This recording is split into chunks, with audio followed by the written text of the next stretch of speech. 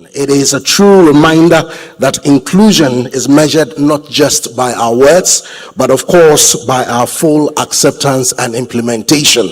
And to every single one of our collaborators, our supporters, our solidarity partners, your presence and your activity helps us to truly cement this and deserves to be carefully and truly acknowledged. And so to help us in connecting every single one of our supporters, our partners and our collaborators, please help me with a round of applause to welcome the Divisional Head Corporate Communication and Experience at GTCO. Please help me to welcome Agnes Owusu Afram to connect all of our partners together. Thank you. Thank you very much. Good morning, distinguished ladies and gentlemen. It is my great pleasure to warmly welcome you all to the 5th edition of the GTBank Autism Consultation and Workshop. Today, we are honored to have all of you here.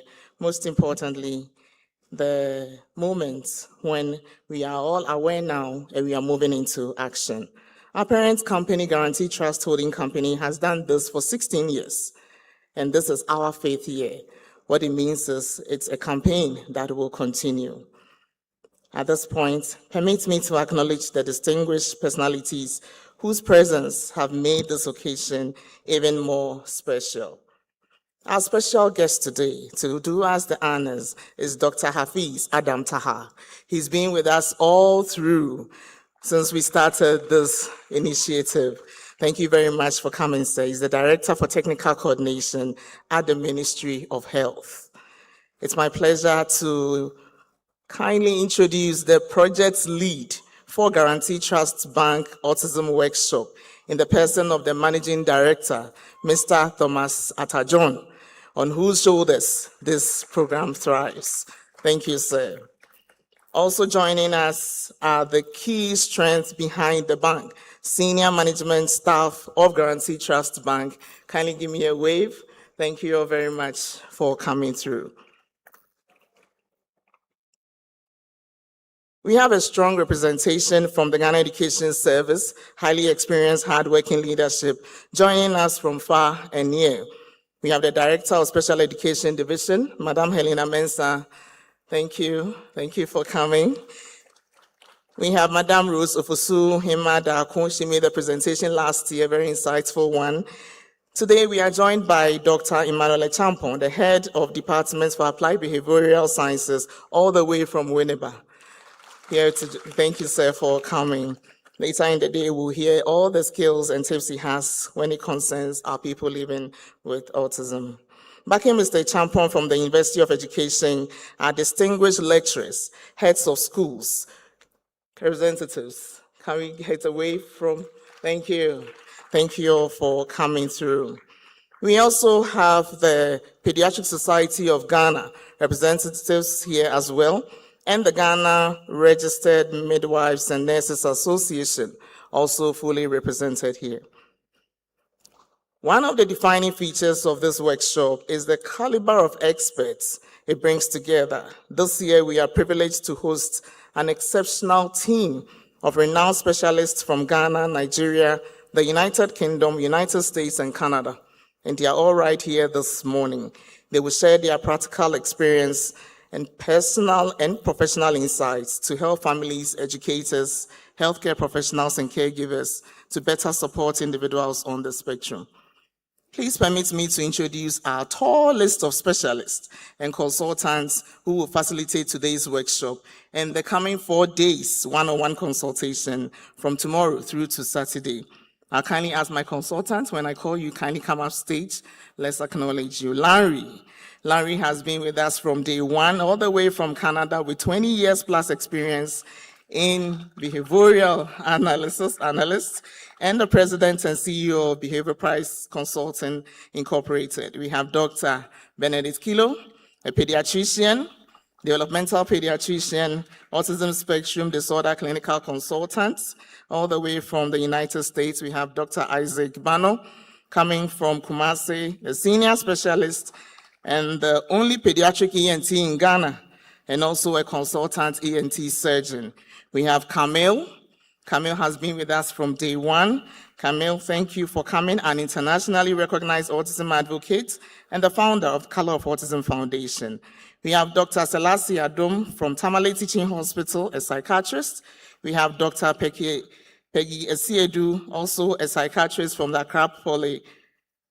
Accra Psychiatric Hospital in Ghana, and she leads the child and adolescent psychiatry. We have Professor Dr. Mashudat Bello, all the way from Nigeria. Prof, thank you so much. She's a psychiatrist and one of Africa's leading autism clinicians. She also serves in the leadership role with International Society of Autism Research. We have Dr. Ethel Obeng, a registered clinical child psychologist. We have Dr. Ita, also all the way from Nigeria, a distinguished clinical psychologist, and the Vice President and Fellow of the Nigerian Association of Clinical Psychologists. We have Dr. Ruth Appel from UGMC, a pediatrician. We have Lieutenant with the Ghana Navy, Albert Amwa Efum. He's a general dentist and experienced in pediatric dentistry. A dentist as a naval lieutenant in the Ghana Armed Forces stationed in 37. We have Lieutenant Commander Gifty Pearl Ofori, doctor. She's also a surgical, she's a dental surgeon, yes, and she's interested in early childhood cares and special needs. Thank you for joining us this year. We have Louisa Owusu, who is the Deputy Chief Physiotherapist at Princess Marie Louis. Thank you for coming on. We have Sholape all the way from Nigeria. She is the only certified WHO caregiver skills training master trainer in Nigeria. She's also an autism advocate. We have Tommy, a great speech therapist, all the way from the United Kingdom. She's the lead speech and language therapist at the multidisciplinary practice in London. We have Felix Adigbli, who is also a speech and language therapist in Ghana, experienced in assessing and providing evidence-based interventions. We have Aisha Amate, also a speech therapist in Ghana, providing speech and language therapy services. They all will be with us throughout the session. Adelaide is from the University of Ghana, a Ghanaian speech and language therapist, expertise in pediatric communication. Osesuzi Balade is an educational psychologist, all the way from Nigeria, international behavior analyst as well, specialized in neurodiversity and special education. We have Abna Hagan.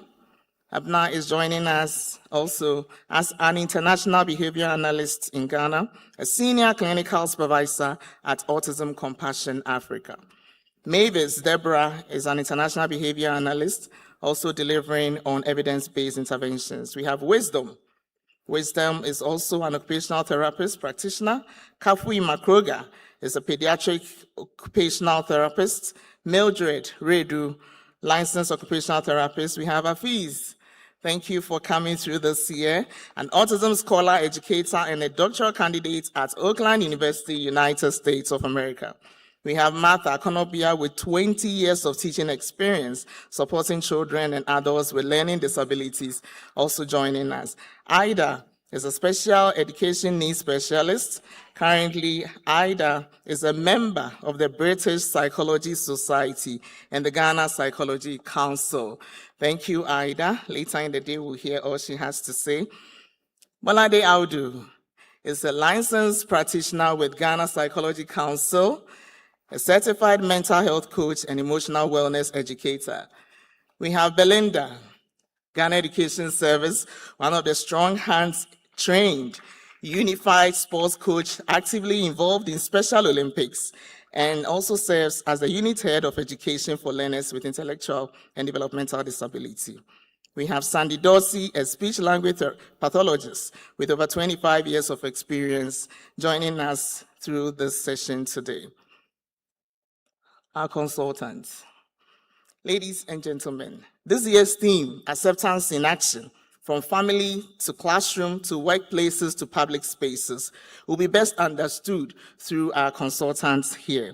We encourage all of us to take full advantage of today's session and engage, ask questions, and share experiences to leave here better equipped to create the environment we are all looking for. It's now my pleasure to hand over our consultants to our audience. Audience, your consultants, and thank you for coming through for us. Thank you. You may please take your seats. Let's give them a round of applause. Let's give them a round of applause. It's still my honor. Let me welcome my managing director,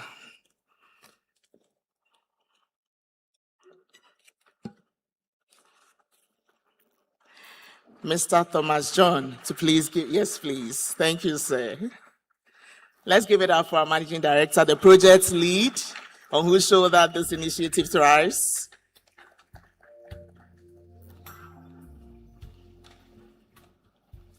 You're supposed to take 5 minutes, you took 10 minutes.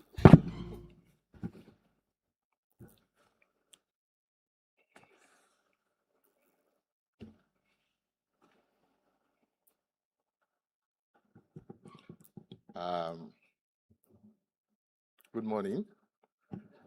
I'm always happy to attend this event because these are some of the very few days in one's career where the value of what you do is seen by the society.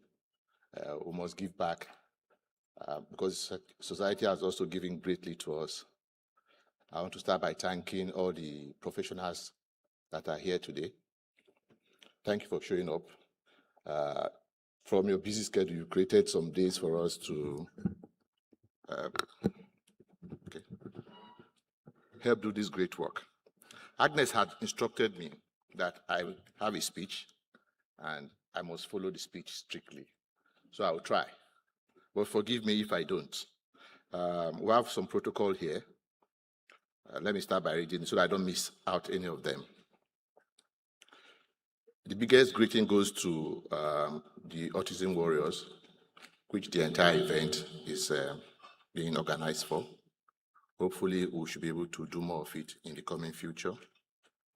Their parents, caregivers, our valued health professionals and educators, all our friends that are here. Please, if I didn't mention you, I may have skipped it, but welcome to this event. This program is actually seen more than a corporate social responsibility activity by the bank. We see it as trying to tell the society that we appreciate what we've gotten from the society, and that we'll continue to give back as much as we can. This year's theme, Acceptance in Action, from family to classroom, to workplace, to public spaces, reminds us that awareness is only the beginning of a real change, and that changes can only start when acceptance is reflected in our actions. Going off the script briefly, my personal vision, and hopefully that of the organization, which I always aligned, is that these weekly events, which we hold annually, will transcend beyond workshops like this and go to situations where educational materials are also developed to be able to encompass the expectations of the society, as well as develop educational tools that makes it ongoing. For the group, this activity has been on for about 16 years, and it will continue. It started out as GTCO Orange Ribbon Initiative. Ultimately, we're hoping that it will translate to a foundation that will outlast all of us. Now, that is the abridged version of the speech.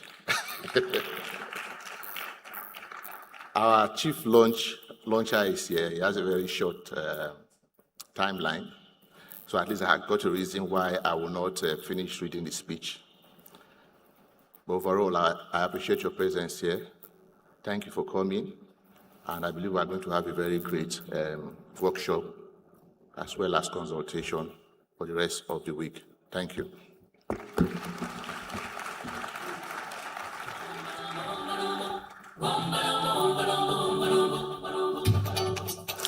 I believe we can do another round of applause in appreciation. Thank you so very much. Thank you so very much. And so just before I invite our chief launcher, as Mr. John mentioned, to deliver his message and also to officially launch it all, let me do a very special acknowledgement. As I'm sure you can imagine, the Ministry for Gender, Children and Social is also a very important collaborator and partner with us in executing this. And today we're delighted to have with us the Chief Social Development Officer and Principal of the School of Social Work, Madam Yvonne Norman is here with us. A round of applause to her, please. Thank you so much for joining us. We're truly, truly grateful. And so, ladies and gentlemen, it comes to the point where we want to bring it all together on the formal spectrum of the day's activities to formally declare his speech and then to, of course, grant us the official permission to evolve the rest of the consultations and the workshop to also officially declare it launched.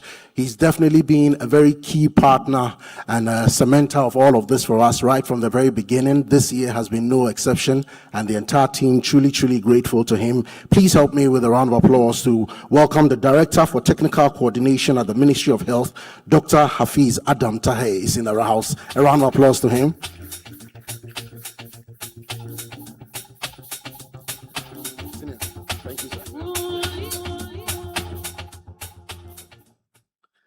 Thank you very much, Mr. MC. The Managing Director of GTBank Ghana, Mr. Thomas, my good friend. In fact, we've moved beyond friendship to relatives, so I'll say my good brother. After John, management and staff of GTBank, our dedicated medical professionals, therapists, and educators, our courageous autism warriors and their resilient parents and caregivers, representative of civil society organization, staff of the ministries and agencies, friends from the media, distinguished guests, ladies and gentlemen, good morning. I didn't hear the response. When I say good morning, what I'm saying that I wish the morning will be good for all of us. So you respond. 5 years ago, GTBank launched an ambitious vision to transform how our nation recognizes, supports, and includes individuals with autism. Year after year, that vision has endured, deepened, and multiplied, not in currency, but in impact. Today, we gather once again to build upon a legacy of tangible action and genuine partnership. It is my singular honor, therefore, to represent the Honorable Minister for Health, Honorable Kwabena Mintah Kando, MP for Joabeso, who is involved in another equally important engagement, and to wish you special commendation to GTBank for its unwavering commitment to advancing autism awareness, education, and support through this critically important annual initiative. In a landscape where corporate organizations could be deploying their resources in other aspects, they have chosen to invest in dignity, inclusion, and future of our most vulnerable citizens. Now, 5 years of proven impact. For 5 consecutive editions, where I've been privileged to be representing the minister for the past 3 editions, this workshop has served as a vital platform for knowledge sharing, professional capacity building, public education, and hope for countless families affected by autism spectrum disorder. The cumulative effect is remarkable, ladies and gentlemen. With each iteration, practitioners gain deeper expertise families discover that they are not alone. Policymakers gain invaluable insight into the lived realities of autism across diverse communities.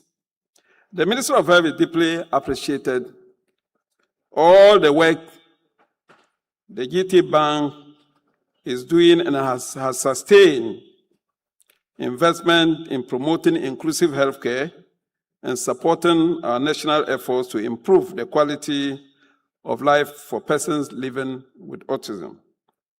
This partnership exemplifies what is possible when government, private sector, and civil society align their efforts towards a shared vision of more inclusive Ghana. Acceptance in action is the theme for this year, and from family to classroom to workplace to public spaces is far more than a conference slogan. It is both a challenge and a roadmap. It challenges us to transcend awareness campaigns, embrace practical, deliberate, and evidence-informed actions that creates environment where every individual, regardless of your neurodevelopmental defects, is truly valued and genuinely respected and actively given equal opportunity to thrive. Ladies and gentlemen, acceptance is not merely a statement of a goodwill.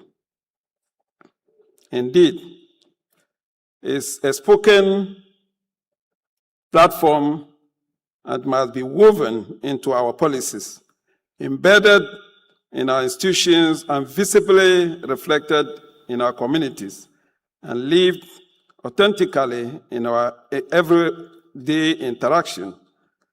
True acceptance requires institutional change, resource allocation, legislative reforms, and cultural transformation. And I'll run you through 4 key focus areas when we are talking about acceptance. What does that mean? Acceptance, I'll start with love. Understanding and early support, they lay essential foundation for healthy development, yet many families receive their autism diagnosis with little guidance, fewer resources, and insufficient counseling. When parents receive timely diagnosis, evidence-based counseling, practical training in behavior support, and genuine hope, they become powerful advocates for their children and their potentials. The family is the first school, the first teacher, and the first source of safety and possibility. Inclusive education is not charity, it is justice. Every child with autism deserves access to quality education and mainstream settings where they learn alongside their non-autistic peers in safe, appropriately supported, and thoughtfully adapted environment. This requires trained teachers, reasonable classroom accommodation, specialist support within schools, and unshakable commitment to principle that disability is not a barrier to belongings. Teachers equipped with understanding, training, and resource transformation from place of excitement and inclusion into place of genuine belonging. Many individuals with autism possess remarkable talents, precision attention, detailed unique problem solving, capacity and technical aptitude, and reliability. Yet unemployment and underemployment among persons with autism remain stubbornly high. Equal opportunity and reasonable workplace accommodation are not luxuries. They are the bridge between potential and contribution. When employers commit to inclusive hiring practice, and workplace adaptation, they unlock significant and tap human capital whilst expanding the economic participation and dignity for people living with autism. Many public spaces present unsurmountable barriers, overwhelming sensory environment, transition systems, inaccessible healthcare facilities, and communities indifferent to needs of persons living with autism. Accessibility, dignity, and respect must become the norm rather than the exception. Public services, distinguished ladies and gentlemen, transportation network, healthcare facilities, recreational spaces, and community infrastructure must be deliberately designed and managed with the diverse needs of all citizens in mind. One may ask, and so what is that your ministry is doing to support in this regard? Distinguished ladies and gentlemen, autism spectrum disorder affects individuals in profoundly different ways. Each person's autism is unique. Each journey is distinctive. Yet this diversity for presentation does not diminish the universality of fundamental clinical and developmental truth. Early identification, timely evidence-based intervention, and sustained multidisciplinary care significantly improve development outcomes and substantially enhance quality of life. The window of greatest neuroplasticity and therefore greatest opportunity for intervention is early childhood. Children identified and supported before age 5 demonstrate measurably better communication, social and adaptive outcomes than those identified later.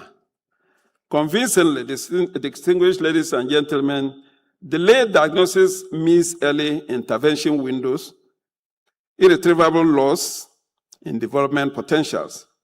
This underscores the critical importance of strengthening our health system to provide accessibility, comprehensive, and person-centered services. Our health workers need trained developmental assessment and autism-informed care.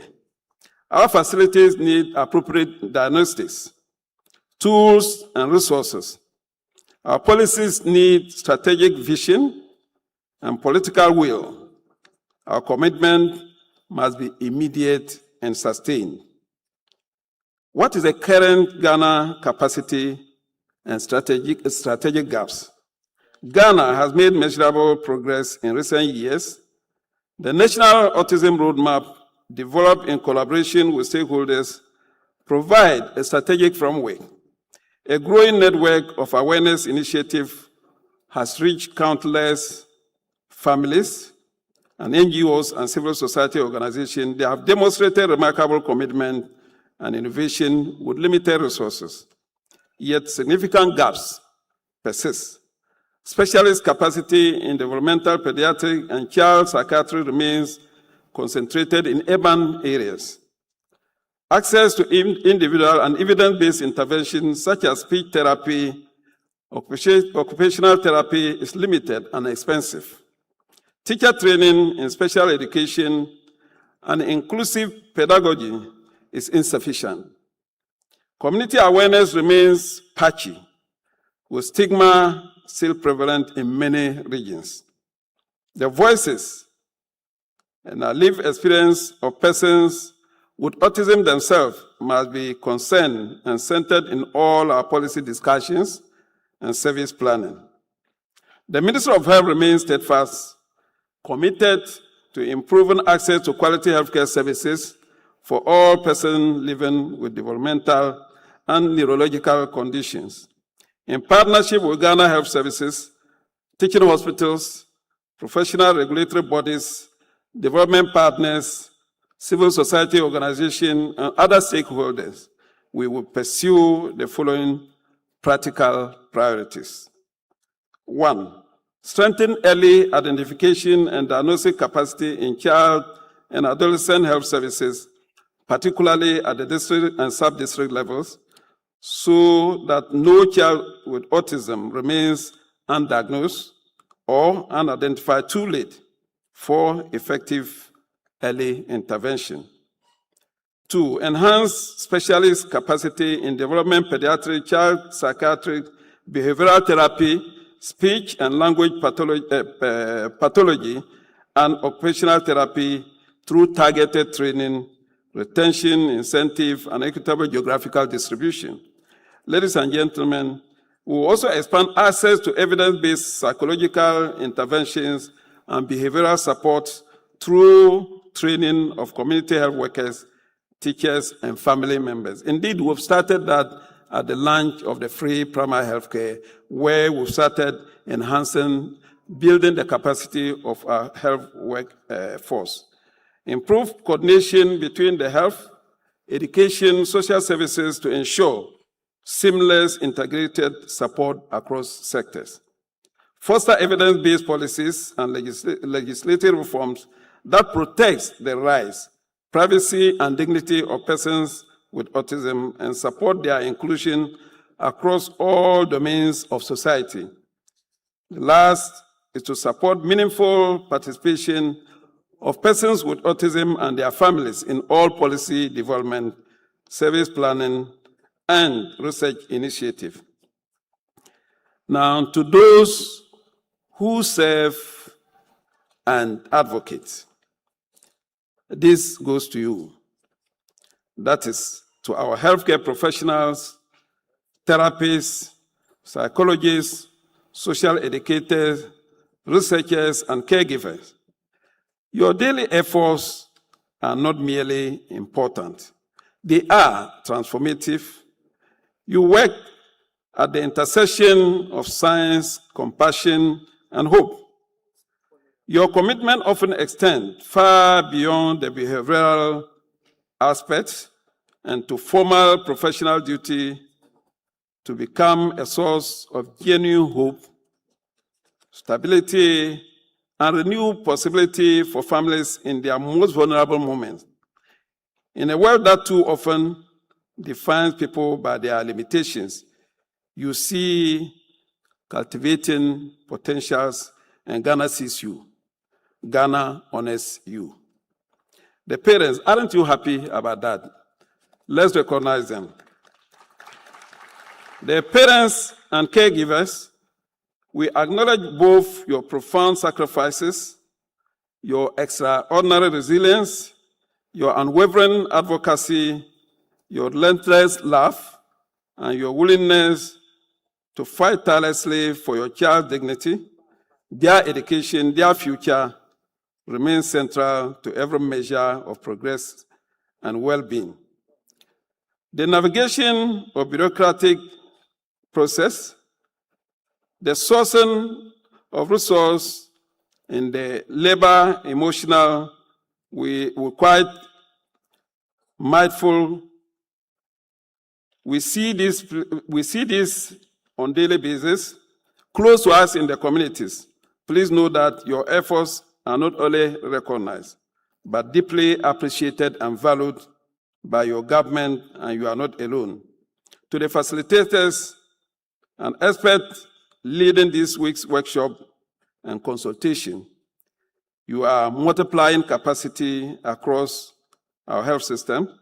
The knowledge and practical skills that participation will gain over these 5 days will ripple towards the strengthening of autism services in every person of our country and contributing meaningfully to better outcomes for individuals and families. Your investment matters, and we say thank you for that contribution. To persons with autism, your voices, perspectives, and leadership must be centered in all conversations about policies and services that affect your lives. You are not problems to be solved, but citizens to be included and supported. Now, a vision for inclusive Ghana. Imagine Ghana, where a child diagnosed with autism at age 3 receives immediate intervention and evidence-based support within the public health system, where their parents are connected to a network of trained community health workers and support groups, where their teachers are equipped with knowledge and resources to provide inclusive education, where secondary schools provide meaningful pathways to higher education, technical training, where employment opportunities are genuinely available, where public spaces are designed with neurodiversity in mind. This is not a distant dream. This is an achievable vision for Ghana. Within the next 5 years, let's commit, and we are indeed committing with resources, priority policy reforms, invest in capacity building, and maintain unwavering focus. In conclusion, ladies and gentlemen, on behalf of the Honorable Minister for Health and the entire Ministry of Health, I express our profound gratitude for GTBank for once again demonstrating institutional conscience and commitment to nation building through vital programs such as what we are witnessing this morning. Your investment in autism awareness, professional capacity building, and advocacy is an investment in Ghana's future, in the full realization of the potentials of every Ghanaian child. The Ministry of Health is committed to deepening our collaboration with GTBank and with all of you gathered here today, with every stakeholder committed to this cause. Together, we will move from awareness to acceptance, and from acceptance to action, from action to a Ghana where progress and persons with autism are truly, fully, deliberately, and joyfully included in families, in classroom, workplace, and public spaces, and every aspect of our national life. And so, distinguished ladies and gentlemen, on this note, may I take the opportunity to officially, duly declare this workshop and learning consultation duly launched. Thank you for your attention.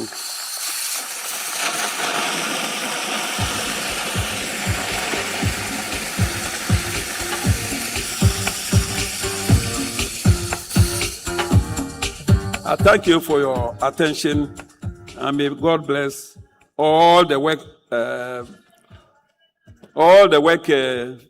workforce, including our consultants, all those who have come from far to support us, and particularly, we are dearly honored to be collaborating with GTBank. Thank you very much.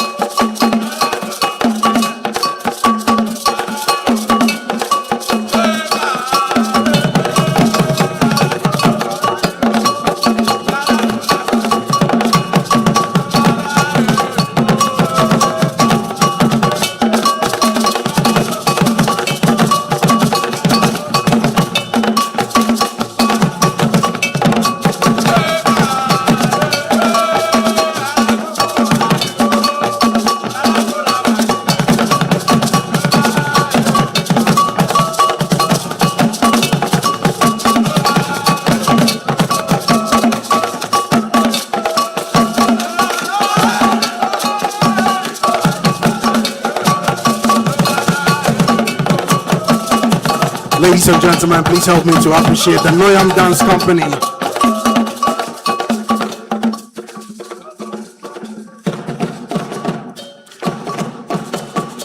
And that's the one and the only, the original Noyam Dance Company in the house. Thank you very much for joining and celebrating with us. And even though he's taking leave of us, please can we appreciate Dr. Hafiz one more time?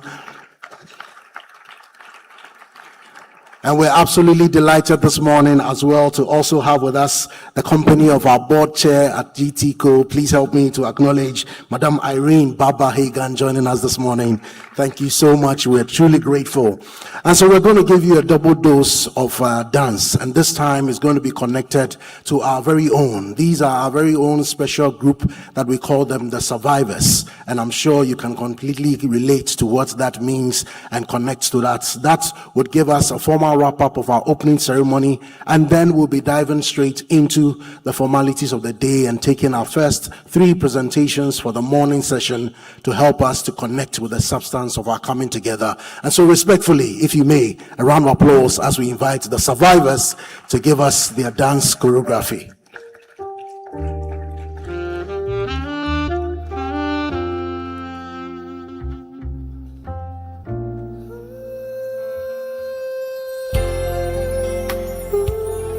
For that little child with no father, for that man that doesn't have a place to stay, and for that little boy living with AIDS. Can I tell you a story, you can lean on me.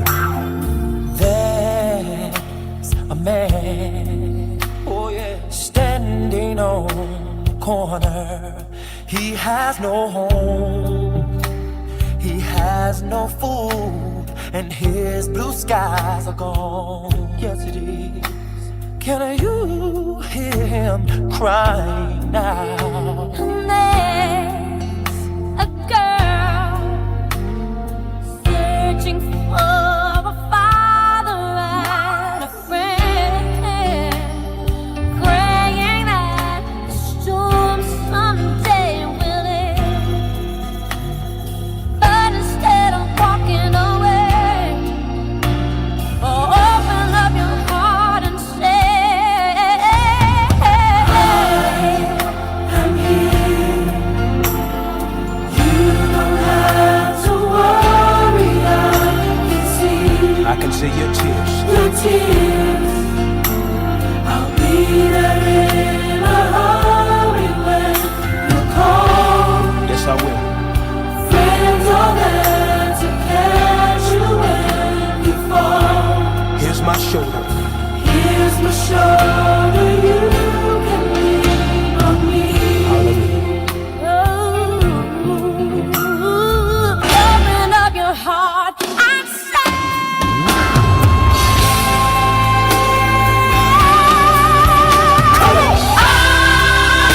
am here. You don't have to worry, I can see your tears. You can lean on when you call. Friends will be there to catch you when you fall. Here's my shoulder, you can lean on me.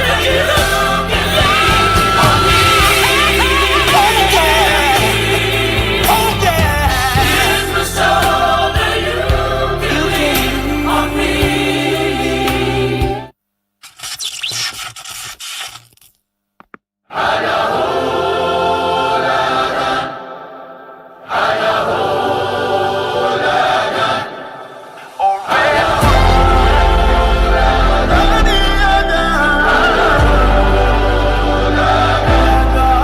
Look who we are the dreamers, we make it happen, guess we believe it. Look who we are the dreamers, we make it happen, cause we can see it.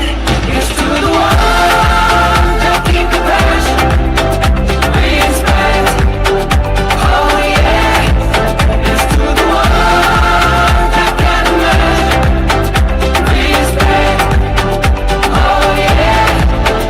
I got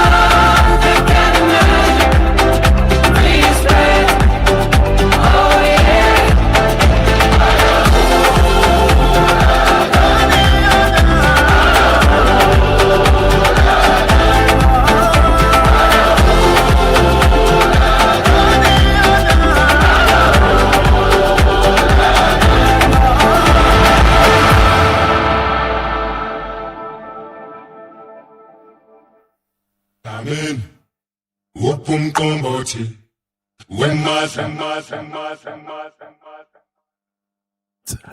Please do it a bit more energetically for our survivors.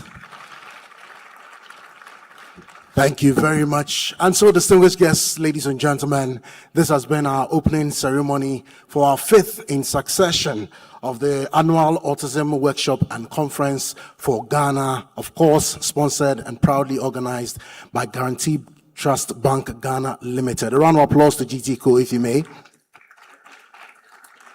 We want to express our heartfelt gratitude to our principals who have left every other equally important engagement to be here with us and to herald us as far as our official opening ceremony is concerned. Just to wrap it up, remember, immediately after our principals exit, we'll begin our morning presentations. We have three very relevant presentations by key consultants who have come from far and near to share their knowledge and their experience with us. So we entreat all of you to please stay with us. So respectfully, if you're able to, may we rise together.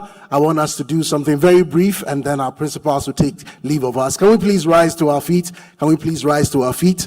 And if you can drop whatever you have in your hands on your tables, do me a favor, just hold hands with somebody on your side, and I will say autism, and together, whilst lifting our hands, we will respond acceptance in action. Are we good on that one? Okay, so we'll do it 3 times. 3, 2, 1. Autism, acceptance in action. Autism, acceptance in action. Autism, acceptance in action. A round of applause. Thank you very much. And as our principals take leave of us, please enjoy the comfort of your seats. DJ, can I have just a song for just 30 seconds, and then we get ready for our opening presentation.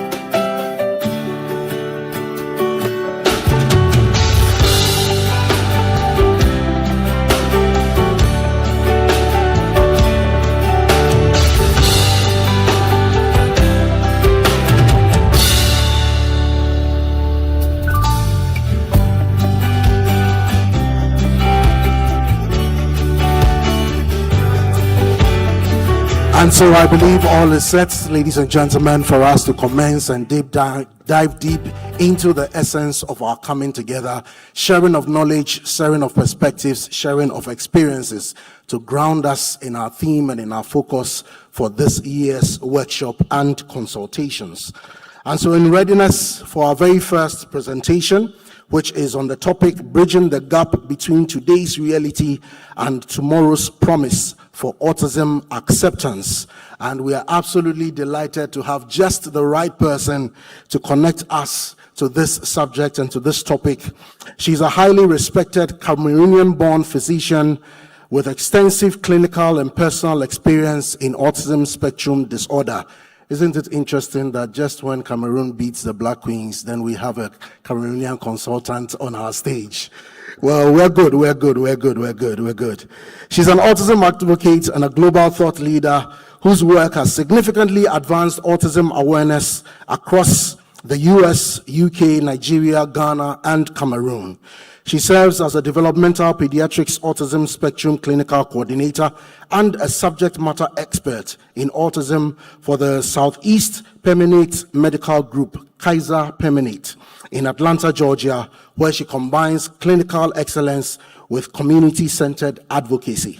And this, I'm sure, will touch all of us very much at the heart. Our lead consultant presenter for this morning is a mother of 3 children on the autism spectrum, which perspective obviously has positioned her as a trusted voice in autism education and empowerment, driving unwavering commitment to dismantling stigma, increasing early identification, and ensuring equitable access to care. Distinguished guests, ladies and gentlemen, please help me with a resounding round of applause to invite Dr. Bernadette Kilo to share with us this morning. Please do it louder, please do it louder, please do it louder. Thank you so much.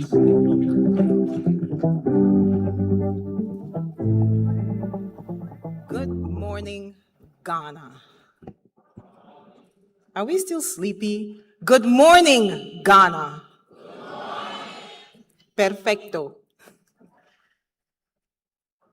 Today, we gather again. I know it's the 5th annual Autism Workshop and Consultation. But what I would really like to say it is, based on our culture, something that I am also strongly passionate about is the fact that this is a fireside talk. I am sure we are all familiar with what gathering around the fireside to talk about is reflective of what it means in our culture. That is a place where we pass down wisdom.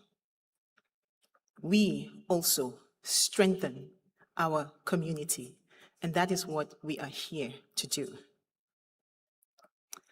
Autism spectrum disorder is something that has always existed. If we look back, as far back as 1943, I'm not saying that that is when autism started.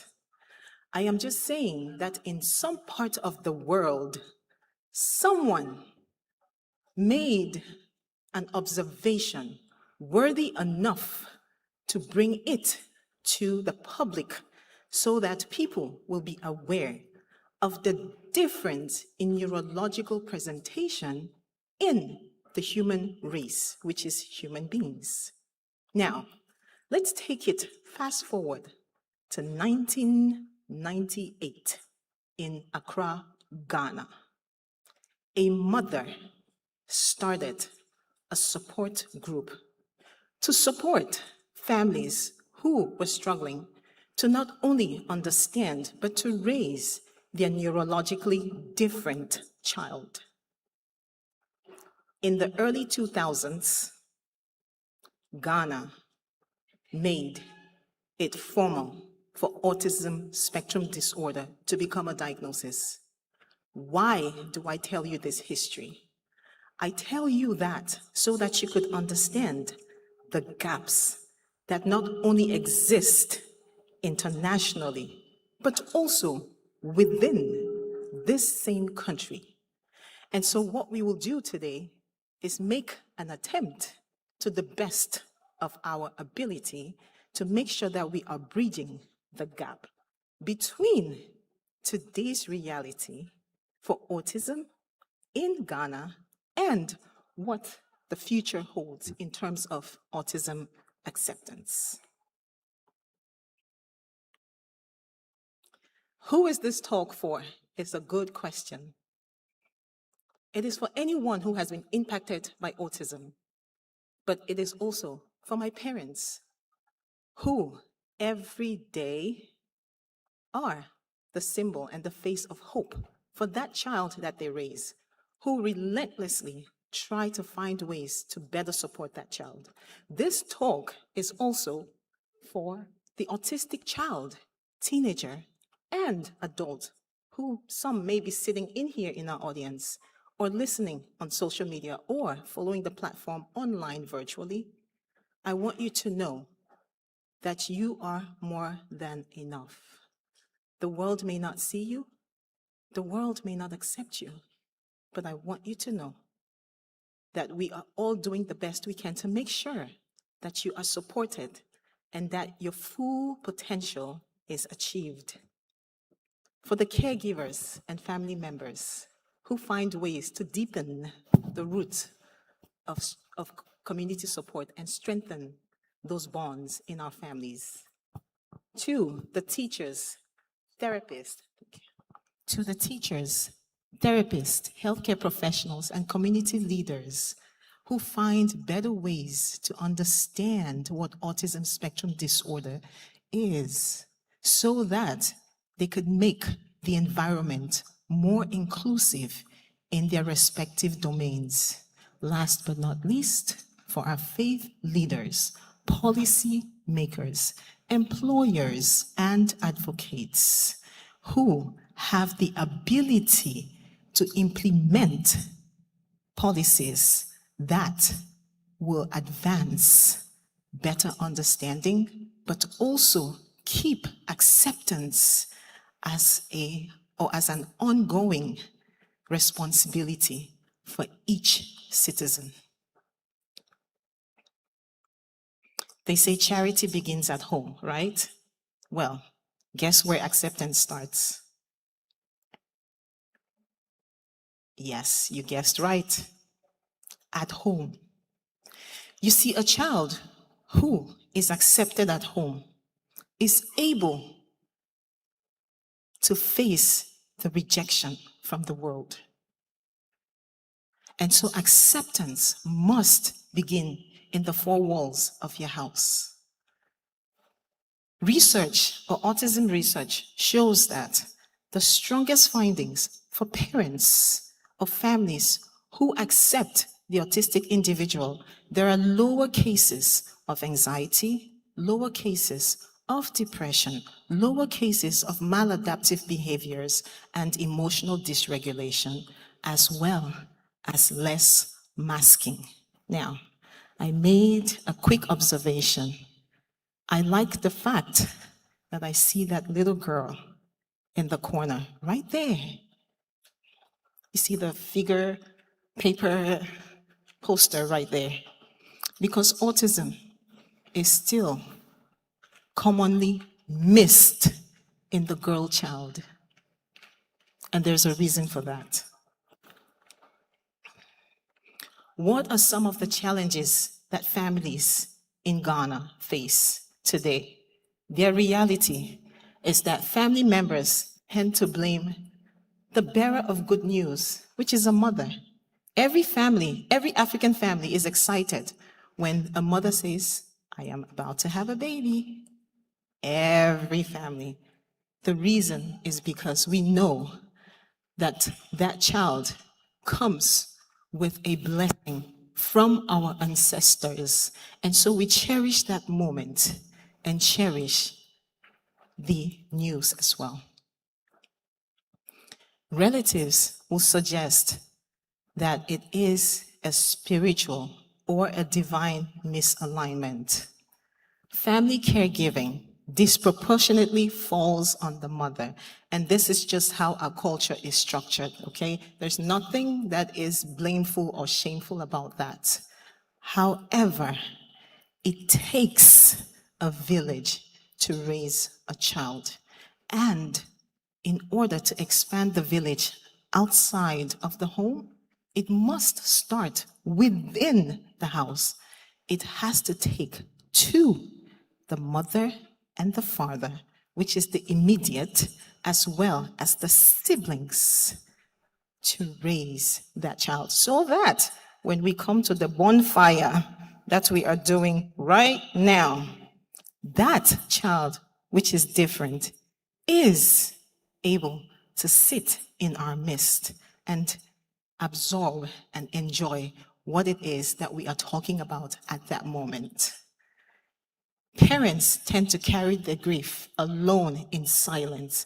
That is because of the stigma that is put on them.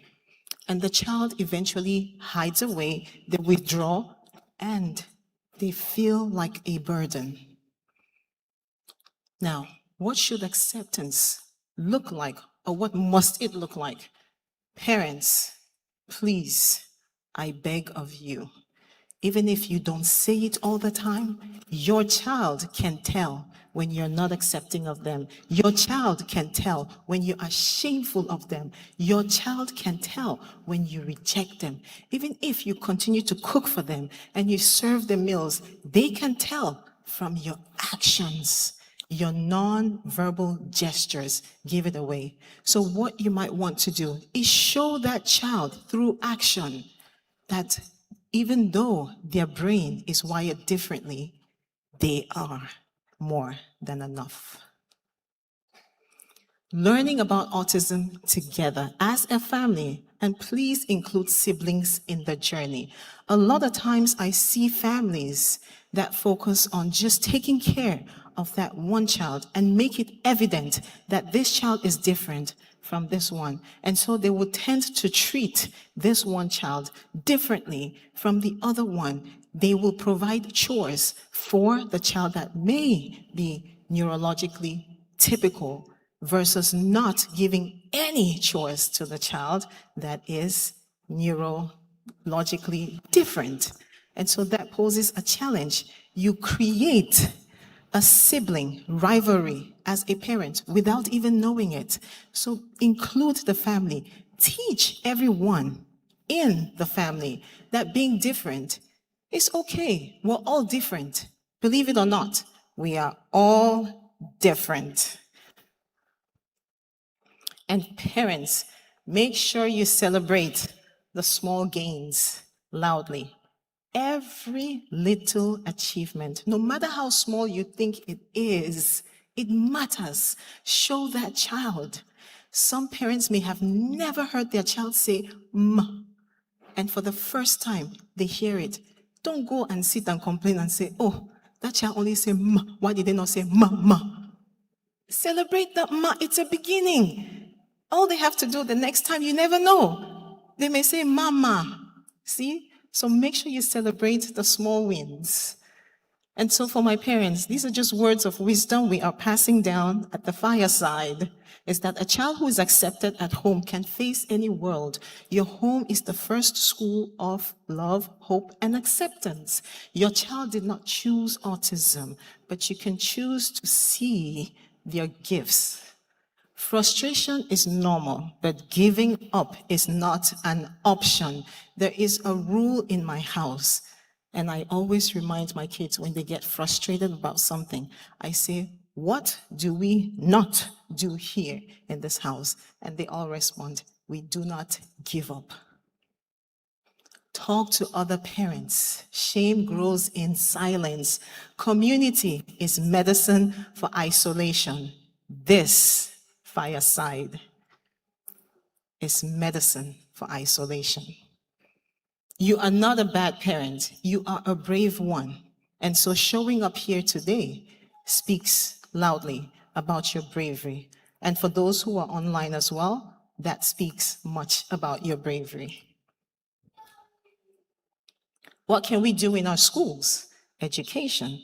Every child deserves to learn in a different way. I am sure that as Ghanaians, you do know what the 5 rights of a Ghanaian child is. I am absolutely certain you all know that. The first one I read says every child is entitled to an education. That includes the autistic child. I heard the previous speaker say it. Teachers need training, not fear. Autism is not contagious. Welcome them into your classrooms. Inclusion means that a child would learn alongside their typically developing peers. That helps a lot because they feel accepted. That is what acceptance looks like when you have them side by side. And you don't just throw them in a class like that. You support them as well. Teach the peers. That is the future generation. If you have children who are not willing to accept an autistic child in their classroom, these become leaders tomorrow who will not accept autistic individuals in their society. And so they may not be able to create policies that will be inclusive.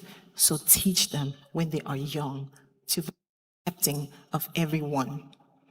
Special schools are only stepping stones. You support them in a special environment. For those who need to be in a special environment, you support them there. That is only a launch pad.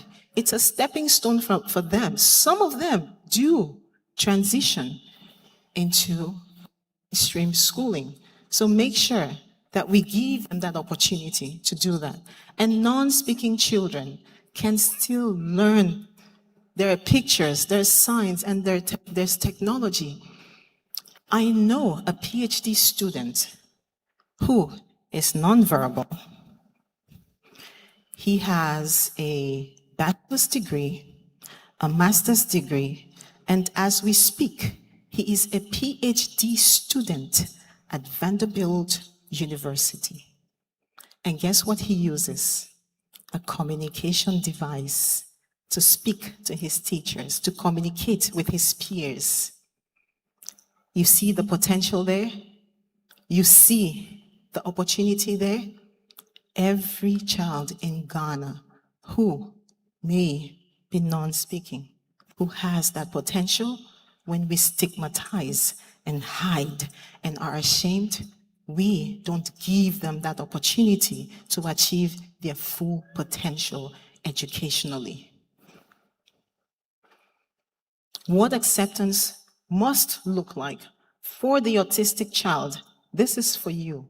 When you go into a school, I want you to pay attention to these things. Make sure that you are allowed to learn in your own way.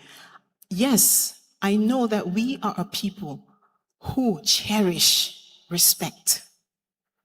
I could tell you, for those of you who are culturally inclined and culturally passionate, if you paid attention, you saw the dancers when they came on stage.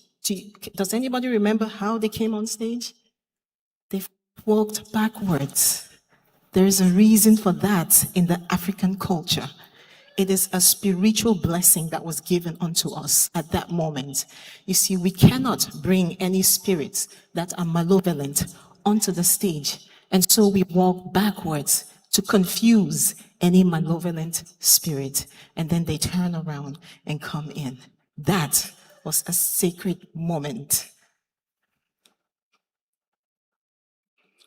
Make sure that you are given quiet time.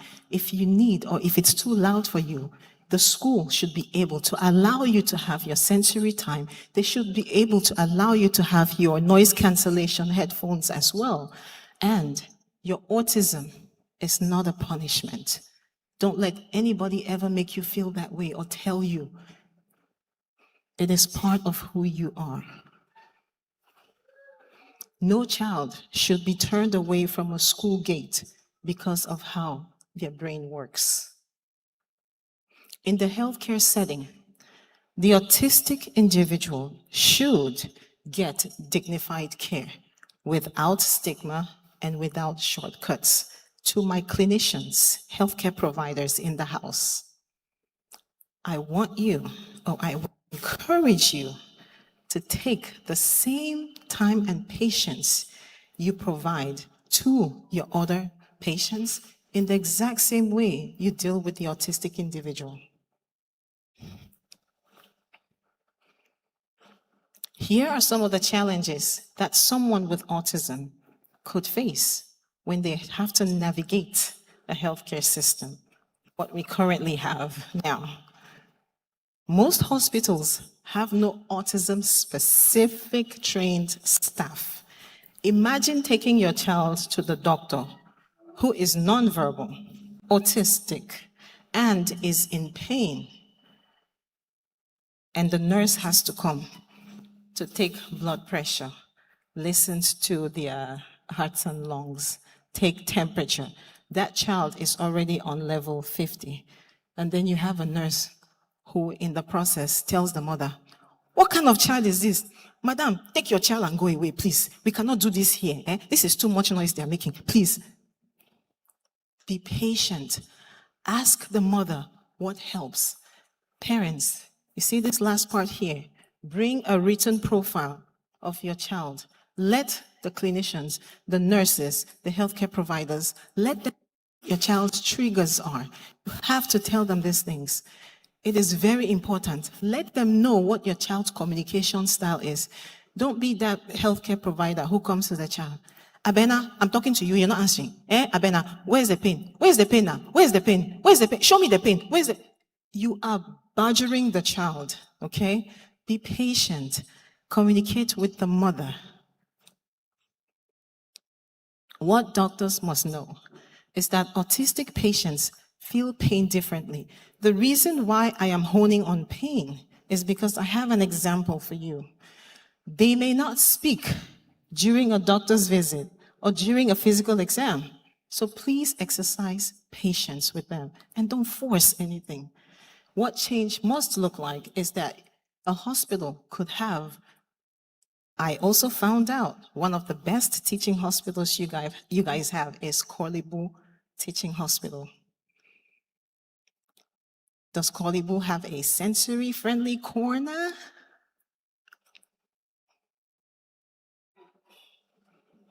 All right, so we could start somewhere. It does not have to be a separate building that you're building. You could put something in the corner, just like this.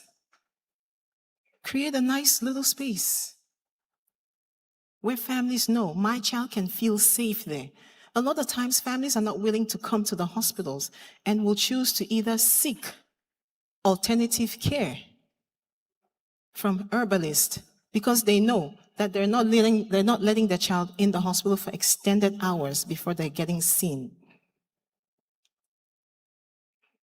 An autism rapid response trained staff will be helpful. You don't have to train everybody. You can dedicate 10 people, whatever amount of people, to be able to assist and also help the nurses, even the clinicians, in cases that are dire.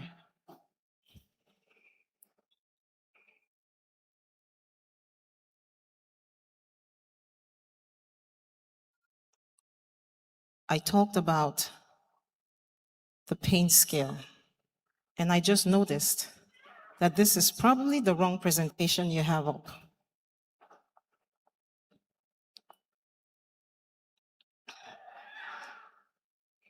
Now, I have a story with this pain scale.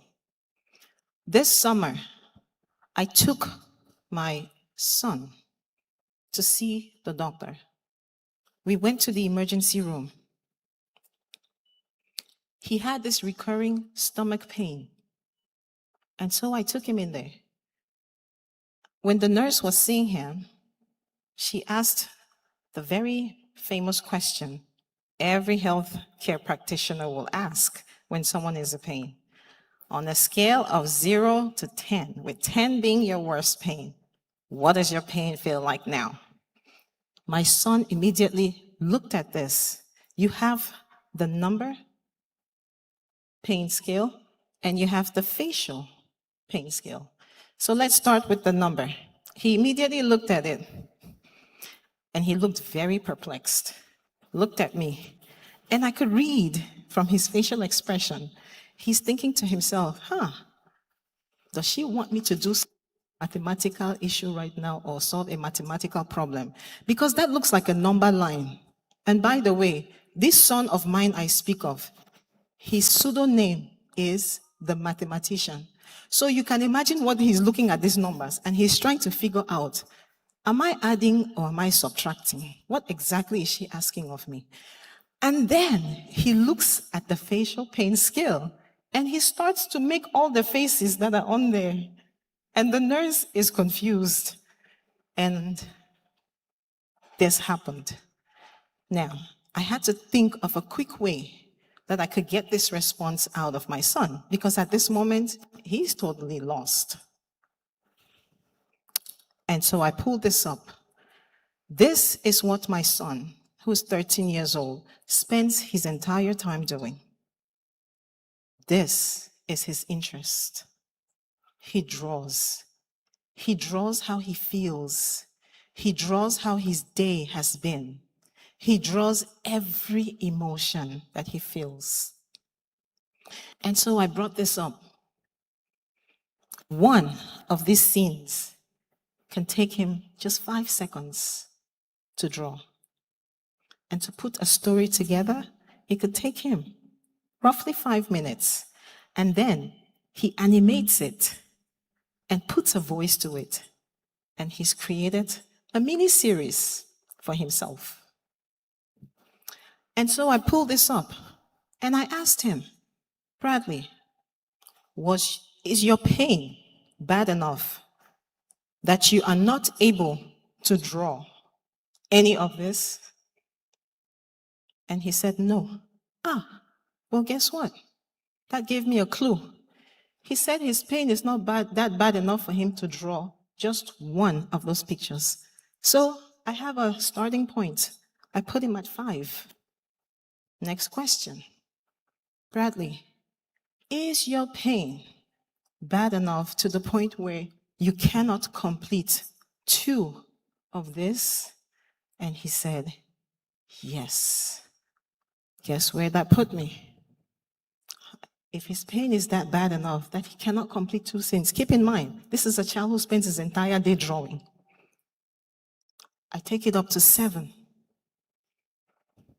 And then I asked him,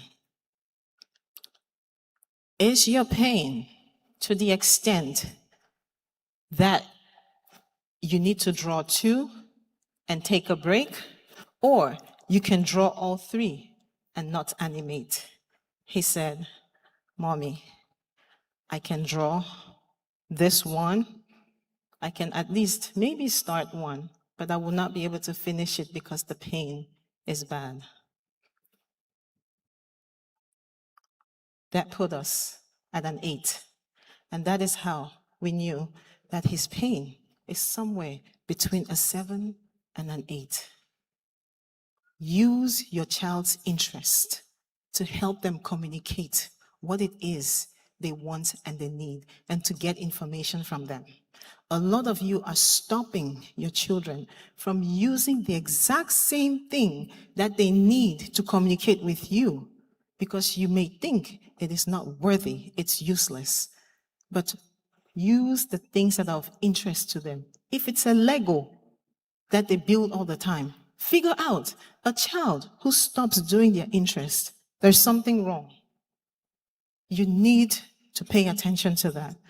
And so these things meant nothing. These faces truly meant nothing to him. So I said, okay, if this isn't working, well, you come up with your own pain scale. And this is what he did. He came up with this. Now, you ask yourself, what is different from the previous one? It is the attention to the detail. I looked at it. I did not see the difference. And so I asked him, what is different from this? And guess what? I want you to pay attention to the eyebrows. Okay? Pay attention to the eyebrows. The straight eyebrow is, I'm chill, I'm good to go, which is this first picture right here. That's 0 pain. I'm happy. I'm in a happy place, because not only can I wink, my eyebrows can go straight. And then look, as we get to number 4, look at that picture. That is the moment when the first pain hits. Guess what happens? This is what everyone, if you've ever had stomach pain before, and that first pain hits, this is what you will do. The eyebrows have disappeared. You have this look on your face, and you're like, that is when the first pain hits. And after that, look at number 6. We now have the sad face coming in. And it gets worse and worse. This is what we use now when we take that particular child. Remember, I got 3. Everyone's presentation is going to be different as to how we're going to communicate when we go to the doctor. But this is for this one particular one. So please, use their strengths to be able to help them better communicate, not only with you, but with others. Community and culture. Yes, it takes a village to raise a child, but it also takes a village to accept one. We, by the fireside today, must accept all. Some common myths in our community is that the child is under some type of divine misalignment. We know that that is not true. We know that autism is a collection of related neurological differences that is present at birth. We also would hear people in the community say, the mother did something wrong. To my mothers in the house, I too, I am one of you. If you're raising an autistic child, if anybody ever made you feel that that was your fault, I am testimony. It's not your fault. I hope you heard me. I hope you heard me. Okay. The community will tell you, hide them, hide the child. There's a history to that. I don't think we have time to go into the depth of it, but it goes as far back as colonization as to why we hide. We use the word hide, but in reality, it's protecting. Autistic people deserve to be seen in our markets, our churches, our mosques, as well as our community events. Exposure remains the number one way that we can accept. The more we see, the more it becomes not an unusual thing for us, the more we become accepting. When was the last time? I want you to think as far back as you can. When was the last time you were walking anywhere and you saw somebody who was writing with their left hand and you stopped and you did this? I want you to think. Do you know that left-handedness was once a disability? It was documented as a disability. Well, someone had to raise enough awareness for people to say, it's just neurologically different. Their brain is wired differently. That's it. Same thing we're doing here. They'll tell you that autistic people cannot contribute to society. No, that is not true, okay? Autistic people can very well go ahead in life and be artists, engineers. I work with some of them. They're some of the best doctors I have met out there. Okay? My radiologist is actually autistic. Phenomenal. Some of the best in their fields. They can be teachers, and they can also be political leaders. I have met a dean of a university who's autistic. It's doable. Now, what can the community do? Please, make sure, instead of mocking, greet. Include them in your community events. Bring them closer. If you're not sure what to do, ask the mother, Mama, how can I help? What can I do to make it better? Our religious leaders, I beg of you, preach acceptance. Say the word from the pulpit. A lot of you stand behind the pulpit and you think saying the word autism spectrum disorder will automatically just shift into your congregation. No, it doesn't happen that way. If you preach acceptance from the pulpit, you will also raise awareness and acceptance within your congregation. Market traders, please be patient when you meet an autistic individual, when they come to buy from you. It is okay to sell to them. Youth and peers, make friends, not bullying them.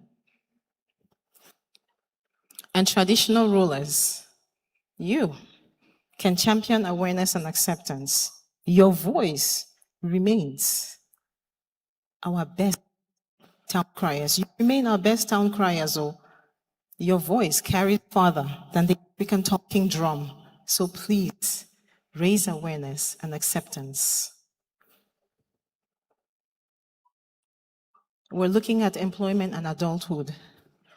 The adult autistic individual continues to go unseen, unheard, and unsupported. They are the most likely to not get a job because they have been unsupported for so many years. We must change that.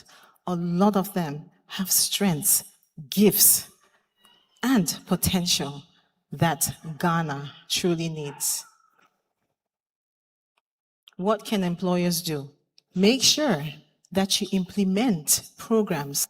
You could have a neurodiversity hiring program where you scout for specific talent. Everybody has an ability. Everybody. It doesn't matter. Everybody has a sort of ability. I want you to pay attention to the word I have there. It is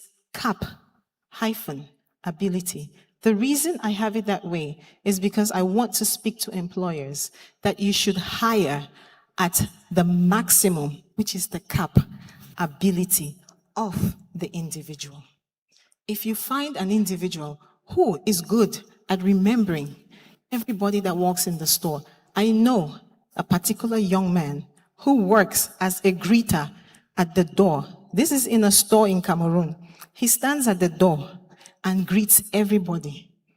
Here's the interesting thing. At the end of the day, the manager goes to him and asks him, how many people came into the store today? He will tell you, 1,750 people came in the store.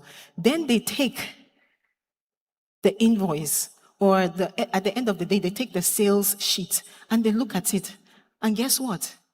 1,750 people entered that store and walked out. And yet, their sales, they only purchased 250. So only 250 people bought items that day. The question is, what is the store doing wrong? That is how the store tries to figure out ways to entice those who come into the store. Because for you to have that many people walk into the store and they're leaving and not buying something. So you see that potential. He's able to only greet, hello, hello, bonjour, bonjour madame, bonjour monsieur. But guess what?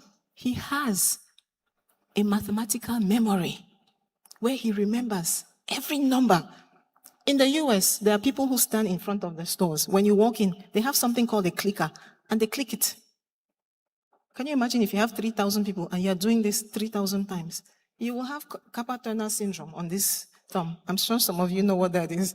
The doctors who are in the house. Your finger will get very inflamed, or the thumb will get very inflamed, because you are standing there doing this the entire day. When you have a human being who just, all they do is just say hi to somebody, and they can remember the number of people who have come into the store. Provide structured onboarding. If you hire someone who is autistic, give them a checklist of things that they must do. They use the checklist and they go over it and know what is expected of them. Normalize workplace accommodations, such as noise-canceling headphones, flexible lighting, and provide hybrid options for them, or remote options.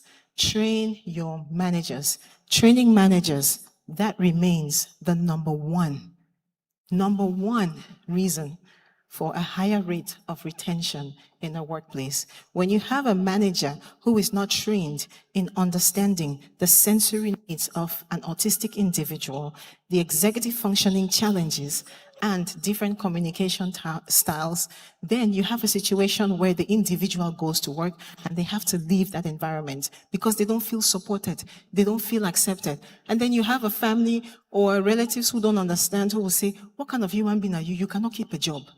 No, it's not that they cannot keep a job. They can keep a job. They're just not supported at the job that they're at. They're in the wrong environment. To the autistic adult, here's my words for you.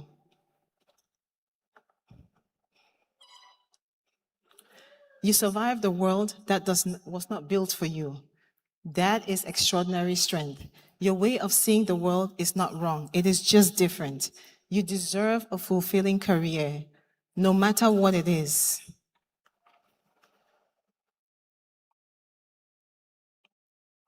What can Ghana do? Your previous speaker already mentioned this. These are some of the things that you can do. The government can fund early identification screenings for autistic individuals. Early intervention matters, so that needs to happen. I put this acceptance pledge. I was hoping that all of us could say it, but we are running out of time. But hopefully, you can do this at your own time. If you can take a screenshot of it, say the pledge, because intentionality truly matters. I had to include this, and I need to talk about it real quickly. This is an instrument. It is called the dikanza. The dikanza is a percussion instrument that plays a major role in the music genre known as semba from Angola. If you look at the body of the dikanza, you notice that it has scorch marks on it. It is imperfect from the top to bottom. Look at the scorching. That in itself, if you scrape it down or polish these scorches to make it smooth, you will silence this instrument. You will get no music.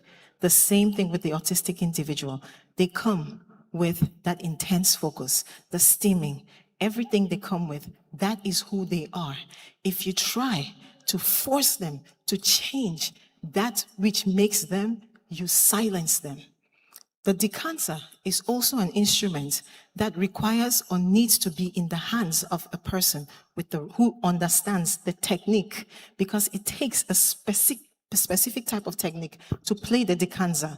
And so at the right angle, the right pressure, and the right rhythmic engagement, the decanter can produce a sound that is absolutely remarkable. It cannot be imitated, and it cannot be imitated by another person who plays the same instrument, and it brings depth to the music. Same thing with the autistic individual. The right approach, the right communication style, and the right environment can produce a place for the autistic person to not only thrive, but to give their best. And that will be it for me today. Thank you.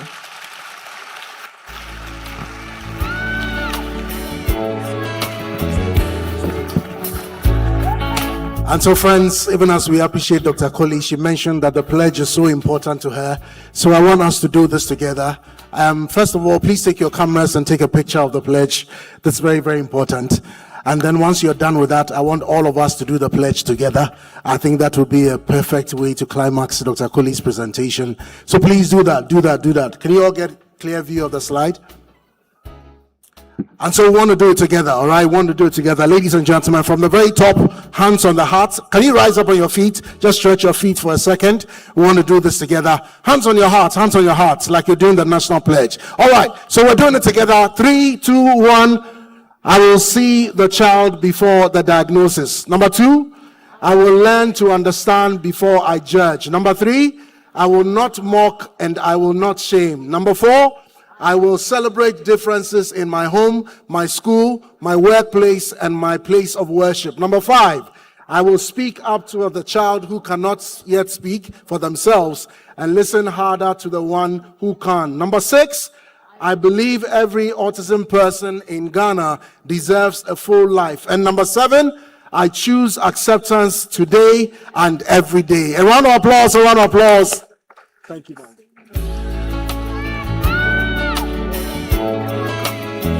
Please enjoy your seats. Can we have the video as we prepare for the next presentation?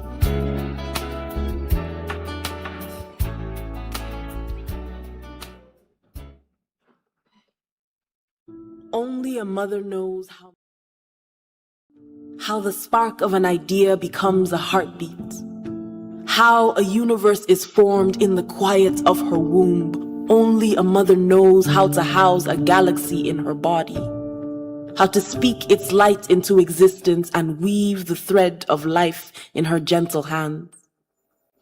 A mother knows how to protect her child, how to swoop down and snatch it from the mouth of any danger.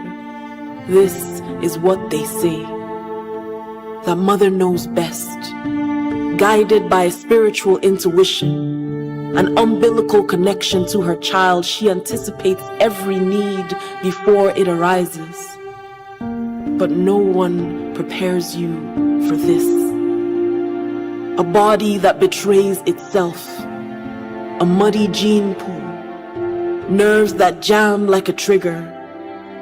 There is no manual for a lifetime of standing in the gap, of stretching hope to its very limits, of crying out to God, to doctors, hoping madly for anything that can bend time.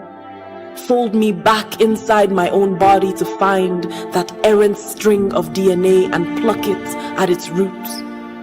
I want so desperately to gather the mangled cells into my hands, hold them still and beg them to give me back my child, weave them into a chord, a melody, a voice that can call me by name, say, I see you, say, I love you, say, Mama.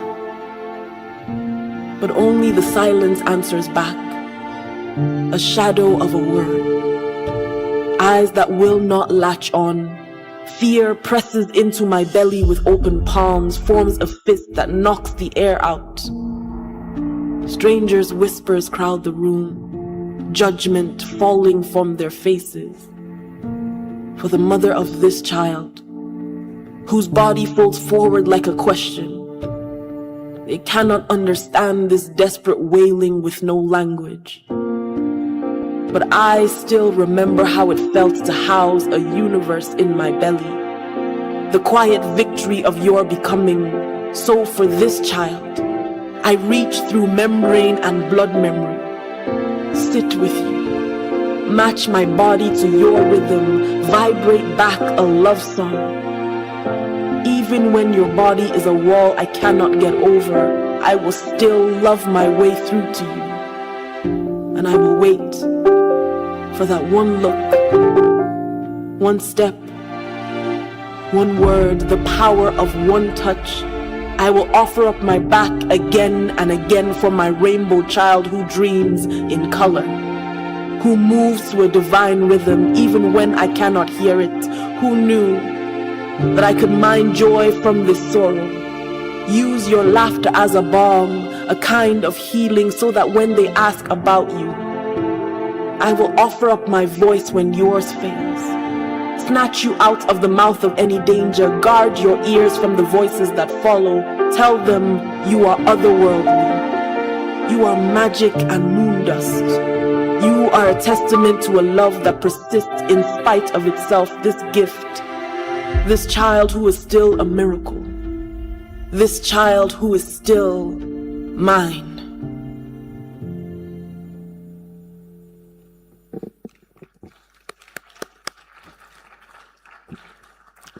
How many in here are left-handed like me? How many in here are left-handed?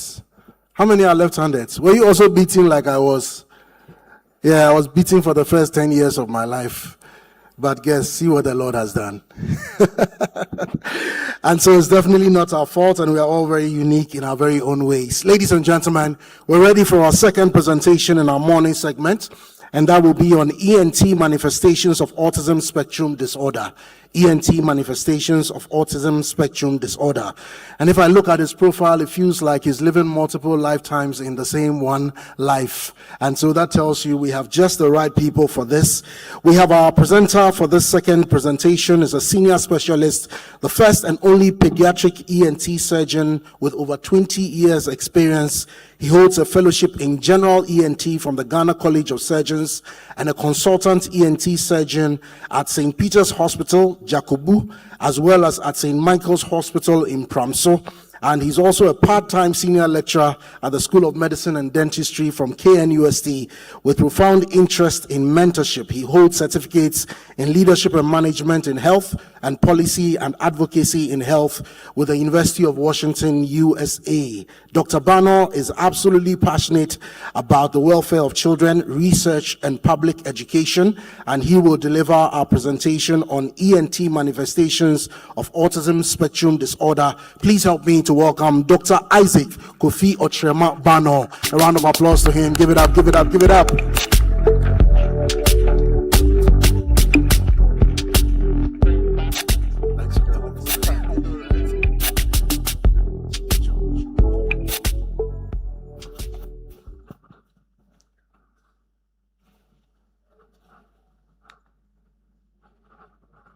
Okay, good morning. So, thank you, Dr. Kilu, for such a wonderful presentation. I picked one thing out of yours, which is, as a clinician or as a surgeon, my wife is also a pediatrician and runs a pediatric hospital. And one thing I picked from yours is that we should try and create, is it a sensory-friendly corner, isn't it? Yeah, they have lots of things. I know that they have lots of playgrounds and all that, but I don't think they have a sensory friendly corner. So it's something that I'll take back to me when I go back to Kumasi. Thank you very much. So this is a workshop. So you'll find me moving along, trying to show things on the screen and all. And then it's a workshop, so I'll be doing a lot of classroom work as well. So bear with me as we go on. So I'll be looking at some of that's big word there. I mean, such a big word, but you can just say ENT, right? Ear, nose, and throat. So this is the ENT manifestations of autism. individuals who have the autism spectrum disorder. So I have no declarations and I have no conflict of interest in this presentation. So we all know autism spectrum disorder to be a lifelong neurodevelopmental disorder. And then this is also characterized by impairments in social interaction, as Dr. Kilo has told us much about. And it leads them to have some restricted and stereotyped behaviors. They have other manifestations, which most of them also bother and are also seen by us in ENT, just like the delay in speech and language, the hyperstimulation, some cognitive impairment, and then other milestone delays, which also bother on most of the work we do as ENT surgeons. In US, I found an incidence of 1 in 10. Dr. Benedict said the females were under diagnosis. I was actually waiting for her to tell me why. So maybe she will tell me that later, because we can clearly see there that the males are actually diagnosed more than females. So in addition to all these that we already, that we're already aware of, we've also realized that they commonly experience a lot of ENT comorbidities. And some of them I've listed there. So using graphics, this is what we are going to look at today. So they have lots of middle ear problems. They have some sinus issues. Mainly, they also have lots of sleep disorders, which we'll also be delving into. They have some balancing issues. And some also have some auditory processing disorders and some hearing disorders. So let's start with the hearing disorders. This is something that most of us know, but sometimes too, we also realize that even though they are common in children with autism or individuals with autism, they tend to be missed, because most people actually think that because of their reduced receptive and expressive language abilities, we just think that the child is just refusing to speak. But we actually don't take time to actually assess the hearing to be sure that is this child even hearing. But studies have actually shown that most individuals with autism also have hearing loss as well. There was, when I did a review, which is a meta-analysis of the prevalence of hearing disorders in autistic individuals, and this study spanned over a 60-year period, 60 years, and it actually revealed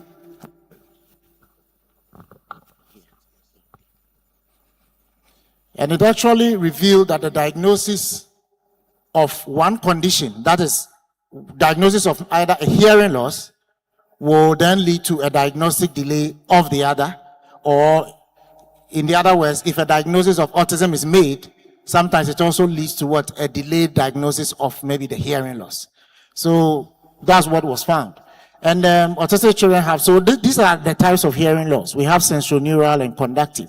I'll quickly run through a little pictorial thing to actually show us what I'm talking about. Now, this is the ear. I don't know if I'm doing something. Okay. So that's the ear. I don't know why it's doing that, but okay. So this is a cross section of the ear, which I'll be using to do some demonstrations.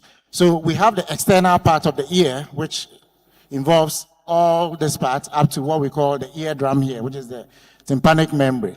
Then we have the middle part. This is the middle segment of the ear we call the middle ear, including what we call the eustachian tube here. Now this is the middle ear of the whole ear, and then we have the inner ear. Now the inner ear is where we actually find the sensory part of the ear. This is the cochlea. This is what takes care of hearing. And then these things you're seeing up there, we call the semicircular canals. They are concerned with balancing. So this is just a quick, and when sound comes, sound travels through the external auditory canal. Here's the eardrum, moves through here, and then ends up here, so that it is picked up by this and transmits through the nerve to the brain. Now, what happens when something blocks sound from moving from here up to the sensory part? Let's note that this is the sensory part. This is the part that deals with hearing.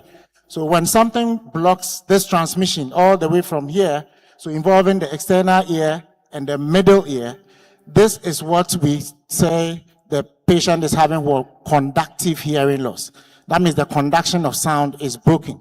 Hope we get it. Then when something happens to this part, or when there's a defect in this part, or the part of the brain to the brain, parts of the nerve to the brain, that is the sensorineural part. So that's just a quick thing so that you understand. So the degree of hearing loss, we all know hearing loss is not, it hasn't got a specific, only one level. We have degrees. Some are milder, some are severe. So we have various degrees of hearing loss, from mild to moderate, moderately severe, severe and profound. But studies have also shown that the mild form of hearing loss it has a prevalence of about 7.9% in autistic individuals. But the severe form of hearing loss is as high as 35.4%. When we talk about mild and mild to moderate, it usually deals with what? Conductive hearing loss. That is the conduction of sound. And these are very easy to manage. But when we move from moderately severe to profound, then you are dealing more with the sensory part of the hearing loss. That's the sensorineural. Yeah. So these are some of the causes of conductive hearing loss in individuals, including autistic individuals. Like I said, foreign bodies, we find that autistic children sometimes in their behavior sometimes tend to actually put foreign bodies in their ears, in their noses. I mean, just out of curiosity. It's not just them. Other children also do that. But sometimes when the foreign body is stuck in there, and especially if it's an autistic child who is actually not speaking, they might not be able to tell you that they actually put something in there. And sometimes it will stay in there and it ends up causing some form of conductive hearing loss or conductive deafness. Wax impaction is also one. You know, we have wax in our ear. Sometimes they accumulate and they can cause obstruction. Sometimes trauma from excessive noise or from injury. Maybe they try to, some of them tend to, which we will see later, they have this self-harm. They can harm themselves. And one of them, maybe they can actually put a foreign body in their ear, perforate the tympanic membrane, and have hearing loss. Some have eustachian tube disorders and middle ear infections. We'll be looking at the middle ear infections. So, like I said, the sensorineural hearing loss is what is most severe. And we have the highest incidence of about 35.4%, as I stated. And studies show that 1 in every 5 children, with or without the autism, may be affected by the age of 18. And 1 in 59 of hearing loss was also found to be receiving some sort of services for autism in the schools when a study was looked at. The unilateral hearing loss is found, that's unilateral, that's only one ear involved, is 1.9. But the bilateral is a whooping 3.5%. And this is like 10 times higher than what we see in the general population in the autistic individual. So this is something really, really serious. So this, in an attempt to rule out the hearing loss, sometimes a diagnosis of autism is actually made, or vice versa. Sometimes they will come in and tell you, my child is not speaking or whatever, and in an attempt to find out, you realize that the child may be on the spectrum. So what do I recommend? That we have a hearing evaluation or hearing assessment whenever we suspect autism in any individual. How do we do these hearing evaluations? We have various tools. We have the one in the middle, we call the autoacoustic emissions. No, autoacoustic emission on top, and then that one, and then the one in the middle down there is what we call the auditory brainstem response. These are tools that can actually pick the brain activity. Once there's sound entering your ear, they can pick brain activity. So even if the child is nonverbal or cannot even follow instructions, as we find in that play audiometry. You know, in the play audiometry, sometimes you can tell the child, if you hear the sound, pick that ball and put it in that bowl and all that. If the child is such that he cannot even follow such instructions, these ones, which pick up the electrical activity, can be used. And there are objective ways of actually assessing to see if the child has a hearing defect or not. This is the normal pure tone, and then that's also pure tone as we normally see in adults. If the children or the individual can respond or follow instructions, then they can do. So you see he's holding something in the hand. Sometimes when you hear the sound, you just click it, and they are able to trace on a graph for us to know what type of hearing loss and the degree of hearing loss the individual has. So how do we rehabilitate them? When it comes, like I said, the mild and moderate usually result from the conductive hearing loss causes, and these are very easy to, sometimes like wax impaction, foreign body. These are things that we can actually, and even middle ear infections. But the moderate to severe, I mean, as the intensity is, as the sound intensity needed or the severity increases, then we are moving more towards the sensory neural part of things, and those ones actually need higher, or we need to step up. So on the moderate to severe, we can use hearing aids. Hearing aids can be used, which can also help in the child actually hearing. But these, there's a caution there, we must calibrate them, because there's one other hearing disorder called hyperacusis, which occurs in autistic children, which I'll quickly touch on. So they must be calibrated properly, because if it's not, then the child will then develop what we call hyperacusis. I'll talk about it. And the severe ones, we've realized that cochlear implants can also help. The only problem is that these are very expensive tools. But now, Ghana, we've started, I think Kolebu has started doing some cochlear implants, and we hope with time we are going to have a lot of them in the system, and the prices are going to come down so that we can, the children can benefit. Then after all this, we also have to help with speech and language development. That's where the speech and language therapist comes in to help the children to communicate. We also realize that once the hearing improves, the children have also developed improvement in social communication, eye contact, and environmental awareness. So hearing is very, very vital, and is something that we need to look at.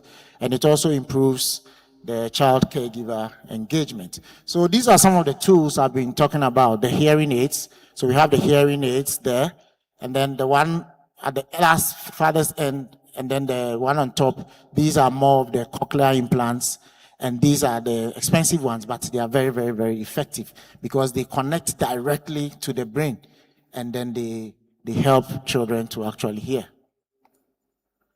So, like I said, there are other disorders apart from the hearing loss that are seen in children with autism, or in individuals with autism. One such, which I spoke about earlier, was what I mentioned as the hyperacusis. Now, hyperacusis is significant. It's something that we see in most autistic children. You find that they're always trying to cover their ears anytime they are outside or something. And this is sometimes most of these autistic children, we actually think because they are not really speaking, maybe may have hearing difficulties. So sometimes people tend to raise sound around them and all that. And this tends to actually cause them distress and cause them to, especially when they develop this hyperacusis. So this hyperacusis is sensitivity to noise, right? So such children become very sensitive to noise, and they can experience stress after hearing these noises. But it's not only autistic children who have hyperacusis. Some individuals, especially our older folk, when they are growing, and or all of us, when we are growing and our hearing starts deteriorating, one of the symptoms can also be hyperacusis. And a common response, as I said, is that they cover their ears, as we see in that chart. Sometimes If you see this in any child who is experiencing this, don't be surprised. Sometimes this child could be having what we call hyperacusis. And this has been found to be due to abnormal brain processing of the sound intensity. So as we learned from Dr. Kilo, their brains are wired differently. So once things are wired differently, they are going to respond to things differently. Yeah, so that is why they also tend to respond to sound. So studies have also shown that individuals with autism are likely to be irritated by everyday sounds. So everyday sounds, like as we are having here, maybe we're talking through the microphone, you're listening, you are not being irritated, but if there's an autistic person around, that person may even be irritated by the sound because of how their brains are wired to receive the sound. Another one is tinnitus. Others will say tinnitus. I think the Americans say tinnitus, right? Okay, so tinnitus is also one thing. And tinnitus just simply means the presence of sound. The individual actually perceives sound in the ear, even when there's no external sound. They will actually be hearing something in their ears. This is also not unique to only autistic individuals. Let's state that. It can happen to any one of us. I'm sure some of us have even had autism, tinnitus at one point in our life. Sometimes even after a concert, a loud concert or a loud gathering where the speakers were so loud, you step out and sometimes you're hearing this ringing in your ear, this ping and all those things. That is just tinnitus. But they also have like I said, because their brains are wired differently, sometimes they also experience tinnitus. And tinnitus could be subjective or objective. When I say subjective, it means they are the only one hearing it. If it's objective, it means sometimes someone can also perceive, especially a physician. But we are not going into that. And this can be highly distressing to autistic children. And so those two, tinnitus and hyperacusis, they are all sounds that the individuals hear. And then they are more prevalent, have been found to be more prevalent. Like I said, they are present in the general population. But studies have shown, one study done by Danesh actually showed that they are more prevalent in individuals with autism than those who don't have. And then once these persist, they can also cause increased irritability, and then also as well as a negative behavioral changes. So what do we do to such children with autism? We do something we call tinnitus masking. I can't go into all that because that is not so. When we see the audiologists and the ENT surgeons, we will deal with them, and then we have a way of masking the sounds that they hear so that it doesn't irritate them, or we take them through psychotherapy. The last of these hearing disorders is what we call misophonia. Misophonia is also found to be seen in autistic individuals, but it needs more research because it's not really fully understood. In this condition, specific sounds, and these are usually everyday sounds, everyday man-made repetitive sounds, that these autistic children or autistic individuals find irritating. Something like chewing. So maybe I'm sitting by you and I'm chewing a gum. So that repetitive action, sometimes it just keeps making them angry. Or someone is just maybe tapping on a, tapping, and then it's just irritates them. And this causes a lot of what? The response, as we see there, is what? Annoyance or anger. So they also need a bit of psychotherapy, alone or in conjunction with other therapies like sound exposure. Sometimes you have to expose them to that same thing over and over so that they'll be able to tolerate it. And then other individualized educational programs can also be done because, as we know, they are all not on the same level. They all have differences. So we always don't tailor a one-size-fits-all approach when it comes to autistic children. So that's it for the hearing disorders. Let's quickly move to the ear infections. So as I showed you from the diagram, I showed you what the middle ear is. And that is where we'll be concentrating on. So the two infections they normally have there is one, otitis media with effusion. This is simply when they have fluid collecting in there. This is fluid that has no bacteria in there. So it's just fluid collected. But when bacteria invades, then they develop what we call the suppurative otitis media. So these are just the two that we'll be looking at. I also looked at a study and it showed that in non-autistic individuals, it was at 3.0%. But in autistic individuals, the prevalence was 5.8. So people have just tried to do studies and they realize that every time they look at some of these things, they find higher prevalences in amongst autistic individuals. Even though this can happen in all of us, the general population. And then the fluid collection, the media, which is the otitis media with effusion, has a higher prevalence of 38% in autistic individuals.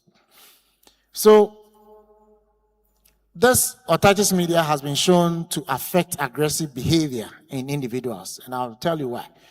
Because of the symptoms, which I'm going to show you. And these aggressive behaviors, like I said, include the self-harm. They become increasingly verbal, have increased verbal and physical aggression, but it's not to others, it's to themselves. So these are triggered by the frustration. I mean, once you have an ear pain, I'm sure all of us have had ear pain before. You know how discomforting it can be. So that discomfort, the pain, the fever and all that can lead to all these aggressions. So viewer discretion here is not so bad, but I just want to so I just wanted to show you what sometimes we see when we examine the ear, so that if a child is telling you that maybe, or that the child keeps tapping the ear or pointing to the ear or being aggressive or telling you there's something happening, you may not see it, but sometimes when they come and we examine, so that's the normal eardrum up there, as I showed you in the image. So that is clear and everything. But when it gets infected, sometimes you see how reddened and bulging it looks. So that is how the middle ear infection, sometimes this is before the pus actually ruptures through the tympanic membranes, that I can break through. And then you see the discharge coming out. As you find in these two pictures, you see the discharge coming out. But this one, you can actually see some bubbling, something like bubbles in there. And this is just fluid collection. So that's what I was talking about. Can either be fluid collection or an infection. And all these cause distress to the autistic child. Now, there's also another side to it. Once there's bacterial infection, we are definitely going to give antibiotics, right? But some studies have shown, some actually, I mean, that's a theory. One study actually felt that the increased risk of autism may be due to the more frequent treatment with antibiotics. Why is it saying that? They think that it affects the gut flora. Children, we all have this gut flora. We all have this bacteria, which are healthy bacteria in our gut. And sometimes when we take all the antibiotics, especially overuse or excessive use of these antibiotics, we disturb the gut flora. And there's an axis we call the gut-brain axis, the gut-brain axis. And when that is disturbed, some think, there's a theory that actually thinks it leads to an increased predisposition of autism. That is one theory. One other one, which we know, is that once you are overusing these antibiotics, like I said, you disturb the gut flora. And sometimes it leads to some of these GI disturbances, like bloating. The child will feel bloated. They have some indigestion, pain, and all that. And once all these things are happening, the GI symptoms, so the child, so I don't know if Dr. Kilo's child maybe had this gut pain or the abdominal pain from maybe these antibiotics. And so they have these symptoms, and then these GI symptoms, like I said, the bloating, the indigestion, sometimes even poor feeding, because they are not comfortable, because the flora is all disturbed. And then once these happens, now these can all lead to what? Negative behavior or an increase in the aggression in such individuals. So what needs to be done? I mean, for the middle ear infection. So all autistic children should have regular ear examination. So this is to my physicians here as well. When a child comes in and then you realize that this is a child you are seeing on the spectrum and everything, please don't forget to examine the ears so that we can pick things up quickly, so that we can have proper treatment of the ear infections with good pain control. We must limit the use of antibiotics. We must use them in a limited so that we don't disturb the gut flora, as I've already said. And we must identify and treat some of the risk factors. I'll show you just two of them. We have something we call adenoids. Adenoids are at the back of the nose, at the back there. Then we have the tonsils. Most of us know the tonsils here. And then we know that the sinus, I'll be talking about the sinuses, so we're not going to there. So these, when they get infected or they become very huge, can also predispose individuals to middle ear infection. So we must also deal with them. And when there's fluid in the ear, so let me just go on. So when there's fluid in the ear, as I showed you, the upper left, you see that whitish tube in there. That is what we call the grommet, or the aeration tube, or the tympanostomy tube. We place them in there. Just last week, I did one for a child on the spectrum. I did the hearing test and realized that he also had some form of hearing loss. And the test also showed that there was a lot of fluid collection in the middle ear. And the child was also snoring and having all the symptoms of the adenoid hypertrophy. So I had to remove the adenoids. This was like a 3.5-year-old boy. Remove the adenoids, put in the grommets, so that at least we can establish the hearing. Be sure that the hearing part is taken care of. So I'll just show you some of this. So this is not so graphic. I'm sure you can handle it. So these are endoscopic images. So the top ones, they are the adenoids. Like I said, they are the back of the nose. You will hardly see them. We see them with our scopes. So sometimes if you have a child who is constantly snoring or have what we call the sleep apneas or difficulty in breathing when they sleep, sometimes it may be due to these. We call the adenoids at the back of the nose, or the tonsils, especially the E and F. The D is like normal tonsil. You see there's a lot of space in the oropharynx, the throat. Child can breathe well, but as they get bigger, they close up the opening in the oropharynx and then they struggle to breathe, and it also predisposes them to loss of ear infections. Okay, so that's it for the ear infections. So, like I said, we've also seen that autistic individuals also have some balancing issues. You see where our ears are situated, they are really perfectly situated because they can be able to tell if we are tilting. So that's what I showed you. The semicircular canals are responsible for balance in individuals. But it's not, they don't work alone.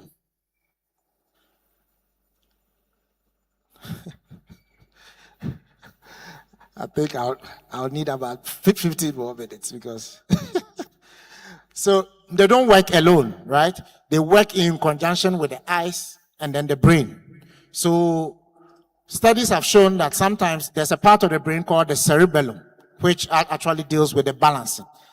Studies have shown that there's a decreased volume, cerebellar volume, and there are some nerves there we call the Purkinje cells, which are actually help with the balance, and there's a decreased density of these in the autistic individuals. There are tests that we can do to actually help. And then the interventions are usually things that we actually do. We call the sensory integration therapies. These are therapies that you can actually do to strengthen the neuromusculature. That is the muscles that are involved in balancing and all that in the children. And what are some of the things like that we have there? Like things like swimming. We encourage them to swim, do jumping on trampolines, martial arts, sports, dancing. These are all things that they can do to actually help improve their balancing function. And we also realize that these sensory integration therapies, the ones that are effective or the ones that actually help with control of these vestibular functions are the ones that the children actually enjoy doing. So these are the ones that we need to encourage. So if your child likes swimming, or one likes jumping on trampolines, one likes dancing, you must encourage them, and they help with that. One thing we've also seen is that these tools were designed specifically for children with autism. But meanwhile, we are aware that autism goes along. We even have young adults and other adults and older children with autism. So we must find a way to modify some of these tools so that it can also improve their quality of life. Sinusitis is also one thing they always experience, and these are the sinuses. We have 4 pairs of sinuses. We have the frontal, the maxillary. So we have frontal, maxillary, ethmoidals, and our last part is the sphenoids. Now, these sinuses are holes we have, I'll just say holes, we have in our cranium, in the skull, and they are connected to the nose. So when they are not infected, they are very clear and they only contain air. But when they are infected, as we can see on the left side, and then as we can see here, that is when we turn that the patient has developed sinusitis. So look at all those symptoms: blocked nose, thick nasal, facial pain, headache, toothache. Just because of where they are, they can have all these symptoms. And once they have all those symptoms, definitely it's going to increase their negative behavior. Let me just move on. So we must recognize them quickly and treat them. Let me look at the sleep, because that's where I really want to focus on. We've also realized that young children who are not yet diagnosed with autism, sometimes the first thing the parents will report is that the child is not sleeping. So sleep disorders are usually one of the main ones. I have one nephew like that. I mean, this child will never sleep. He will stay up at night and be hitting his head against the walls and everything, just keeping everyone awake. So this is something that happens. These are the disorders. Insomnia, which is the most common. And look at the statistics, 40 to 83%. That's quite a high statistics of individuals with autism have some form of sleep disturbance. And these are the various sleep disturbances. Sleep anxiety, that is when they are even worried to fall asleep. Bedtime resistance, when they don't even want, you ask them to sleep and they don't want to. So these are the chemicals that are usually involved, mainly melatonin and cortisol. So melatonin has been found, to be low in children with autism. And this is the chemical that actually prompts sleep, that pushes us to sleep. And cortisol is a stress hormone. So, and that is high. So if your cortisol is high, it means your stress levels are going to be high. You have palpitations, you'll be active and aggressive and all that. So we find out that these individuals spend less time sleeping, they have worse sleep efficiency, and they have increased motor activity during sleep. And this is how insomnia also manifests. Extended periods needed to fall asleep, prolonged awakenings during the night, and waking up early in the morning.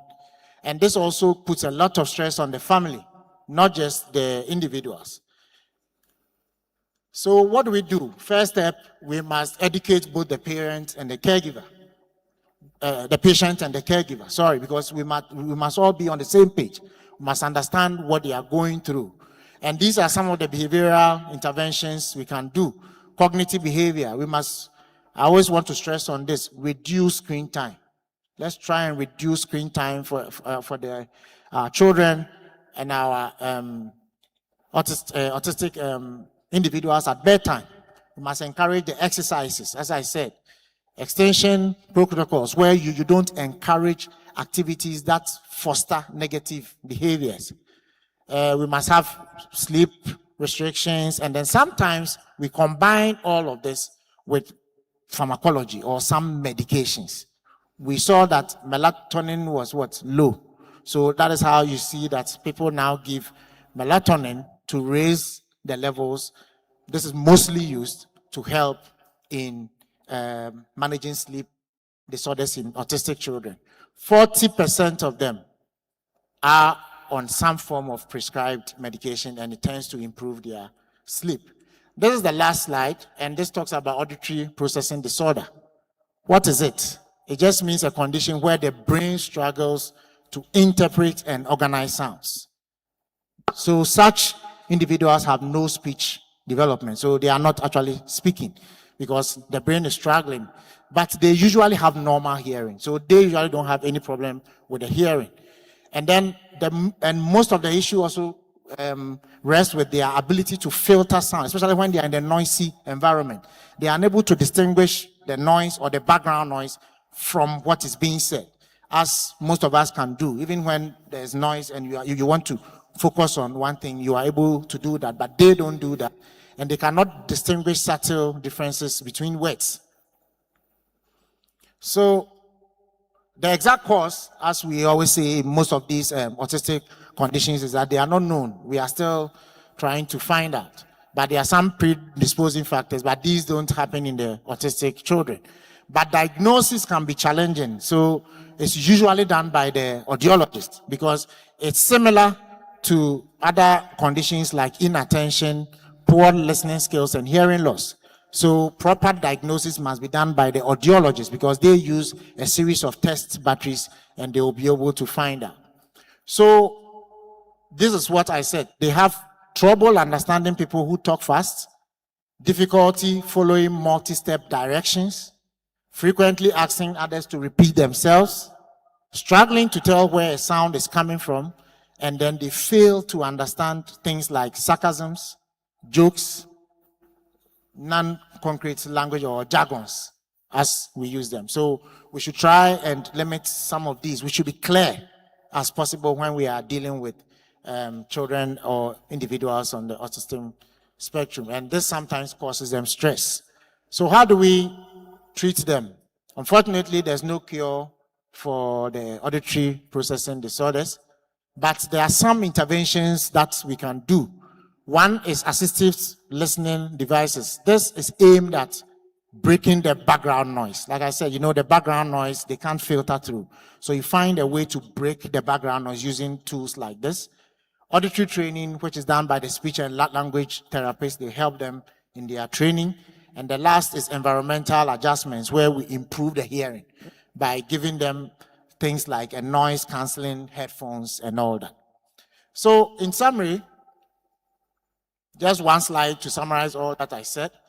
Hearing evaluation, this is to my physicians. We must ensure we perform hearing evaluation on children or individuals suspected with autism.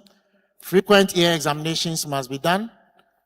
Timely treatment of infections, of ENT infections. So if I say ENT infection, I'm talking about the ear, the sinus, all those infections must be done to reduce the stresses. Overuse of antibiotics must also be avoided so that we don't disrupt the gut-brain axis. Caregivers and individuals must be properly informed and educated about the sleep disorders. And then the auditory processing disorder must be differentiated from other conditions, as I already mentioned, by the audiologist. Thank you very much for your audience.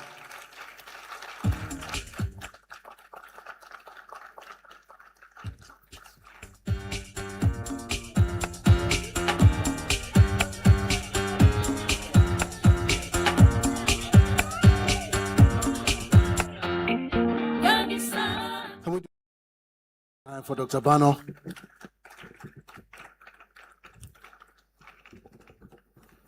Noyam. So we've taken you through our first two presentations. Yes, Noyam, please carry on. We've taken you through our first two presentations, and we'll be wrapping up our morning session with our third and final one, after which we would break for lunch, and then we'll have our panel sessions for the afternoon session. One more time, we present to you the artistry of Noyam Dance Company.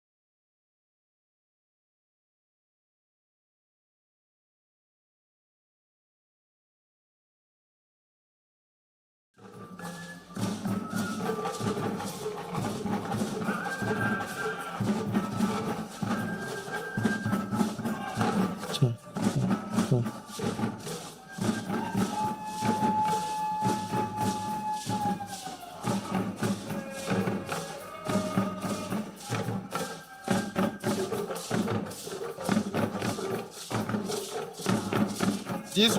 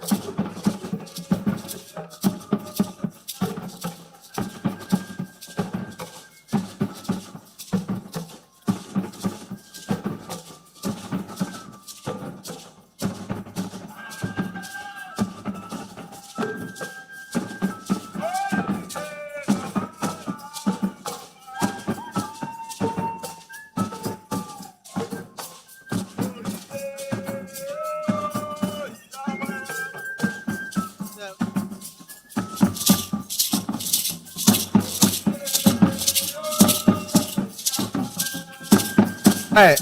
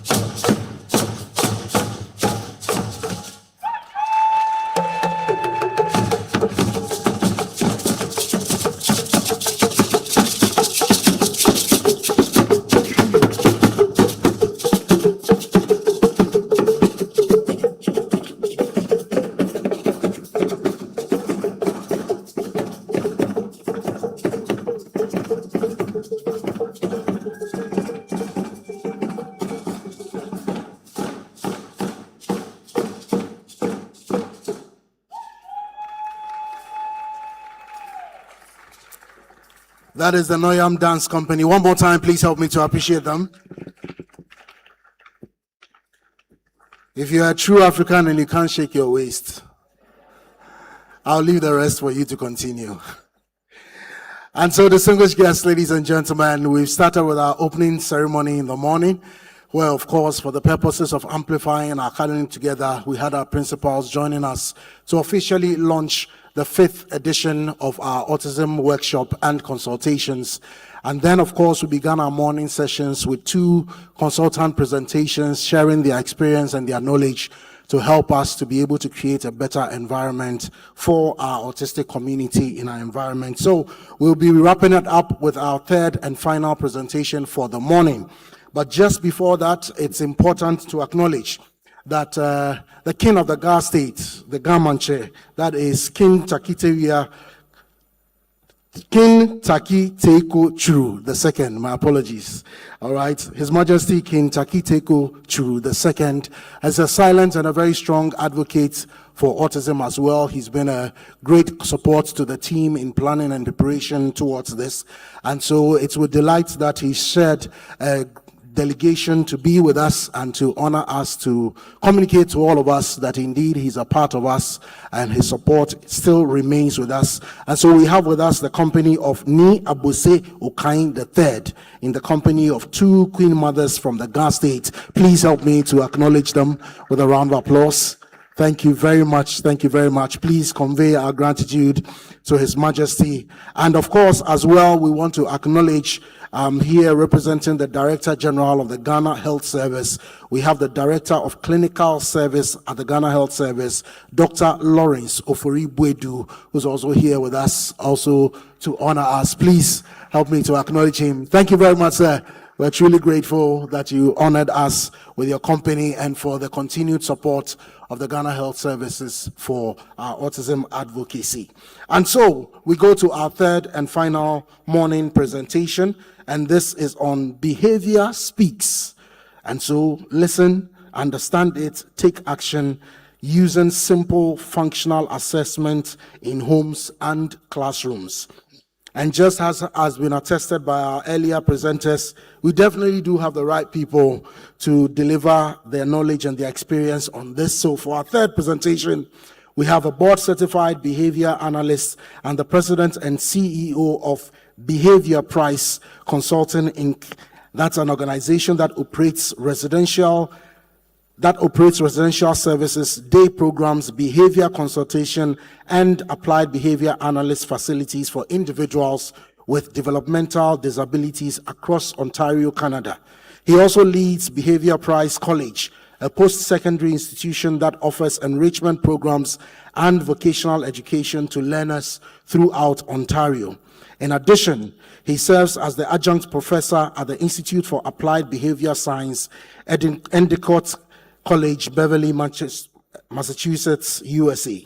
He holds an advanced diploma in behavioral science technology from George Brown College, Toronto, and a bachelor's degree in psychology from York University, Toronto, as well as a master's degree in professional behavior analysis from the Florida Institute of Technology, USA.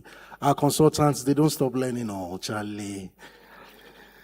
We are truly grateful to have their support with us. And of course, to wrap it up, he's currently pursuing a doctorate degree at Endicott College in Massachusetts, USA. Please help me to welcome our 3rd and presenter. That is Lanre Duyile. A round of applause to him.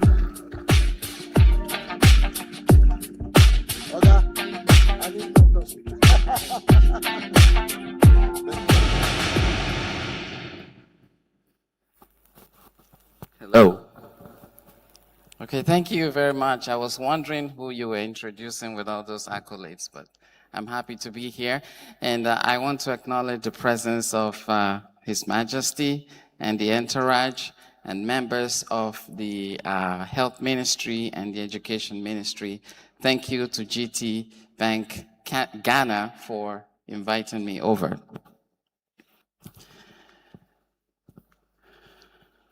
Okay, so the outline of my presentation, I will just talk a little bit about the theme of the conference workshop today, which is acceptance in action.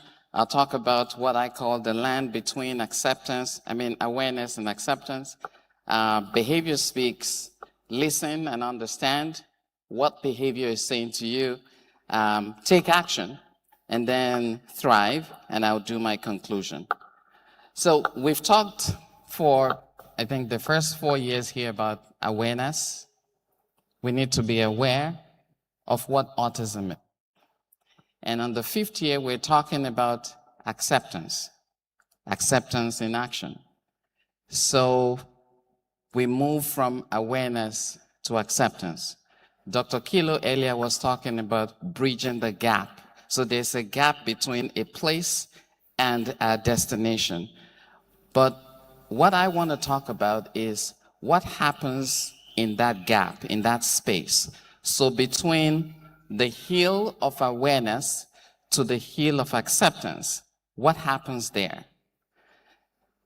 There's a lot of confusion. Why? Because a lot of people don't fully understand what autism truly means. And how do we support people with autism? So we're confused. We have a lot of questions. We have no answers. And because we're confused, there are so many errors. Errors in diagnosis, errors in treatment, errors in understanding.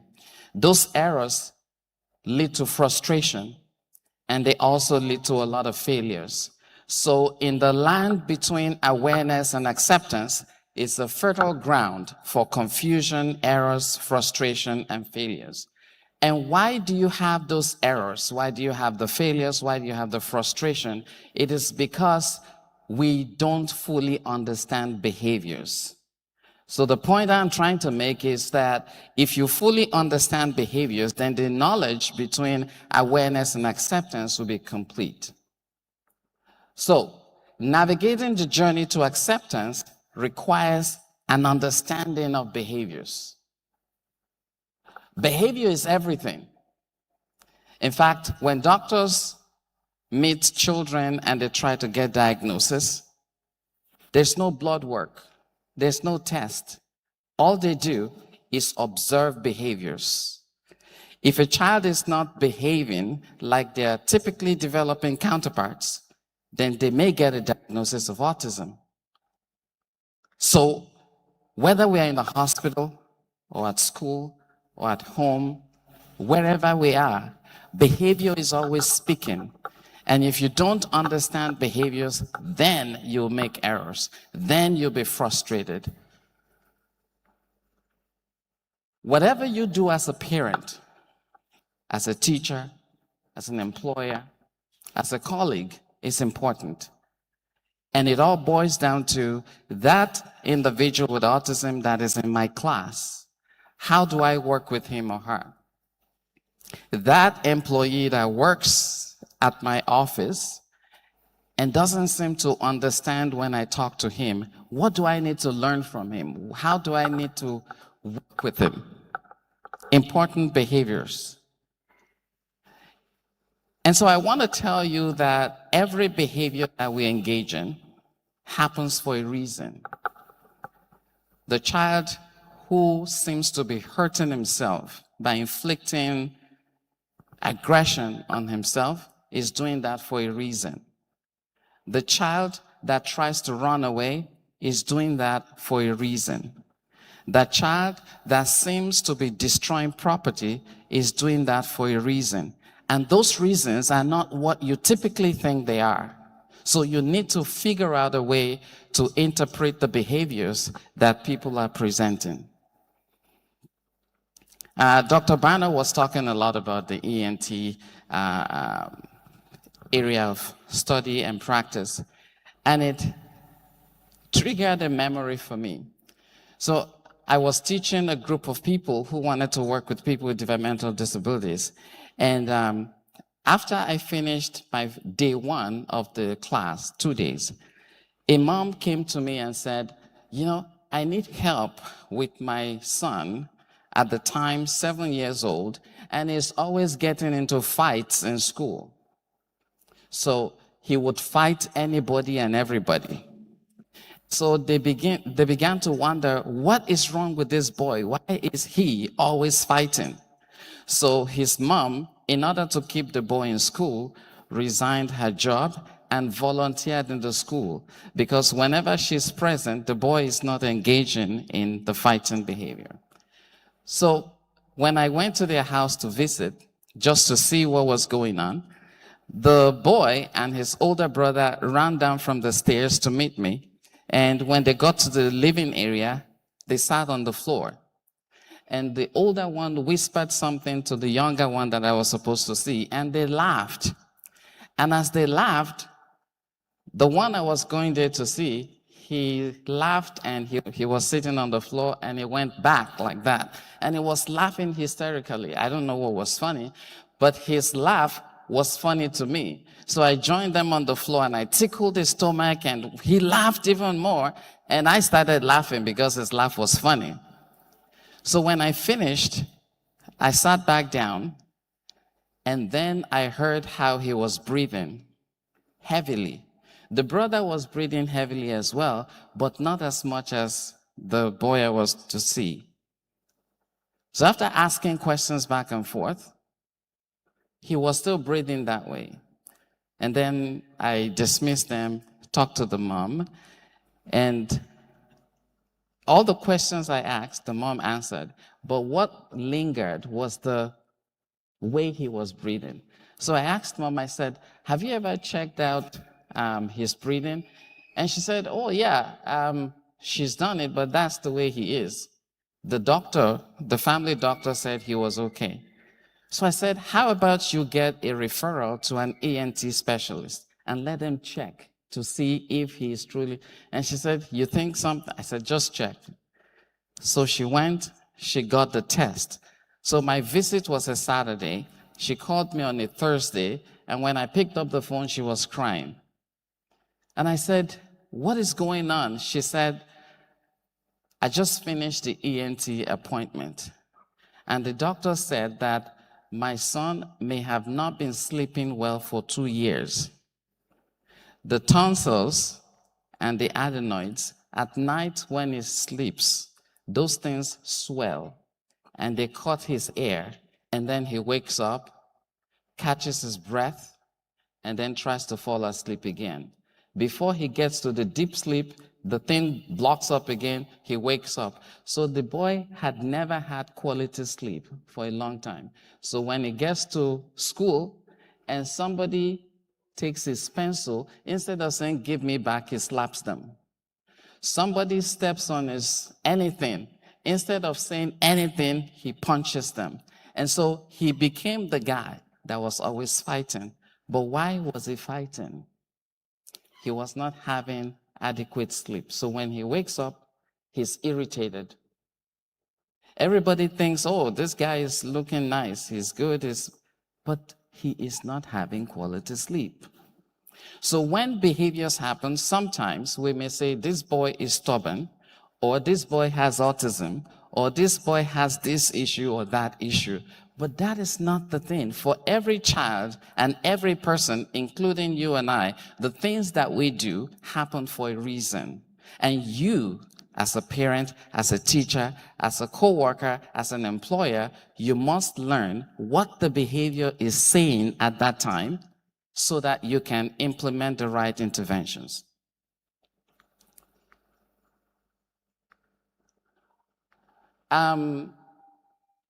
Can I get you, please, to tell them what I said you should tell them?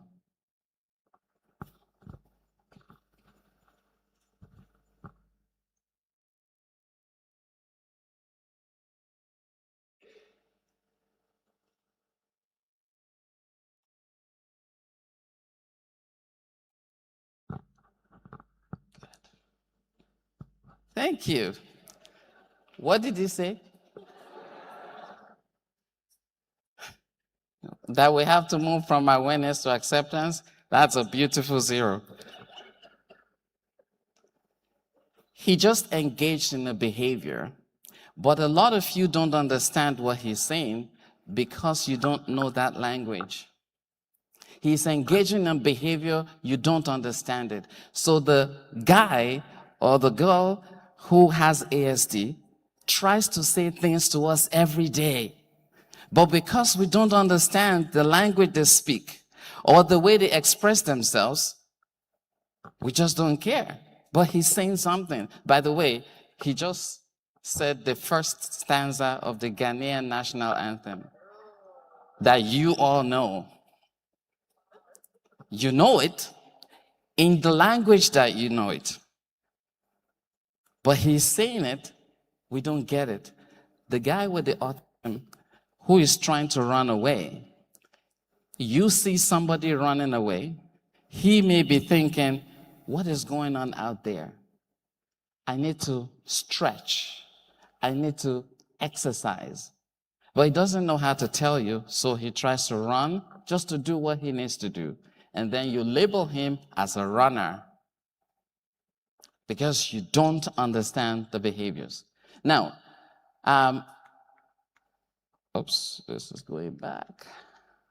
Okay, so this graph is a graph that I got on Jane, who at the time, 39 years old. The behavior she was engaging in was crying and biting herself. So you can see the scabs on her wrist from constant biting. So when the case was referred to me, I'm like, okay, so let me go and see if it's going to happen. I went 3 different times, 3 different days. I didn't see anything. And I kept wondering, okay, what is really going on with her? And the staff at the home said to me that anytime she bites herself, we actually record it. I said, you do? Okay, I need you to show me the data you have for the last 6 months. And you can see here, we started September to March.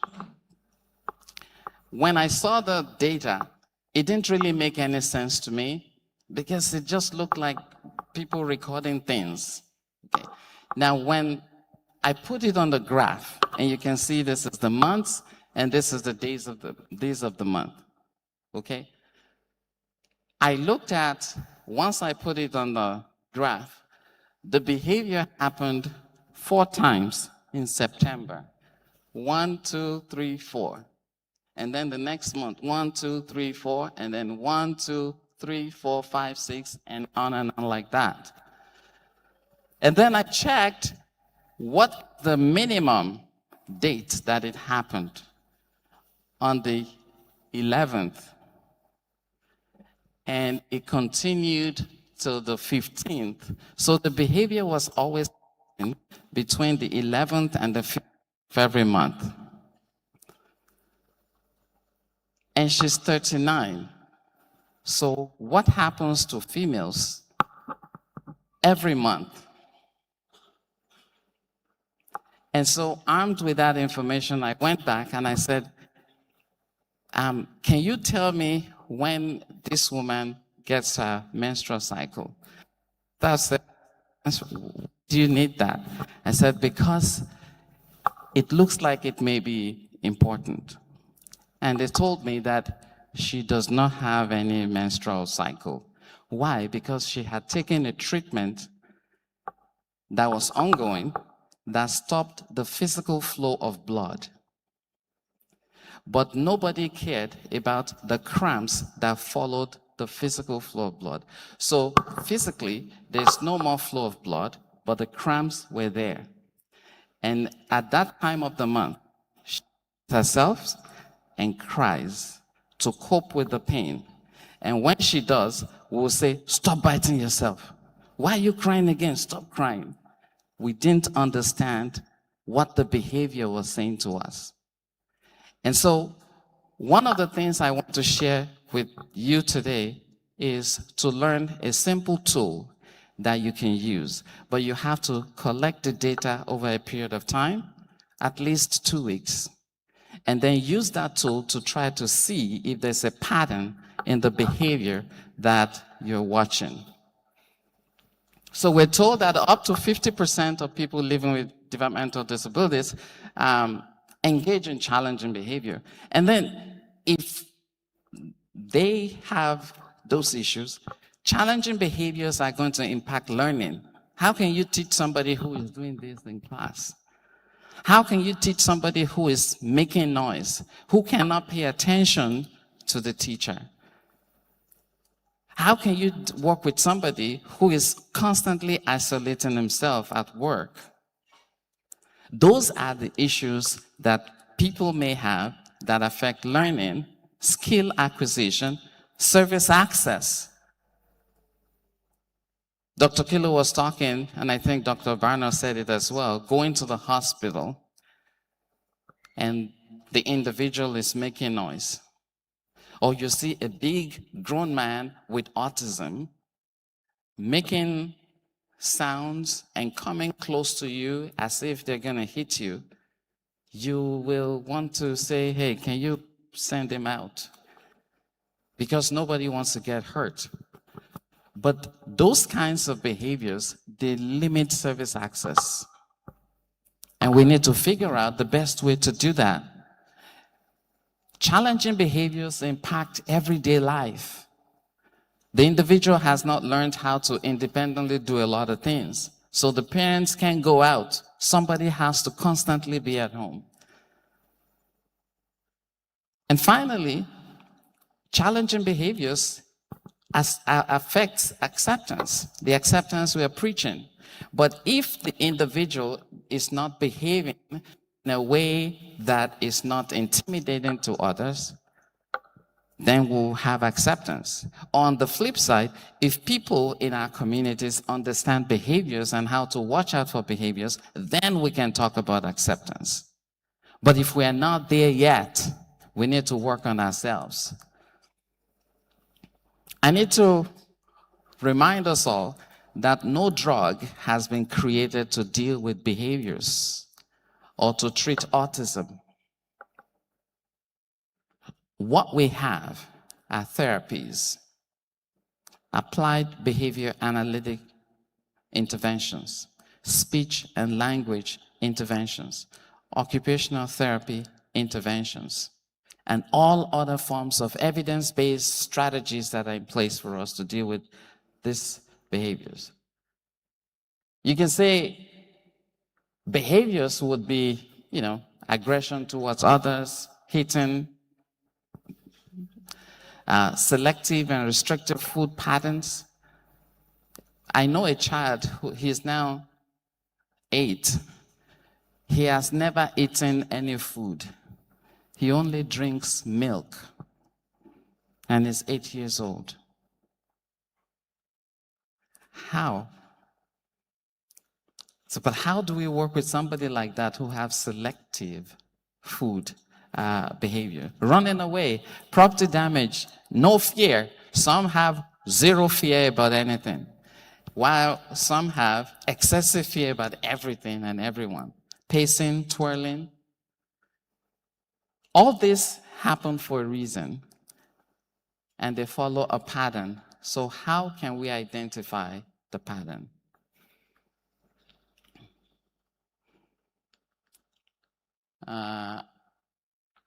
This one. Why is it not showing? So this is a data for a gentleman who is always throwing up. The doctors assumed that he had a gastrointestinal problem. And so they did all the tests and checkups and all that. And they determined that there was nothing wrong with him medically. And so they said he needed to go back and see a behavior specialist because this problem is behavior-based. And so when we looked at that, is this working?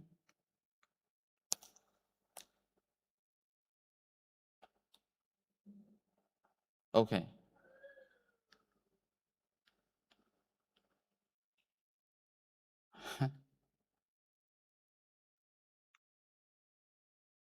That slide is not showing. Okay, so So when we looked at that, what we found was that he was throwing up, but there was no pattern. We had the data. So I tried to put the data on something that we call a scatter plot. Now, the scatter plot is the tool that I want to introduce to you. It is just something you can get on Excel. It has the dates and the times of the day. Okay, so this is the data. So you see, throwing up, oh, don't mind this spelling. I think somebody removed the letter R here. Just throw up. The guys at the back removed it. So, see the dates and the time of the day. What does this data tell us? You may not be able to figure it out until you put it on a scatter plot. Now, this is that data put on a scatter plot. And you can see here,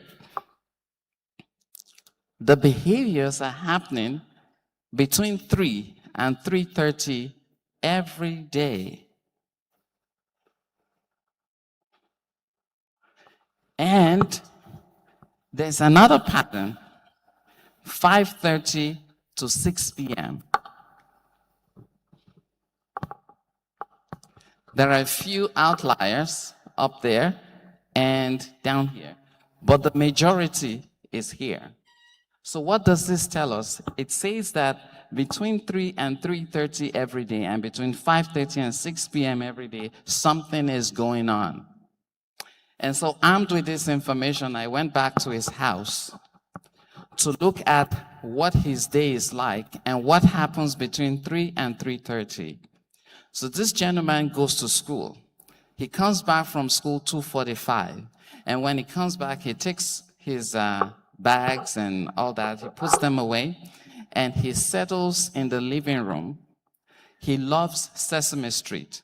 So the staff will put on Sesame Street and let him watch. But how can a guy who really loves Sesame Street be throwing up while he's watching Sesame Street? So I decided to observe what happened.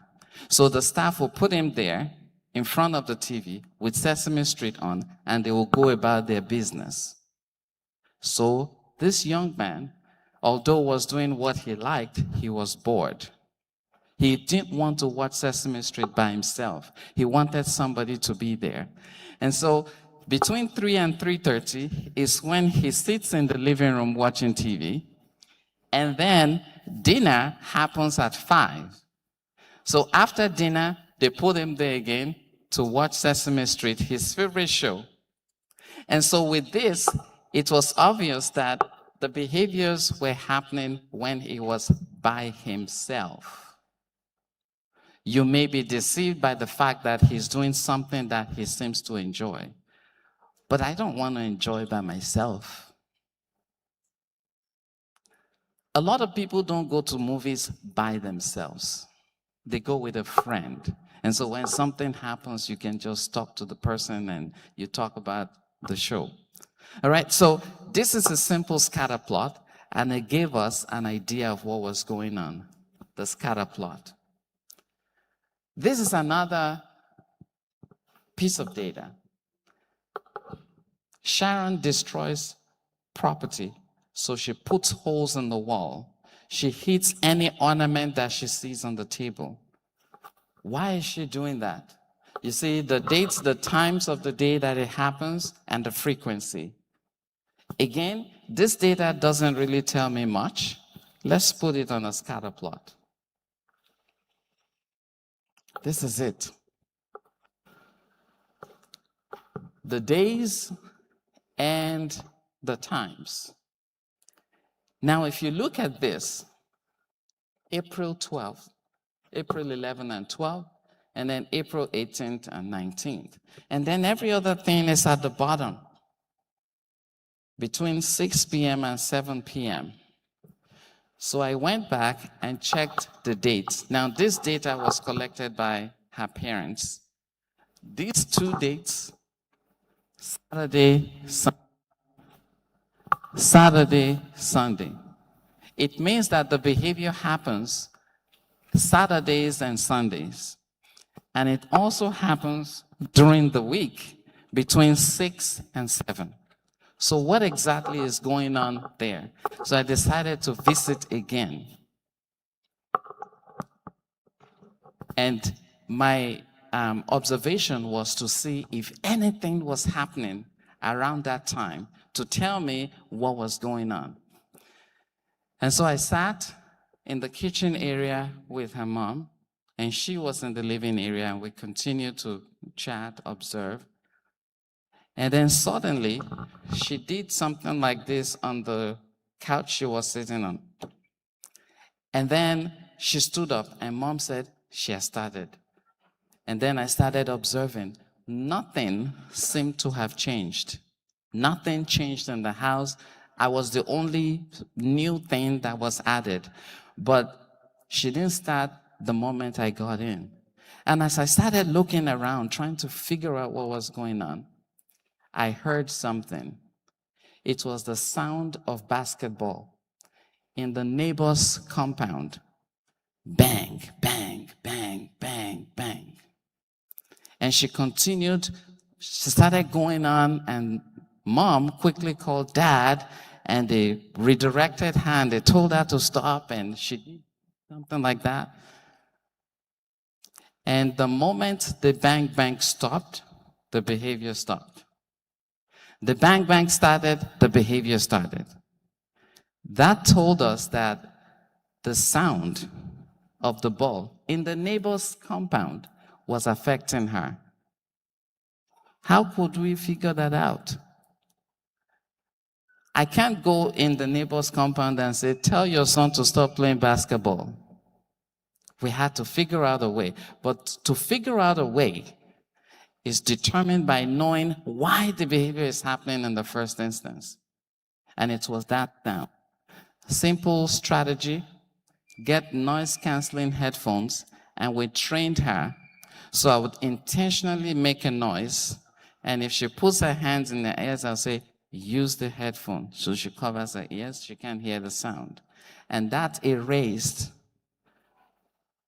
the property damage that she had been engaging in for quite some time, because we used just a simple tool. It's a scatter plot. So if you are encountering a behavior that you don't understand, you just need to keep collecting data.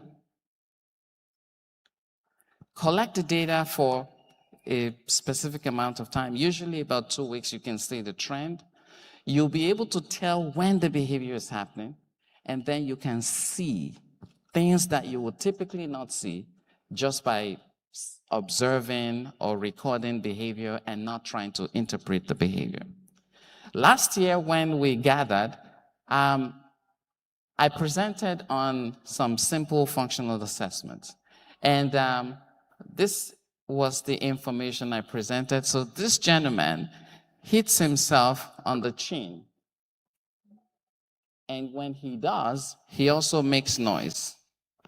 Now, if we put that data on this chart, you can see the behavior is consistent.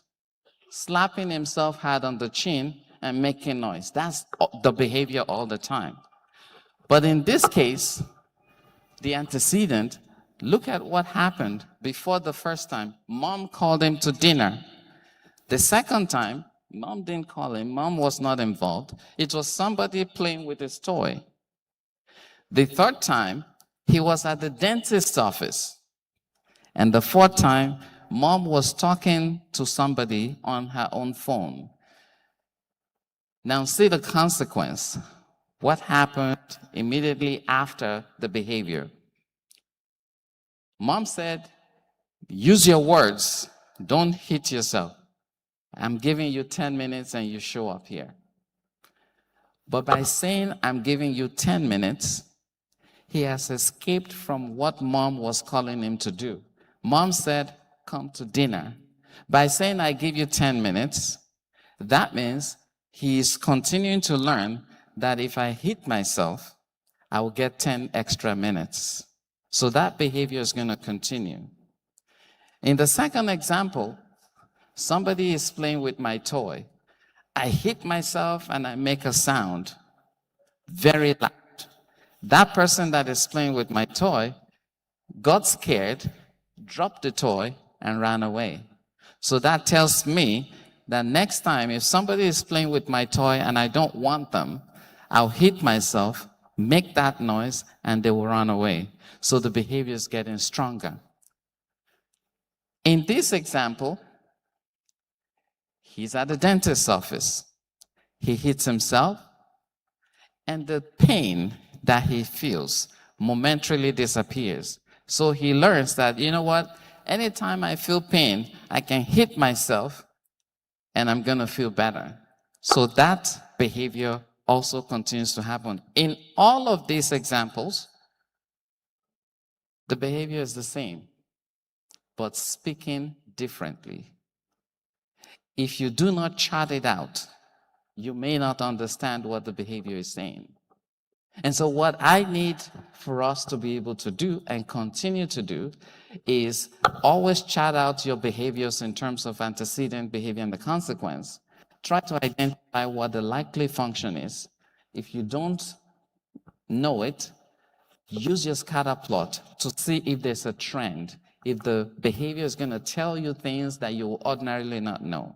And once you find out, then you can do your intervention. There is this tool that was developed by the Florida Center on Self-Injury.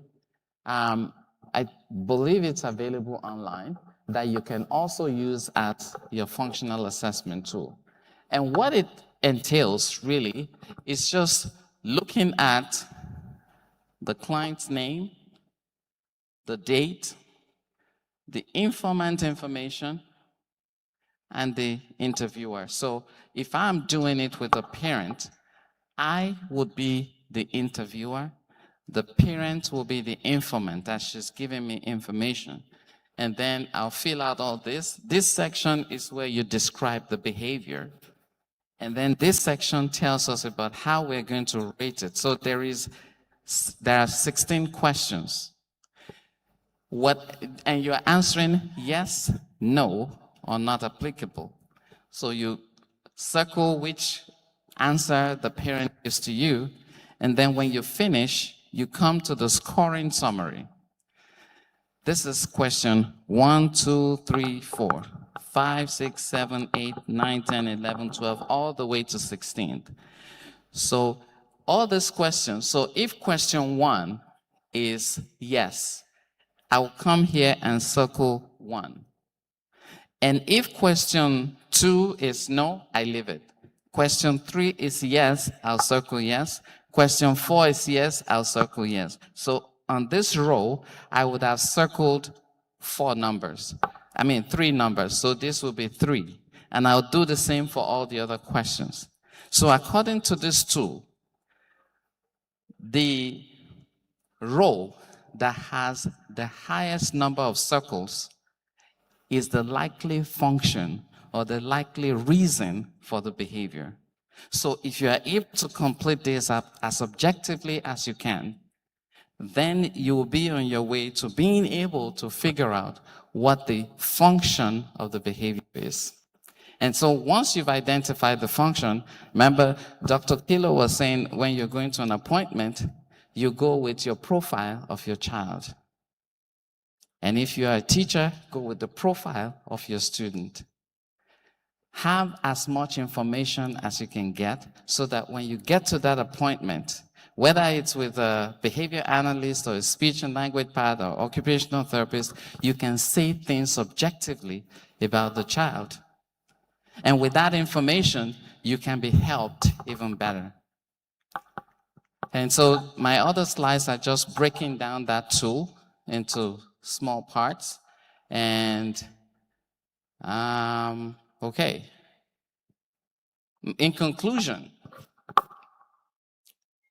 any behavior that happens, I said, happens for a reason. Record it, the date and the time. Record antecedents to the behavior, and antecedent is whatever happened immediately before the behavior.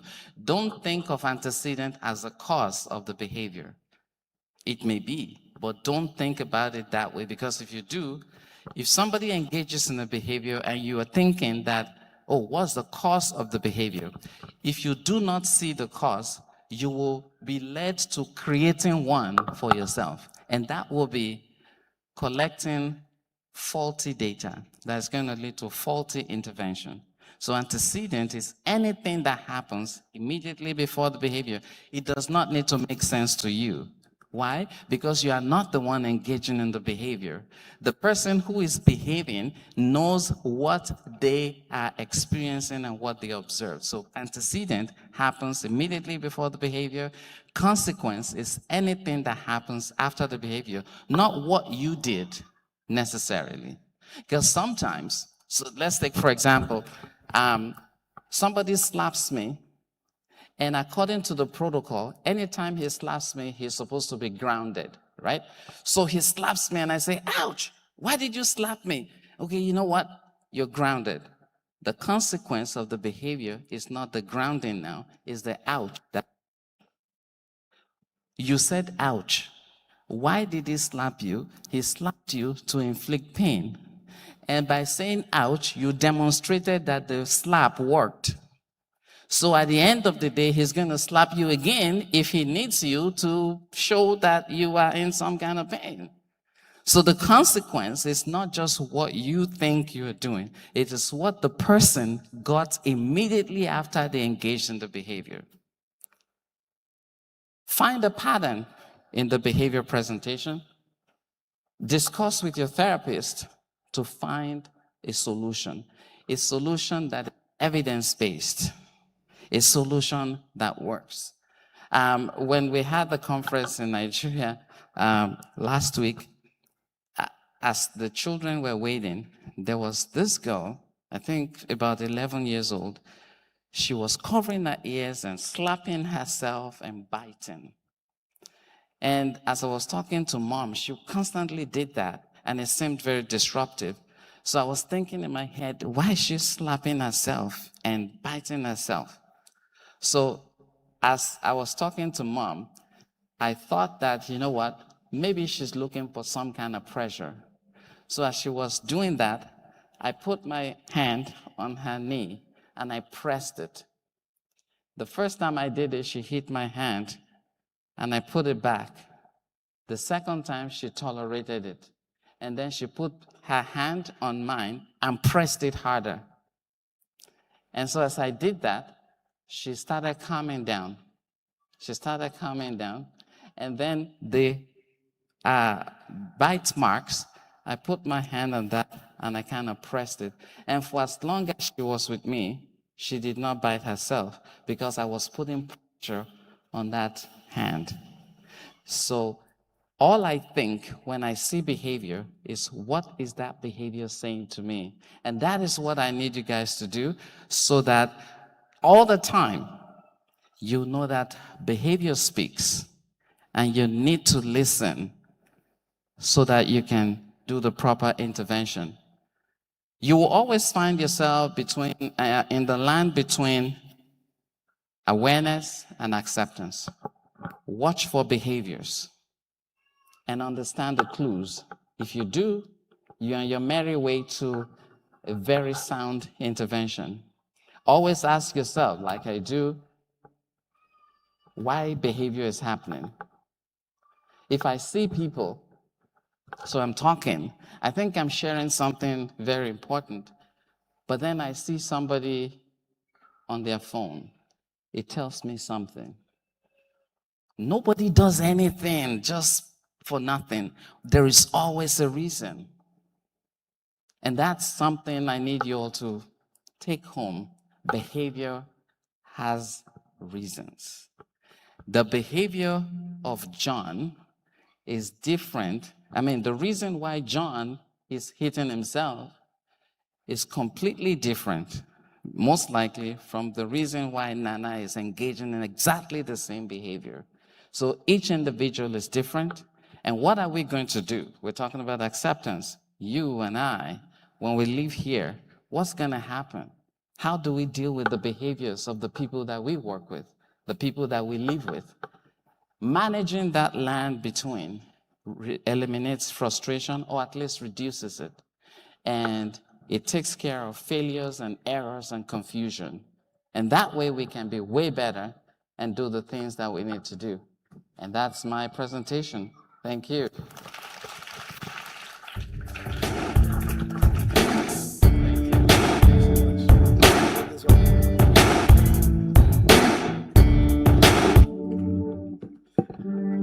And so say to your neighbor, behavior speaks. Behavior speaks. And to the other person, behavior has a reason.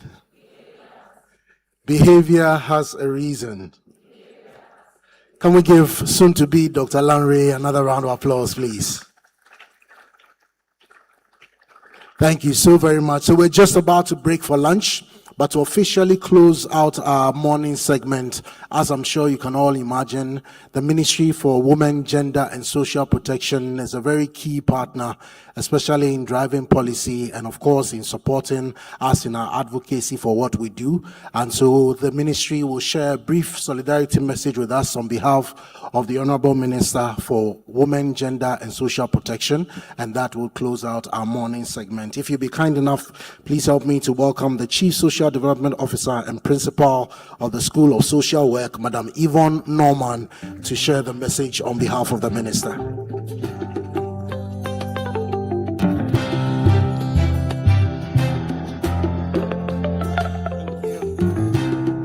Hello, good morning all. It's afternoon now. I bring you greetings from my Honorable Minister, Honorable Dr. Namomolate, MP for Koro constituency. But most importantly, I bring you her heartfelt apologies for not being able to be here. I was only given the nod by 11 p.m. last night to be on standby because she really wanted to be here. And as of this morning, I was still on standby, but unfortunately, her situation didn't improve for her to be able to be here. This is a very close topic to her heart.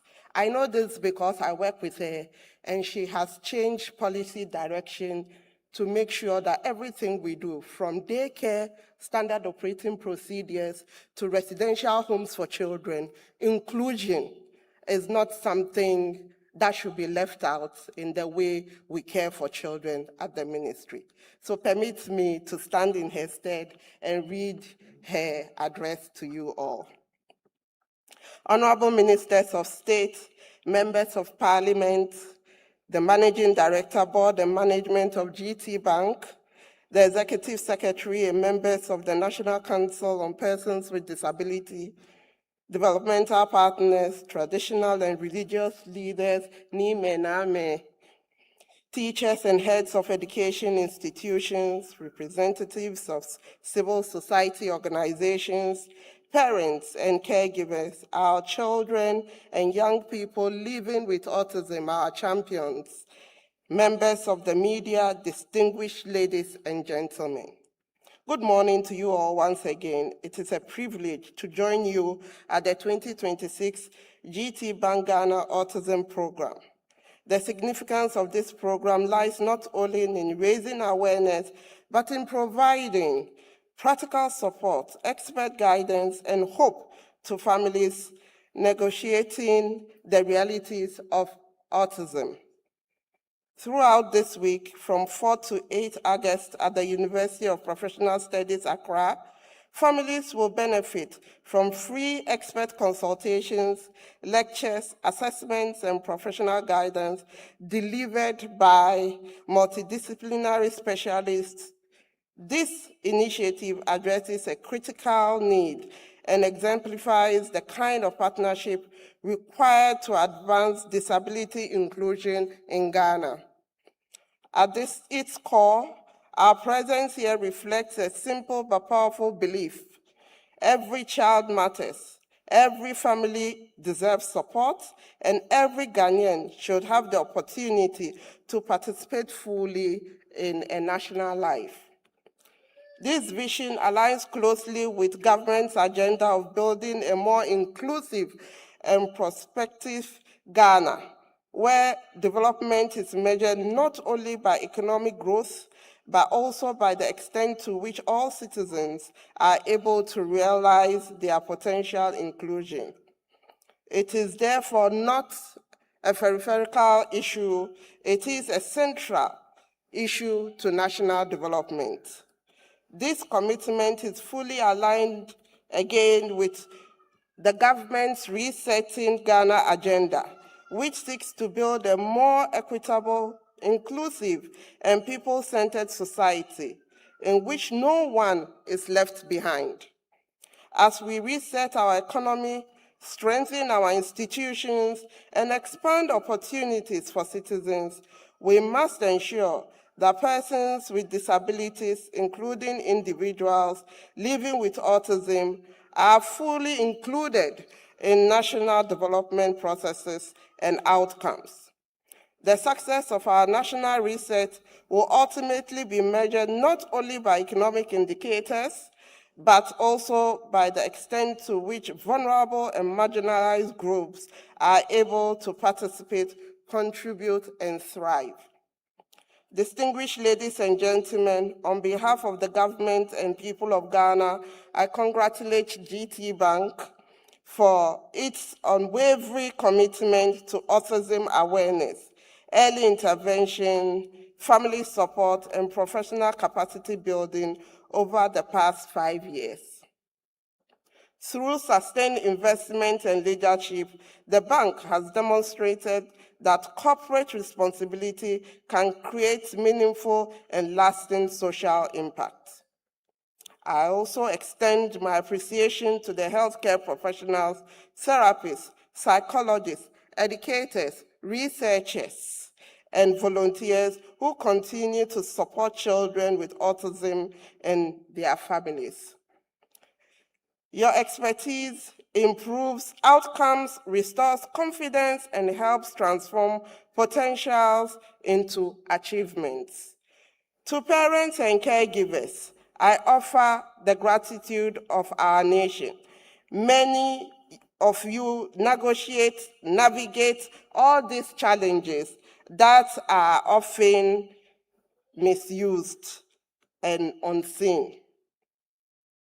Yet, you continue to advocate relentlessly for your children. Your resilience and commitment play an indispensable role in ensuring that children with autism thrive. Distinguished guests, autism challenges us to move beyond traditional assumptions about ability and disability. The most significant barriers facing persons with autism are often not their condition, but the obstacles created by unnecessary systems, inaccessible systems, limited services, stigma, and low expectations. Our national response must therefore focus on dismantling these barriers and expanding opportunities for participation, achievement, and independence. Autism cannot be viewed solely through a health lens. It is a cross-cutting development issue that intersects with healthcare, education, social protection, employment, and human rights. Meaningful progress requires coordinated policies, sustained investments, and effective collaboration across government communities and the private sector. It is for this reason that government's approach is guided by 4 key priorities. 1, first and early identification and intervention. Evidence consistently demonstrates that early diagnosis and intervention significantly improves developmental outcomes, educational attainment, and long-term independence. Government remains committed to strengthening systems that support early screening, assessment, referrals, and intervention services so that children can receive timely support regardless of where they live. As part of this effort, the Ghana Health Service is strengthening the capacity of frontline health workers, including community health nurses and midwives, to identify developmental concerns early and facilitate appropriate referrals. Government is also working with specialized assessment and resource centers, health facilities, and development partners to improve access to developmental screening and early support services. Second, inclusive education. Recognizing that early intervention extends beyond the health sector, government continues to advance inclusive early childhood and basic education through the inclusive education policy. Support for social and special education needs and investments in assessment, learning support, and assistive technologies. Government continues to invest in special needs and inclusive education through annual GET Fund allocations, teacher support programs, assistive technologies, improved infrastructure, and digital learning resources. We want every child to learn in an environment that recognizes diverse learning needs and enables successes. The free tertiary education policy for persons with disability further reinforces our commitment to ensuring that disability is never a barrier to educational advancement. Third, family support and social protection. Families should not bear the burden of autism alone.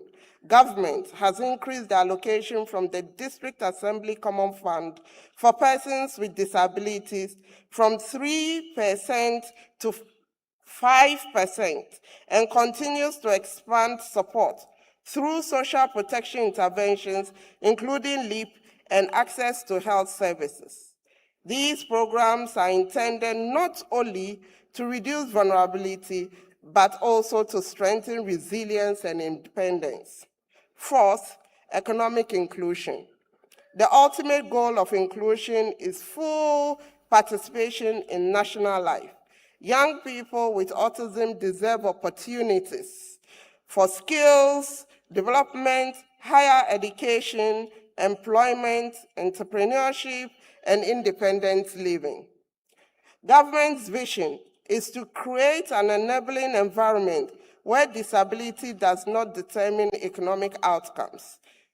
Through investments in education, social protection, skills development, and disability-inclusive policies, we are working to ensure that persons with disability can participate meaningfully in the economy and contribute their talents to national development. We must move beyond seeing disability through the lens of dependency and recognize the immense potential that exists within every individual. A truly inclusive economy is one that values ability, rewards talent, and creates opportunities for all. By investing in the economic inclusion of persons with autism, we are investing in stronger families, a more productive workforce, and a more prosperous Ghana. Reflecting the broader vision of Resetting Ghana agenda, which recognizes human capital as one of our nation's greatest assets. A truly reset Ghana is one where talent is not limited by disability, where opportunity is determined by ability and effort, and where every citizen is empowered to contribute meaningfully to national progress. Distinguished ladies and gentlemen, our commitment to inclusion is anchored in the 1992 Constitution, the Persons with Disability Act of 2006, Act 715, and Ghana's obligation under the United Nations Convention on the Rights of Persons with Disabilities. These frameworks affirm a fundamental principle that persons with disabilities are not passive beneficiaries of development. They are equal citizens with equal rights, Equal aspirations should be given to them and equal opportunities as well. At the same time, we must acknowledge that important challenges remain. Many families continue to face difficulties assessing timely diagnosis and interventions. Specialist services remain concentrated in urban centers. Schools require additional specialized resources and trained personnel. The cost of therapy remains burdensome for many households. Shortages of developmental specialists continue to affect households and service delivery, while stigma and misinformation persists. One of our most urgent policy priorities is strengthening disability data systems and research. Without reliable disability data, effective planning becomes difficult. We cannot accurately measure needs, allocate resources efficiently, expand services strategically, or evaluate outcomes. Improving disability registration, data collection on autism, and research on autism is therefore a national priority to enable us to design evidence-based policies and interventions that reach those who need them the most. In this regard, I wish to encourage GTBank, Ghana, and other private sector partners to support government's efforts to strengthen disability data and information systems. Through initiatives such as this annual autism workshop and free consultation clinic, valuable opportunities exist to generate anonymized evidence on service gaps, geographical disparities, caregiver needs, referral pathways, and accesses to against barriers.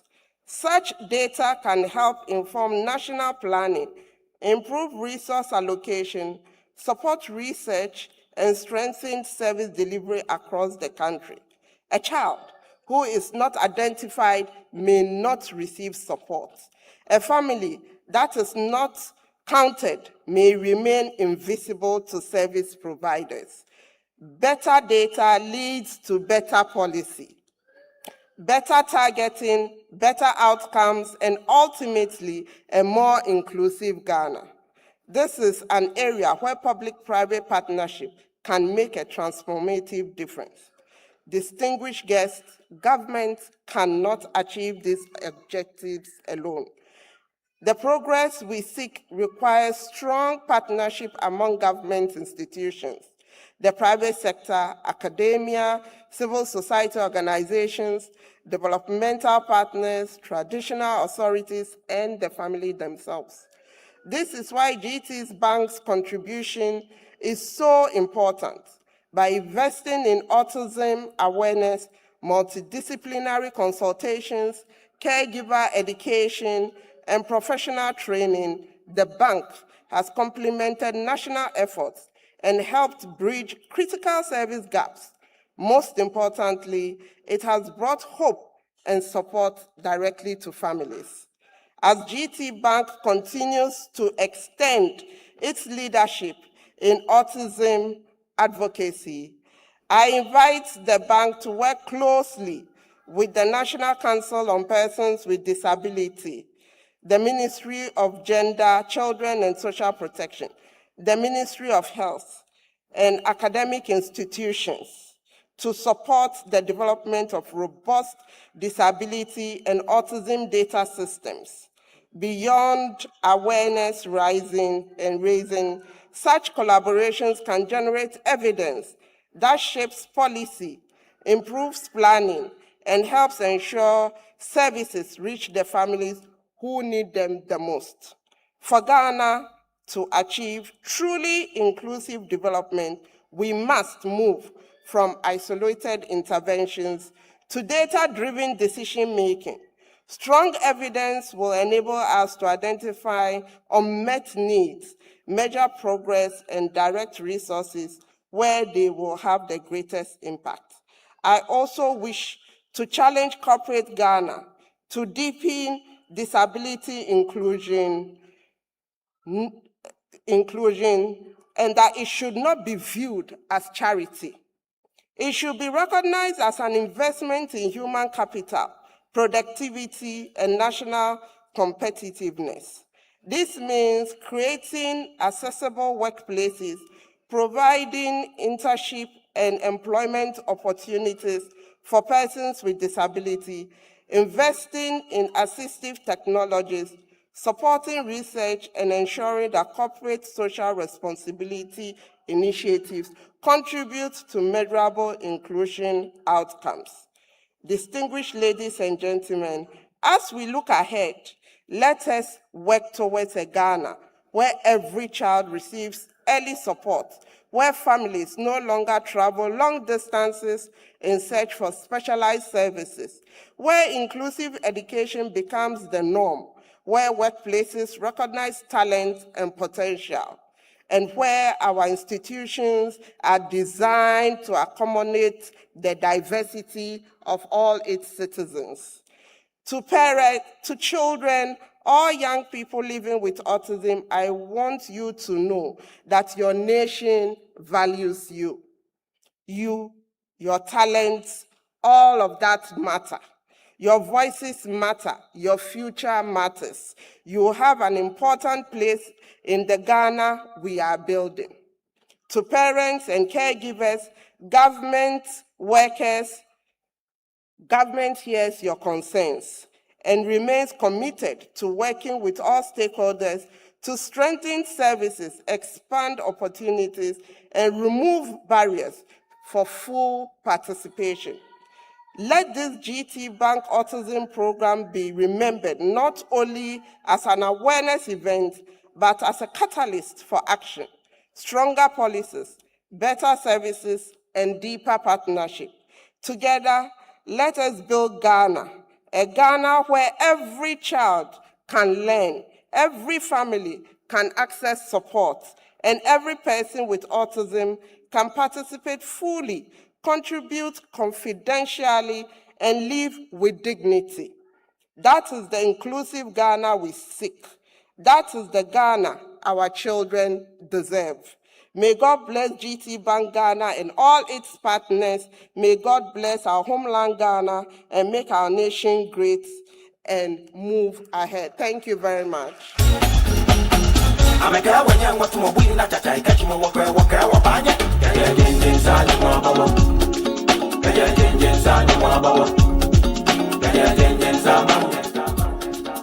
We couldn't have asked for a more thorough and a more impactful solidarity message from the Ministry for Women, Gender and Social Protection, and we're truly, truly grateful.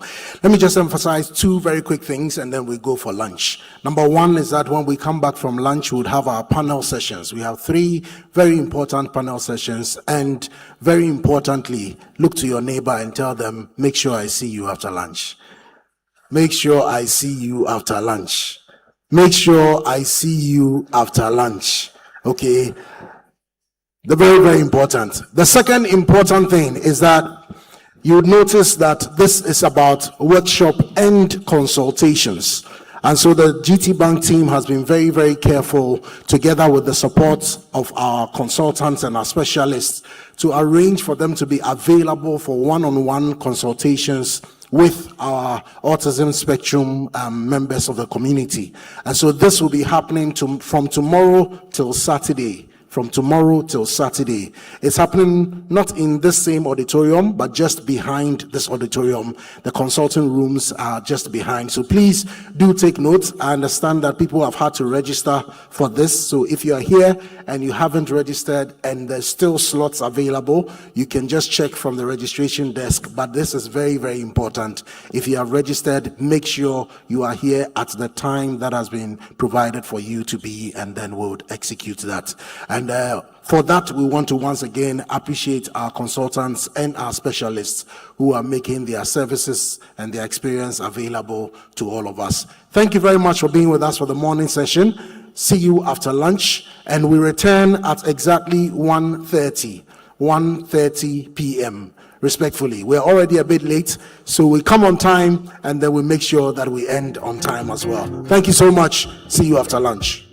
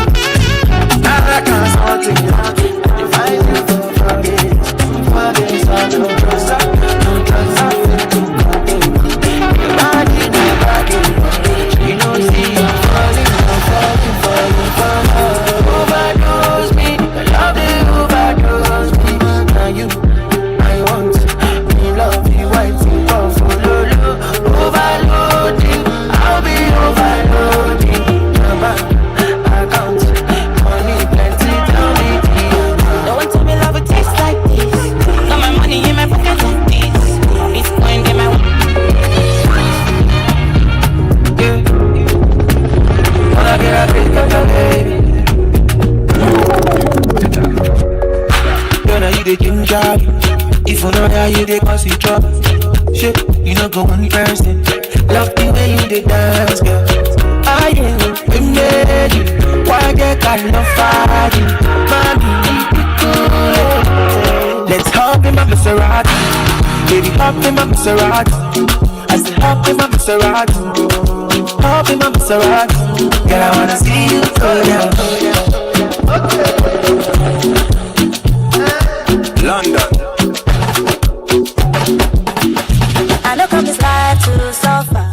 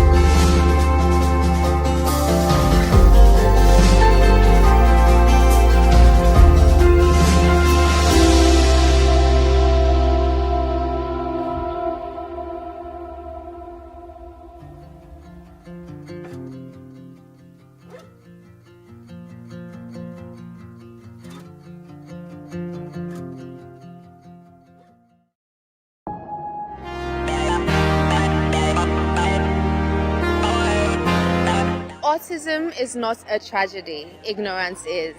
My name is Eferele, and today we are at the Johnson Jakande Tinubu Park, Ikeja, Lagos, to talk about autism, a condition that affects how people interact and communicate with the world around them. Let's go talk to people.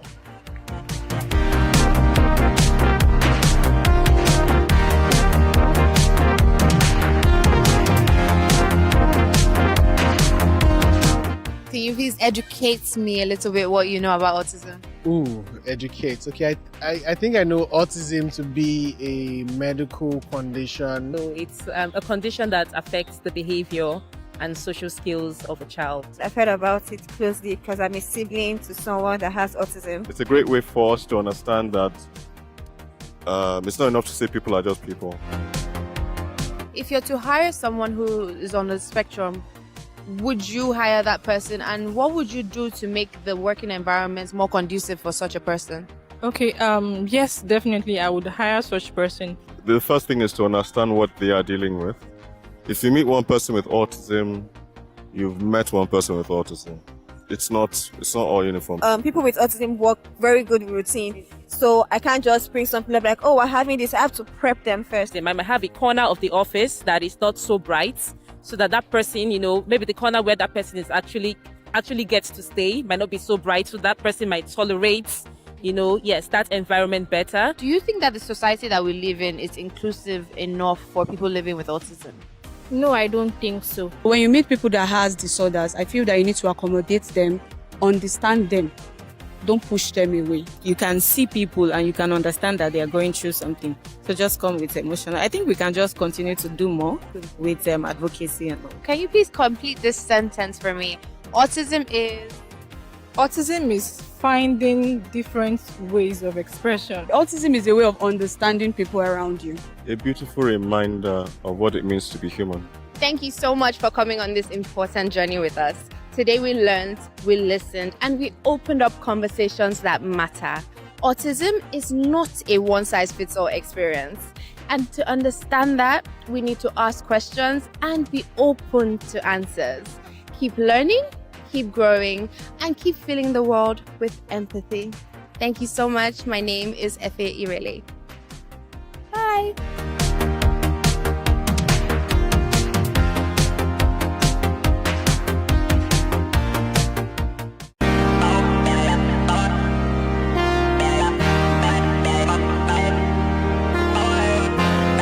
Autism is not a tragedy, ignorance is. My name is Eferele, and today we are at the Johnson Jakande Tinubu Park, Ikeja, Lagos, to talk about autism, a condition that affects how people interact and communicate with the world around them. Let's go talk to people.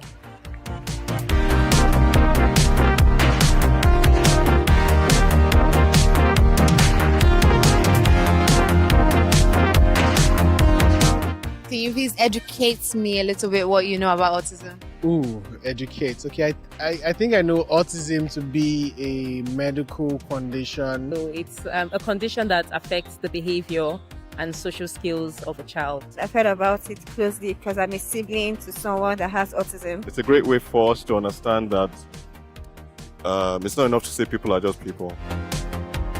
If you're to hire someone who is on the spectrum, would you hire that person, and what would you do to make the working environment more conducive for such a person? Okay, yes, definitely I would hire such person. The first thing is to understand what they are dealing with. If you meet one person with autism, you've met one person with autism. It's not all uniform. People with autism work very good with routine. So I can't just bring something up like, oh, we're having this. I have to prep them first. They might have a corner of the office that is not so bright, so that person, maybe the corner where that person is actually gets to stay might not be so bright.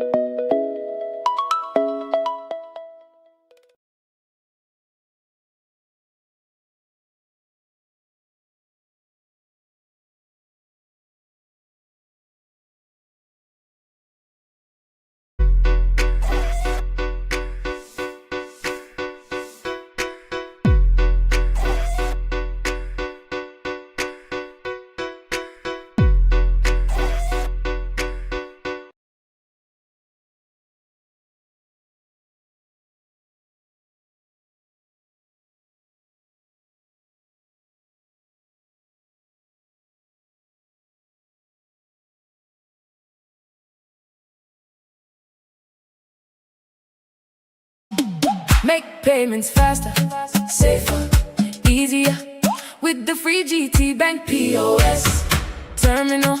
Accept card payments, mobile money too.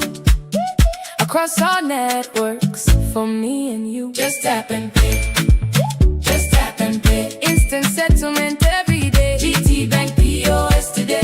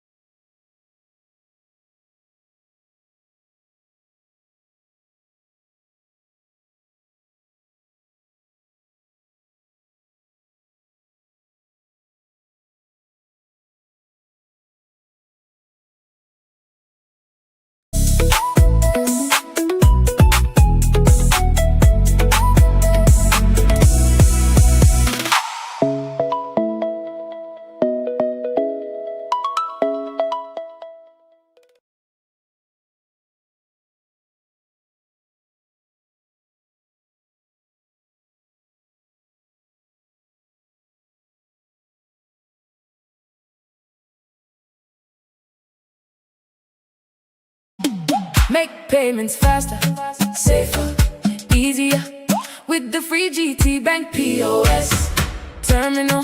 Accept card payments, mobile money too.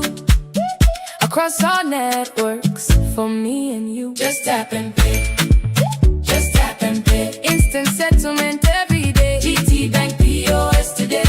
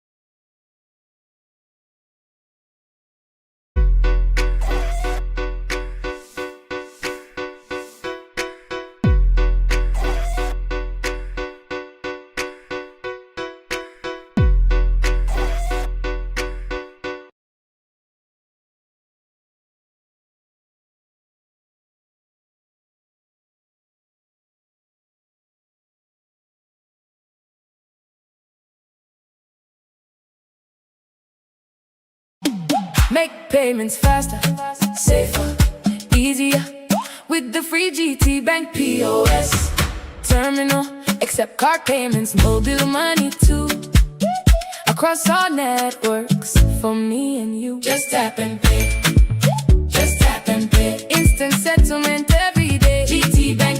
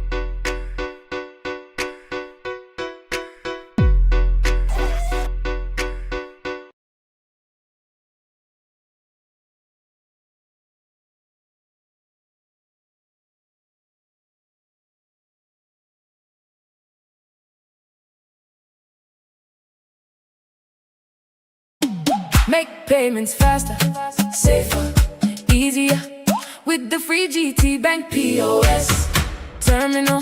Accept card payments, mobile money too. Across all networks, for me and you. Just tap and pay. Just tap and pay. Instant settlement every day. GTBank POS today.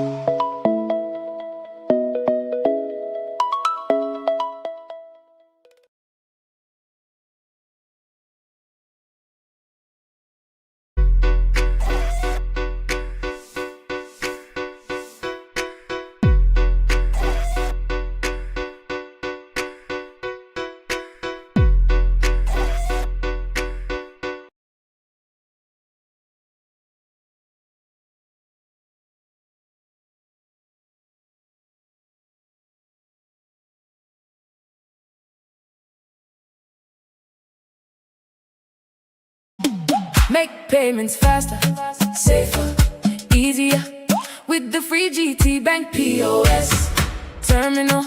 Accept card payments, mobile money too. Across all networks, for me and you. Just tap and pay. Just tap and pay. Instant settlement every day. GTBank POS today.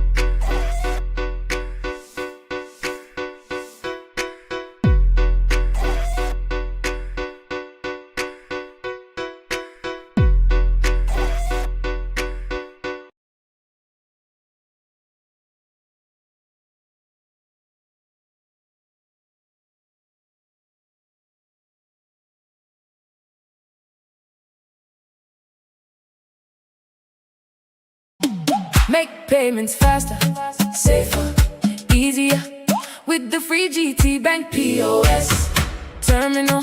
Accept card payments, mobile money too. Across all networks, for me and you. Just tap and pay. Just tap and pay. Instant settlement every day. GTBank POS today.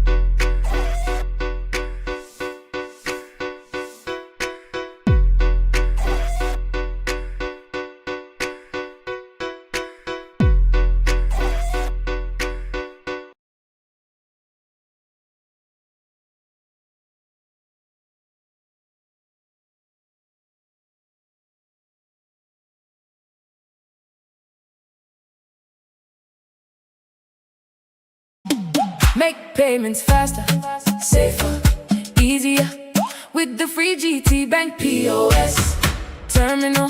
Accept card payments, mobile money too. Across all networks, for me and you. Just tap and pay. Just tap and pay. Instant settlement every day. GTBank POS today.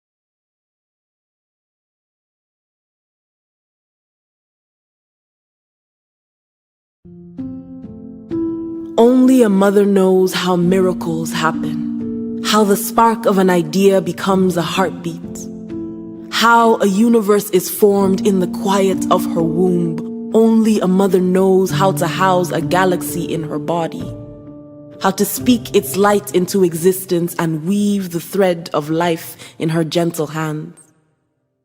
A mother knows how to protect her child, how to swoop down and snatch it from the mouth of any danger. This is what they say. The mother knows best, guided by a spiritual intuition, an umbilical connection to her child. She anticipates every need before it arises.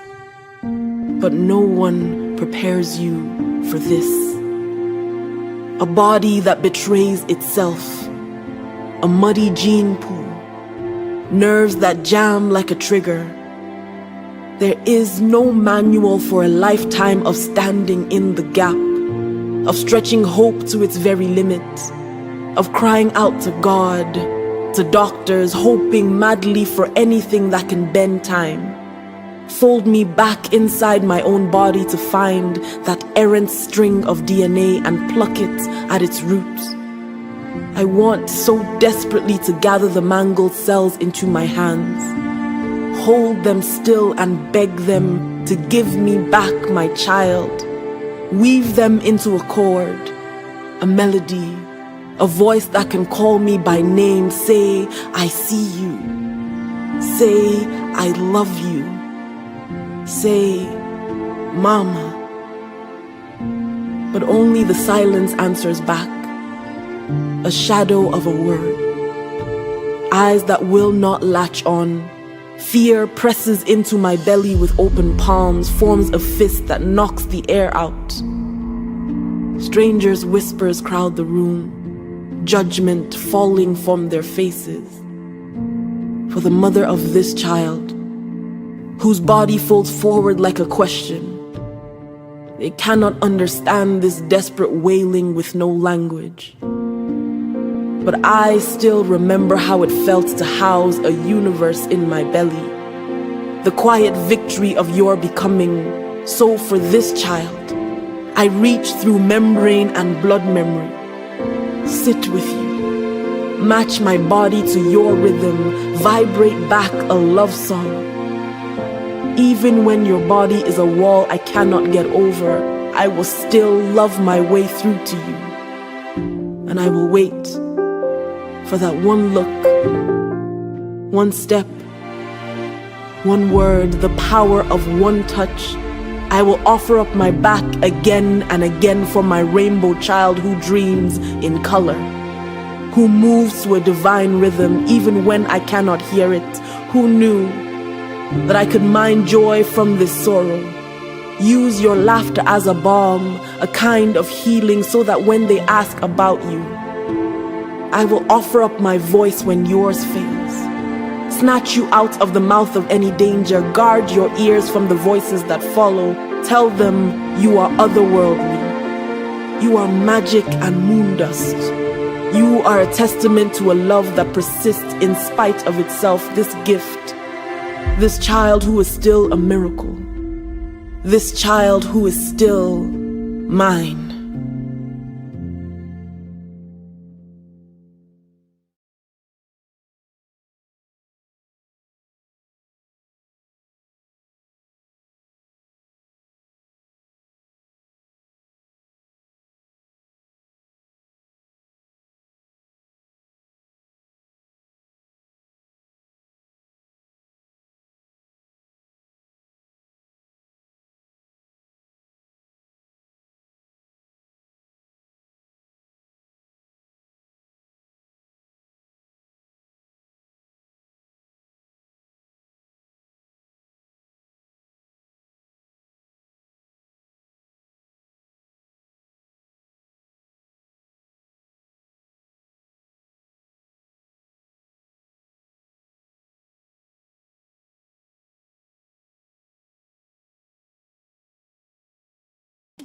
Make payments faster, safer, easier with the free GTBank POS terminal. accept card payments, mobile money too. Across all networks, for me and you. Just tap and pay. Just tap and pay. Instant settlement every day. GTBank POS today.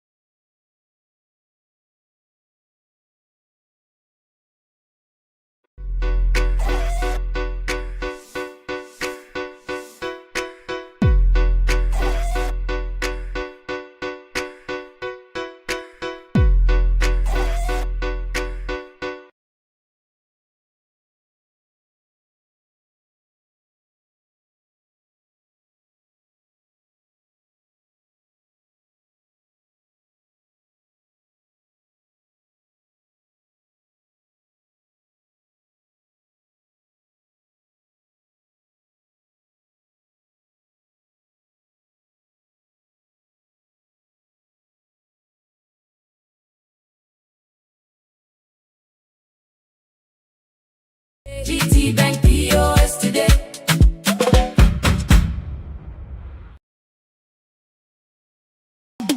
Make payments faster, safer, easier with the free GTBank POS terminal. Accept card payments, mobile money too. Across all networks, for me and you. Just tap and pay.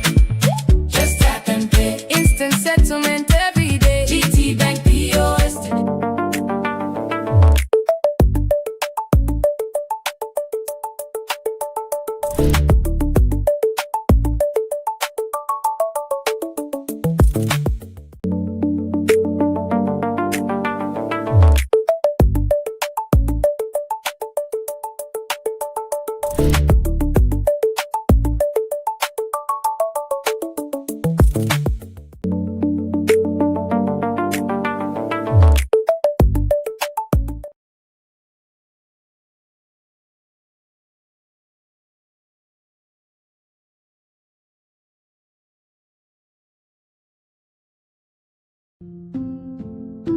Only a mother knows how miracles happen, how the spark of an idea becomes a heartbeat, how a universe is formed in the quiet of her womb. Only a mother knows how to house a galaxy in her body, how to speak its light into existence and weave the thread of life in her gentle hands.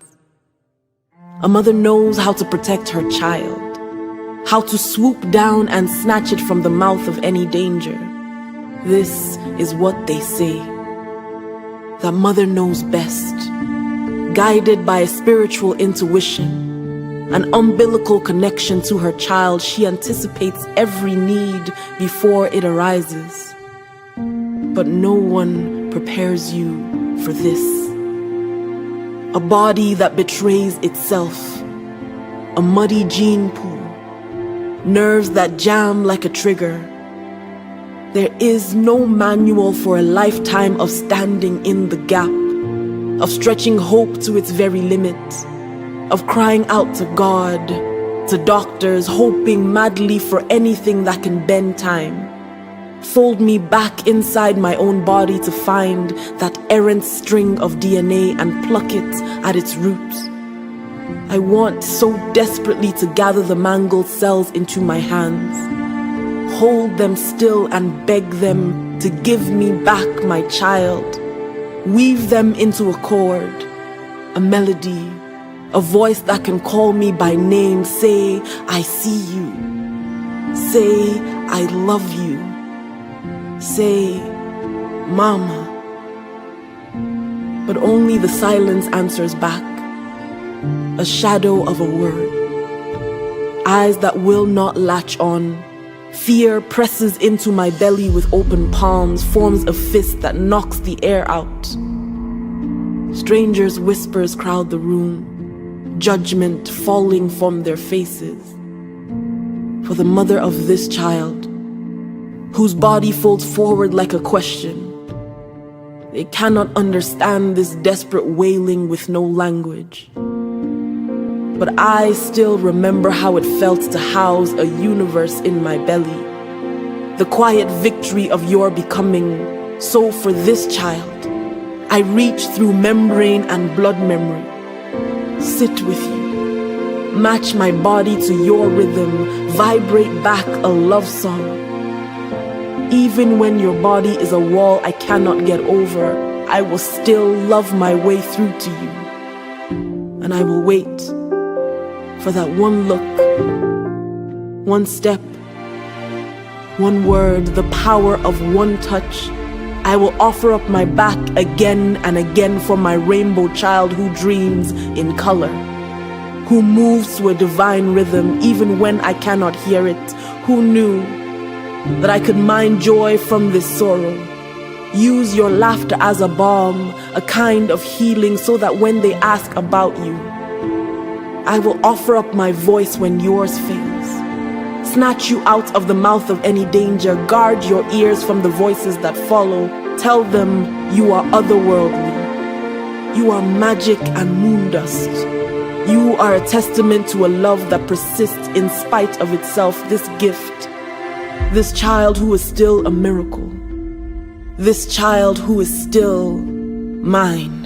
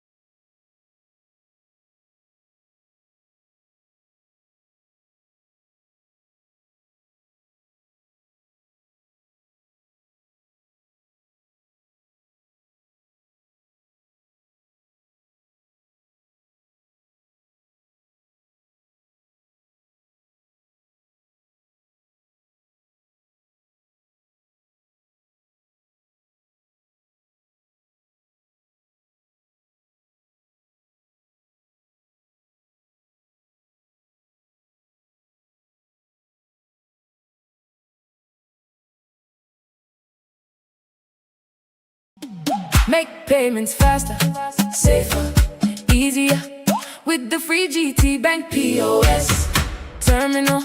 Accept card payments, mobile money too. Across all networks, for me and you. Just tap and pay. Just tap and pay. Instant settlement every day. GTBank POS today.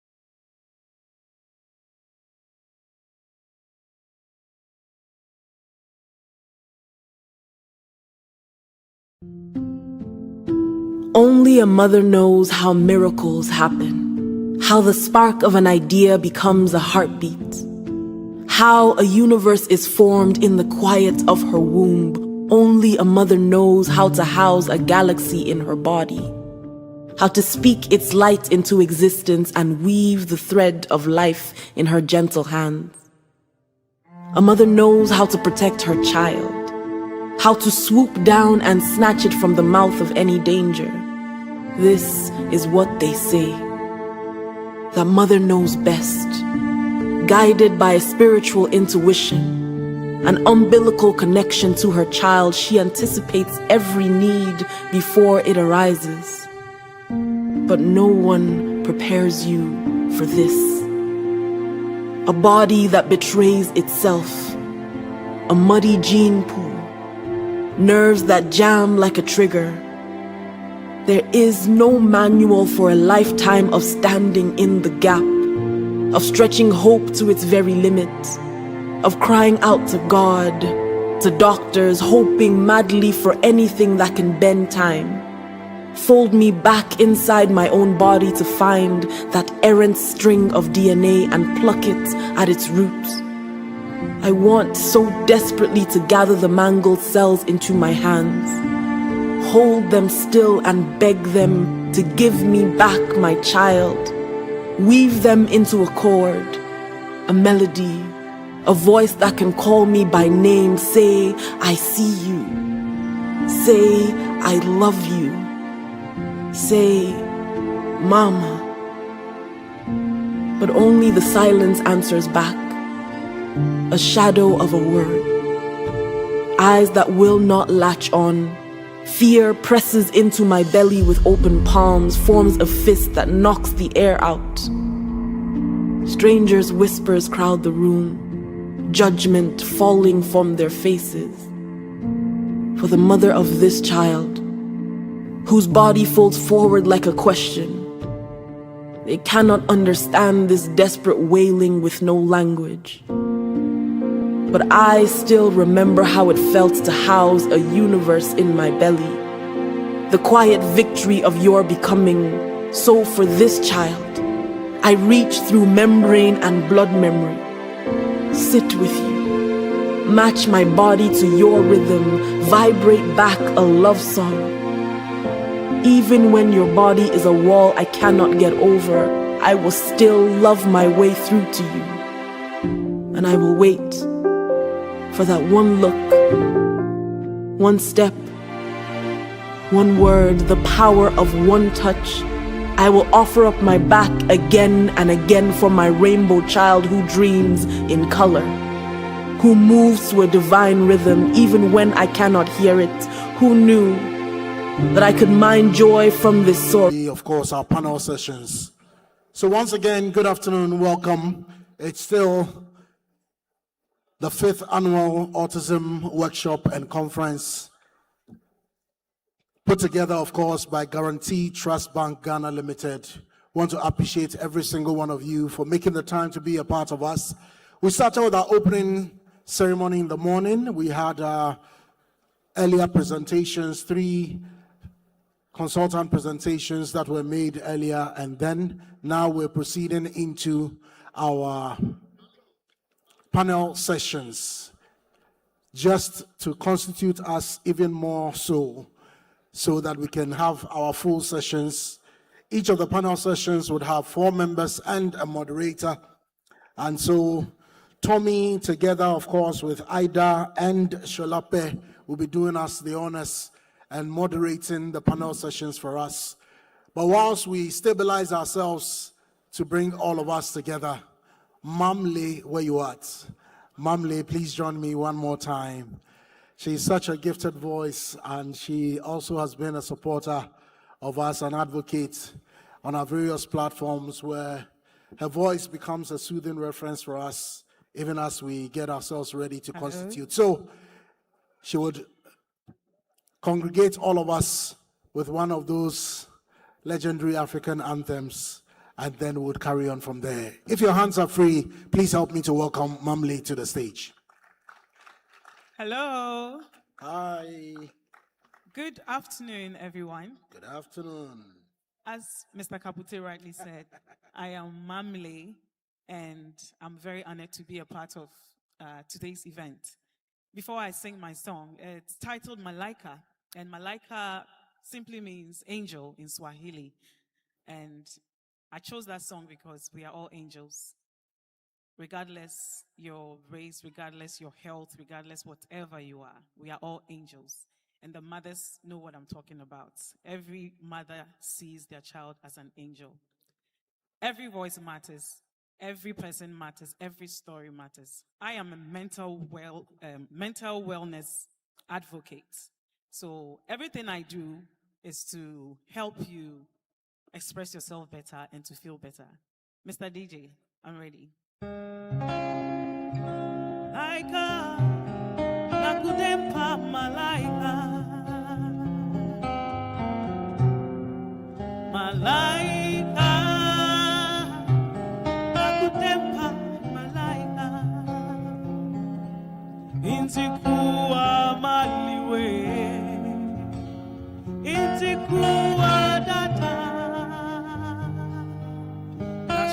Sana mani sinawe, nakudempa malaika. Nashi sana mani sinawe, nakudempa malaika. My angel, oh I love you, my angel. Oh my angel, how I love you, my angel. Intikuwa maliwe, intikuwa data. Nashi sana mani sinawe, nakudempa malaika. Nashi sana mani sinawe, nakudempa malaika. And this next one is for all of us. It's just to say let's stand by each other throughout every stages of our lives. We need each other to do well, regardless who we are, regardless where we are coming from. I'm ready for you.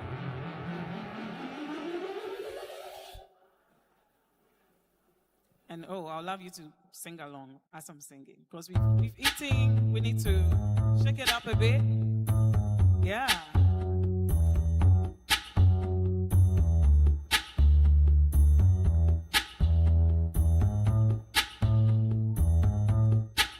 When the night has come and the land is dark and the moon is the only light that we'll see. No, I won't be afraid. No, I won't be afraid. Just as long as you stand by me. So darling, darling, stand by me. Oh, stand by me. Yeah, stand by me. Stand by me, yeah, yeah. If the clouds that we look upon should crumble and fall, and the mountains should crumble to the sea,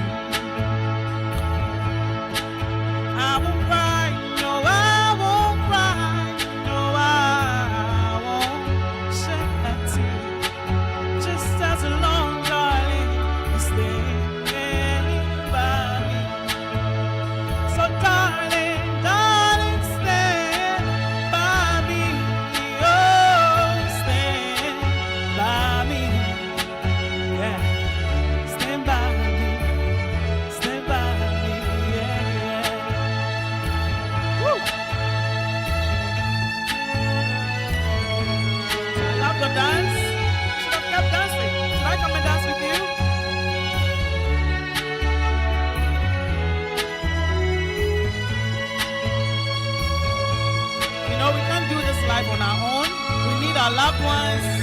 And it goes to say, caregivers, mothers, parents, you guys are amazing. Keep the good work. We love you.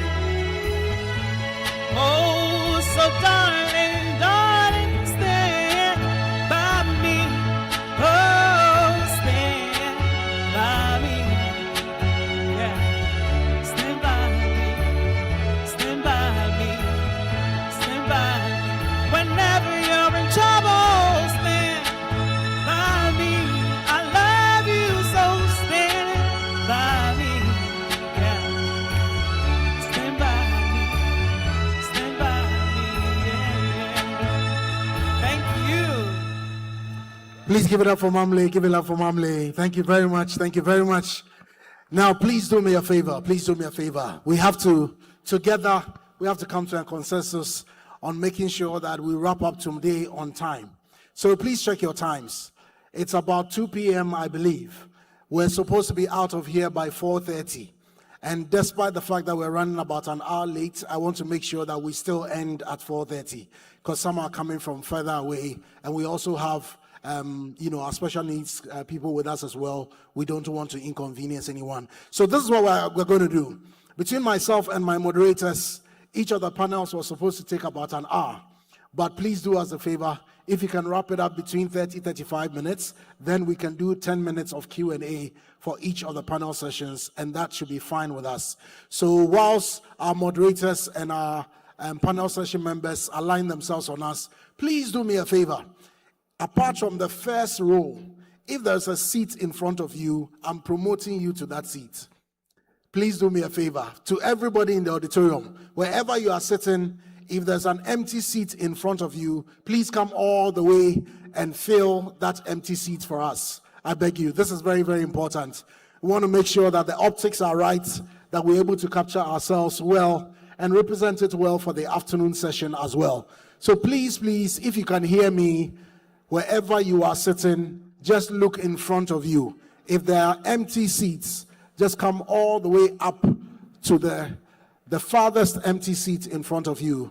Please, on this side, I'm sure you can hear me. Please do me a favor. Fill the seats in front of you. Please fill the seats in front of you. Very, very important. I don't know your names, but I can see the colors of shirt dresses you are wearing. I don't want to mention you. So please, just come forward. Just come forward. Do me a favor. Just come forward. Come forward. As long as there are empty seats in front of you, just move up to those empty seats. It really makes life easier for all of us.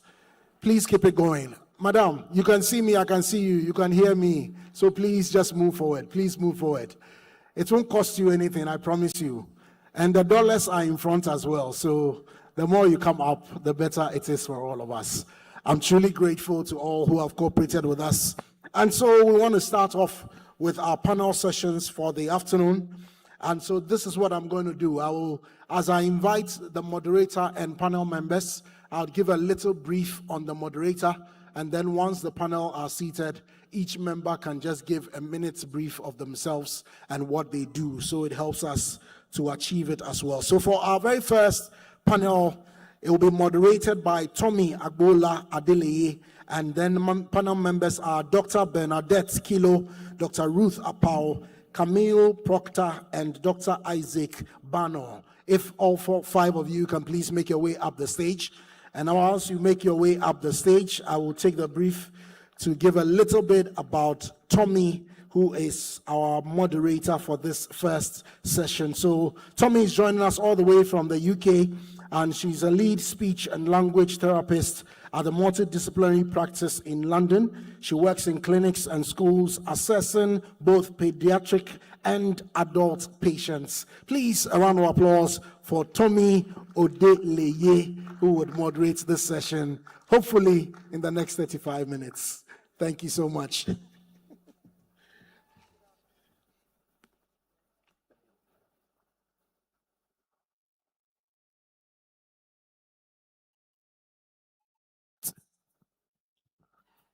Good afternoon, everyone. Okay, so we started the session with Stand By Me, and this section is called Walk With Me, the role of parents, siblings, and extended family in fostering acceptance in the home. So, as our lovely MC said, I'll give each of the panel members a moment to introduce themselves, and then we'll start off with the questions. Good afternoon, Dr. Bernadette Kilo, Autism Spectrum Disorder Clinical Consultant from Atlanta, Georgia. Parent advocate as well.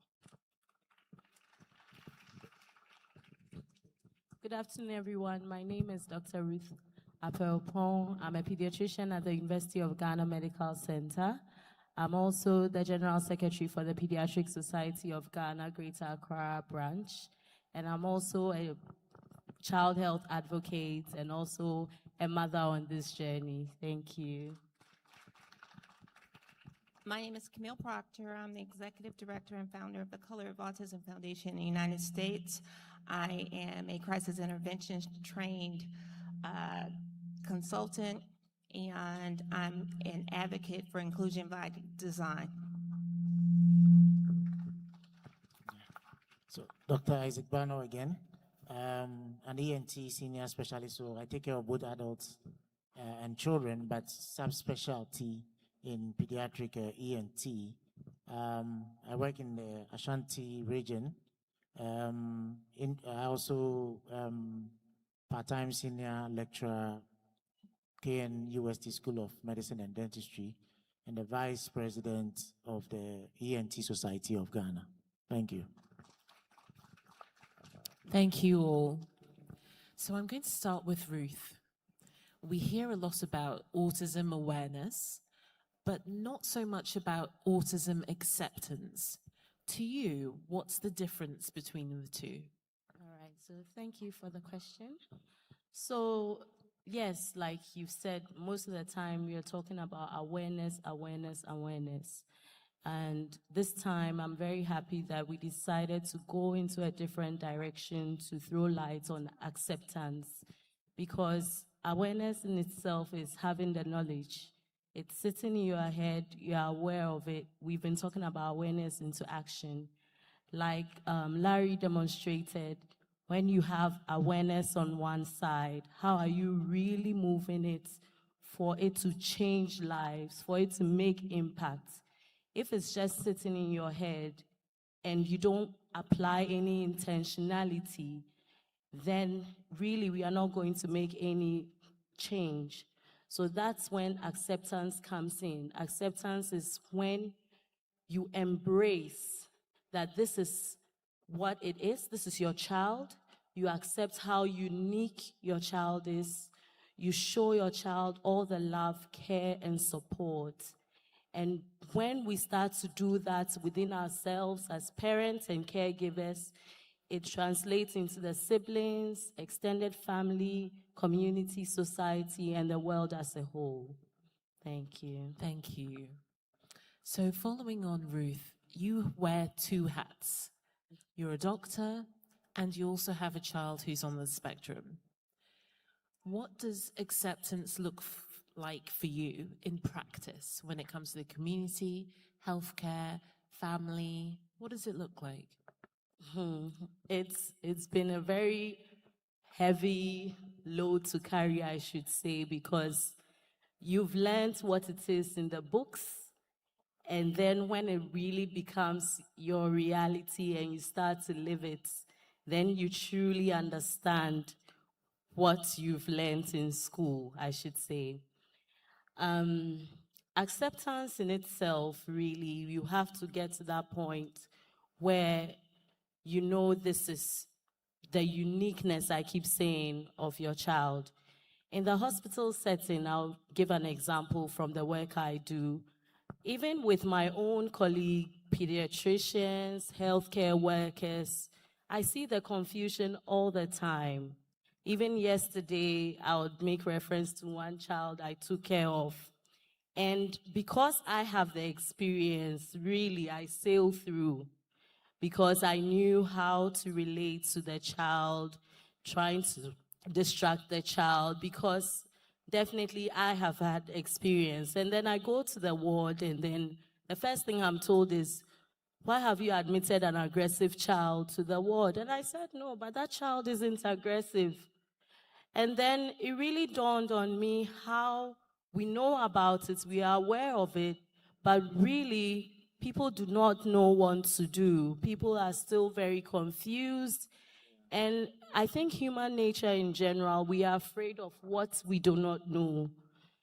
But I think through these type of programs, raising awareness, always talking to people, but now we are going to talk about how society needs to change, how society needs to also embrace, come to terms that, no, we need to put things in place to make sure that every individual, no matter what, will also thrive. Yes. Thank you for that really realistic example of what awareness looks like versus acceptance in the ward. Okay, I might move to you, Bernadette. You're in the same situation. You're a doctor. You have children who are on the spectrum. How do the attitudes and beliefs within a family shape an autistic child's self-esteem, confidence, and sense of belonging? Quite a loaded question, if I may say. But I think I want to answer that question with a personal experience of mine. Autism is a spectrum. A lot of times it is easy for us to see what autism is in an individual when they fit the profile of what the textbook tells us. When you have a child who does not fit what the textbook gives you, then we don't easily, in a subtle way, or I may say unintentionally, do things that would lead to unaccepting that difference in that child. My first son was classic textbook, couldn't miss it at all. My second son is the one that anybody could miss. Why? Because he did not present like what the textbook described. And so even though I knew and I saw things that were different, my parenting style was totally different, which it should be for every child. But what I noticed that I was doing different from the first, the second, and third was that with my second, I placed so much expectations on him because he was vocal and verbal compared to his big brother who was limitedly verbal. And so I will constantly tell him, you can do this, just do it. You know, the impatience was there. And I saw how this child's self-confidence dropped. And then I had concerns about how long he was just taking to grasp social pragmatic communication. And I know all these things, but yet you see how I myself was unintentionally doing things that brought down his confidence. And so we had to use a different technique and say, hey, how about you color how you feel? And he started doing that.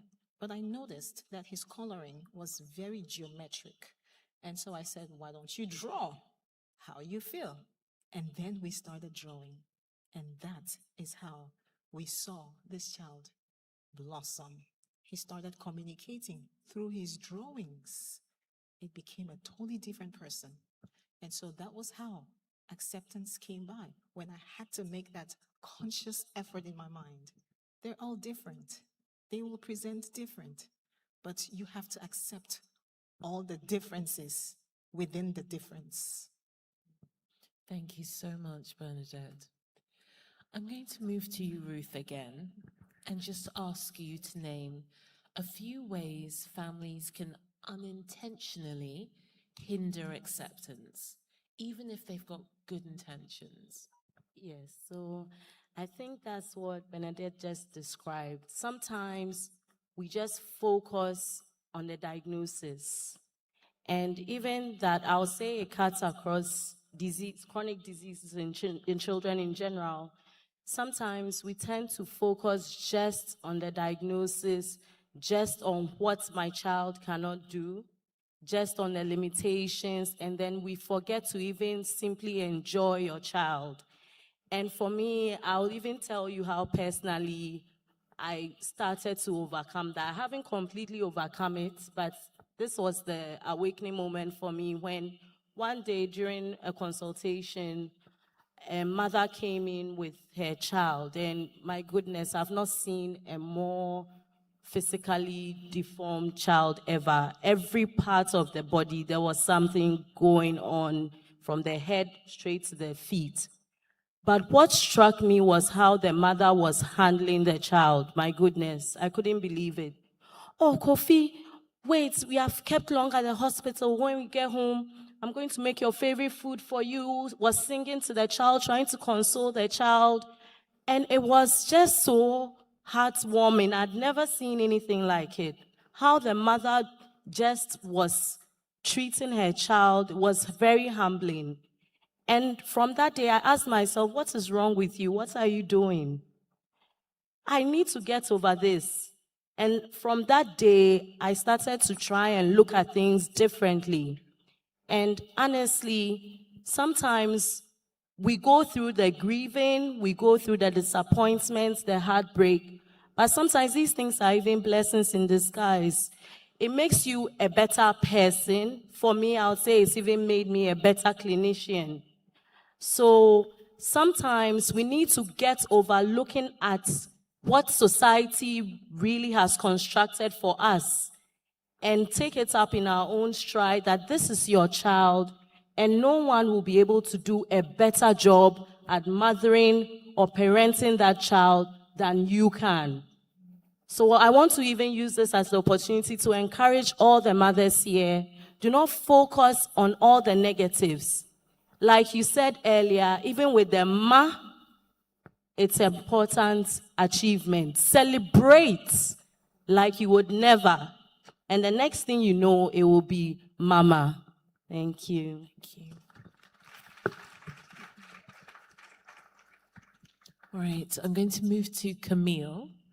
So I know that many people here, I'm sure all of us here, want to be supportive, but some of us don't know how. What are practical ways that friends, neighbors, schools, faith communities, and workplaces can move from being just well-meaning to actually practicing acceptance and being genuinely inclusive? Well, I think it's really important that you all be honest.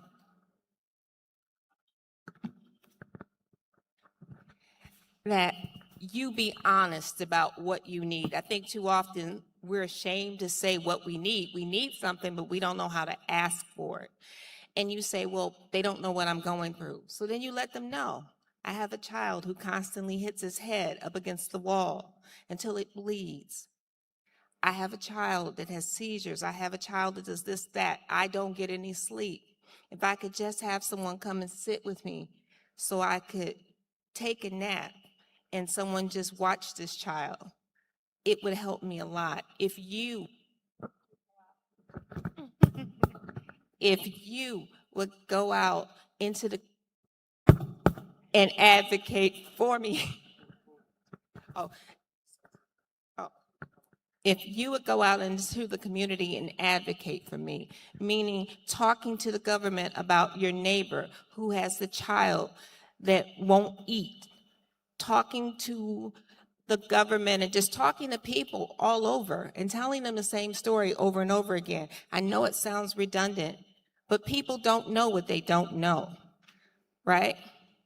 But if you make them aware of what you need, they will advocate for you, because everyone can relate to a child suffering, but people always forget about the person behind the child, the parent. So can I ask Camille to give us some examples? What's something you've asked for help for when it comes to school with your son, Ari? I don't know if it's a good example or not. One of the things I want you all to know is that I'm going to speak in American vernacular and slang. One of the things that I had to ask the school to do with my son is to stop being so nice to him, because they would say things to him and it would just be a suggestion. Would you like to do this, Ari? No, thank you. And it would become just a defiant meltdown. And so what I had to tell them is, you tell him what he's going to do, because autistic people thrive on schedules and also discipline to some degree. And there's a positive way to discipline a child on a spectrum. You just don't let them do whatever they want. And I know this wasn't a question, but I want to tell you, this is where the slang comes in. I'll talk to my son and I'll say to him, because I talk to him like I would talk to his typical sibling. I'll say to him, Ari, I don't want you to go out of this house today and act raggedy. Because if you're going to be raggedy, we're going to have problems. And then we take the oath of not being raggedy, and I end it with, I love you. Before he goes to sleep, I said, you know, how was your day, whatever, I love you. Say it constantly, say it so they know it, say it so they feel it, and say it so that the rest of the world knows that your child is. If you do that, I'm telling you, that's a veil of protection. A loved child has a veil of protection, and that is how you spread the awareness through the community. Thank you. So, Isaac, we're coming to you last. Yeah. We had a lovely presentation, and we heard a lot about hearing and the impact that you have with children on the spectrum who have hearing needs. But your role also covers swallowing and eating. Many autistic children experience sensory sensitivities that affect what, when, and how they eat. How can families balance respecting a child's sensory needs with ensuring that they get adequate nutrition? Yeah, thank you. I mean, this is really a question for the nutritionists, but yeah, I'll try and answer. So initially, as you said, I spoke about the antibiotic use and the effect on the gut. So one way for us to be aware is that we don't have to abuse antibiotics so that they don't develop these gut abnormalities that will lead to bloating, dyspepsia, indigestion, which would then affect the child negatively. And one of the negative effects is that it's going to have an effect on their feeding, because most of them don't even want to eat in the first place. It's like, I told you about this nephew I had. If you don't feed this child for 24 hours, he doesn't care. He can just be there. You get it? He just hasn't got that sense of I'm hungry. So you have to ensure that you don't worsen this by disturbing the gut flora. That is one. And two, the same nephew I'm talking about, this is a boy who needs lots of tolerance and patience when it comes to feeding.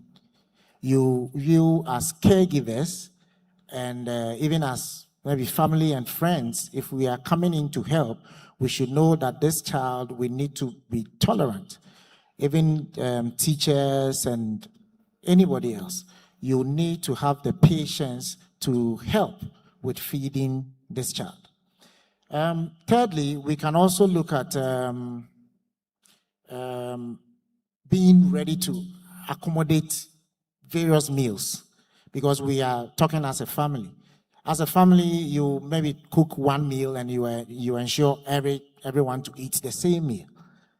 These individuals may not want what you are giving them. So we should have the tolerance to actually know that, well, if he's not taking this, just have the patience to maybe give something that will make them happy or will not enforce their negativities. Not just the type of food, even the volume of food that you are also going to give to this child must also be taken into consideration. Some of them may want to eat piecemeal. So if you learn that your child has to eat, maybe he will just take maybe a spoon or 2 spoons and wants to do something else. But at least at the end of the day, he would have taken the volume that you actually want the child to take. I think you should just know the intake of that individual so that you also know how you can accommodate that with your work schedules and everything. And then I also have this colleague who has an autistic child, and she is also a health worker, so she has the advantage of, he's actually did a lot of research on meals and foods, types of foods and all that, which she realized were worsening the child's condition. And through that research, most of these are undocumented, I must say. But there are these articles you can find online where people share their experiences, as in what they fed their child or when they tweaked the meals or the nutritional needs of the child. It actually helped with the behavior or the attitude of the children. So I would also encourage most of the mothers to also research. Just go online, maybe read some of these articles, and then you tailor it to your child's needs. And some of them, she actually told me that she's seen improvement when she, for instance, took out some particular meals and or added on other meals as well. And lastly, I also encourage that most of the mothers here also maybe join these social groups and all that. Most parents, they will be able to share some of these nutritional needs amongst themselves, and you'll be able to learn from each other to see how well you can actually cater for the nutritional needs of their children. Thank you so much for your comprehensive answer. I'm just going to go to Bernadette. As a developmental pediatrician, posing a similar question, what do you recommend to parents who come to you who are worried that their child isn't eating enough or maybe is avoidant of certain foods? From what I notice a lot of times from experience, both professionally and personally, I start with the sensory sensitivities. That is usually a good place to start. Of course, you want to rule out other medical things such as allergies. You could start with that. But without any allergies, then, and this is with a medical confirmation, not because you have given a child something and you either notice something or don't notice something, get a good medical, okay, confirmation of that. Outside of that, make sure that the child is not having sensory sensitivities. Some children prefer some textures over other textures. You have visual sensory sensitivities as well. I only like orange things, so therefore any food that is green, pink, purple, I don't eat it. You also have texture issues. Tripe could be too chewy and too jelly a texture. In some cases, rice, how you cook the rice could make a difference. If you overcook it and it's mushy, some children like it. You undercook it, some children like it. So understand the different, so that way you're able to properly accommodate their nutritional needs. So OT is what I usually would recommend to those families, which, by the way, occupational therapy is the least sought therapeutic intervention I see in families of African descent back in the diaspora, as well as back home here on the continent. Thank you. And our last question before we turn to the audience, Dr. Isaac, what role can friends, schools, and healthcare professionals play in supporting this journey without judgment?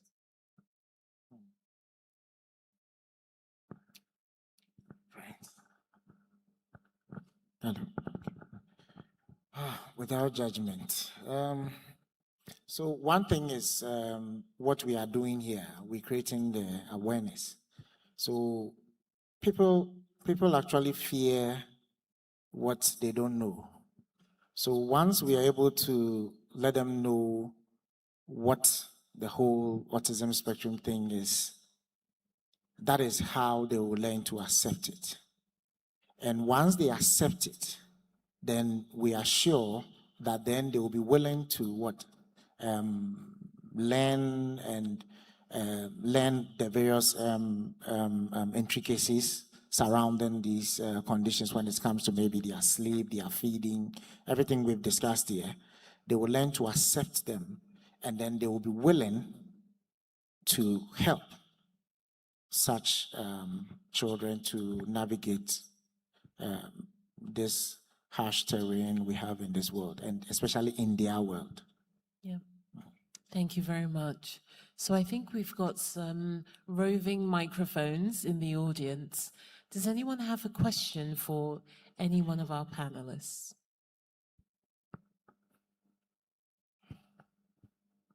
I see a hand. Oh no, someone's stretching. I do see a hand over there. In the back on the left.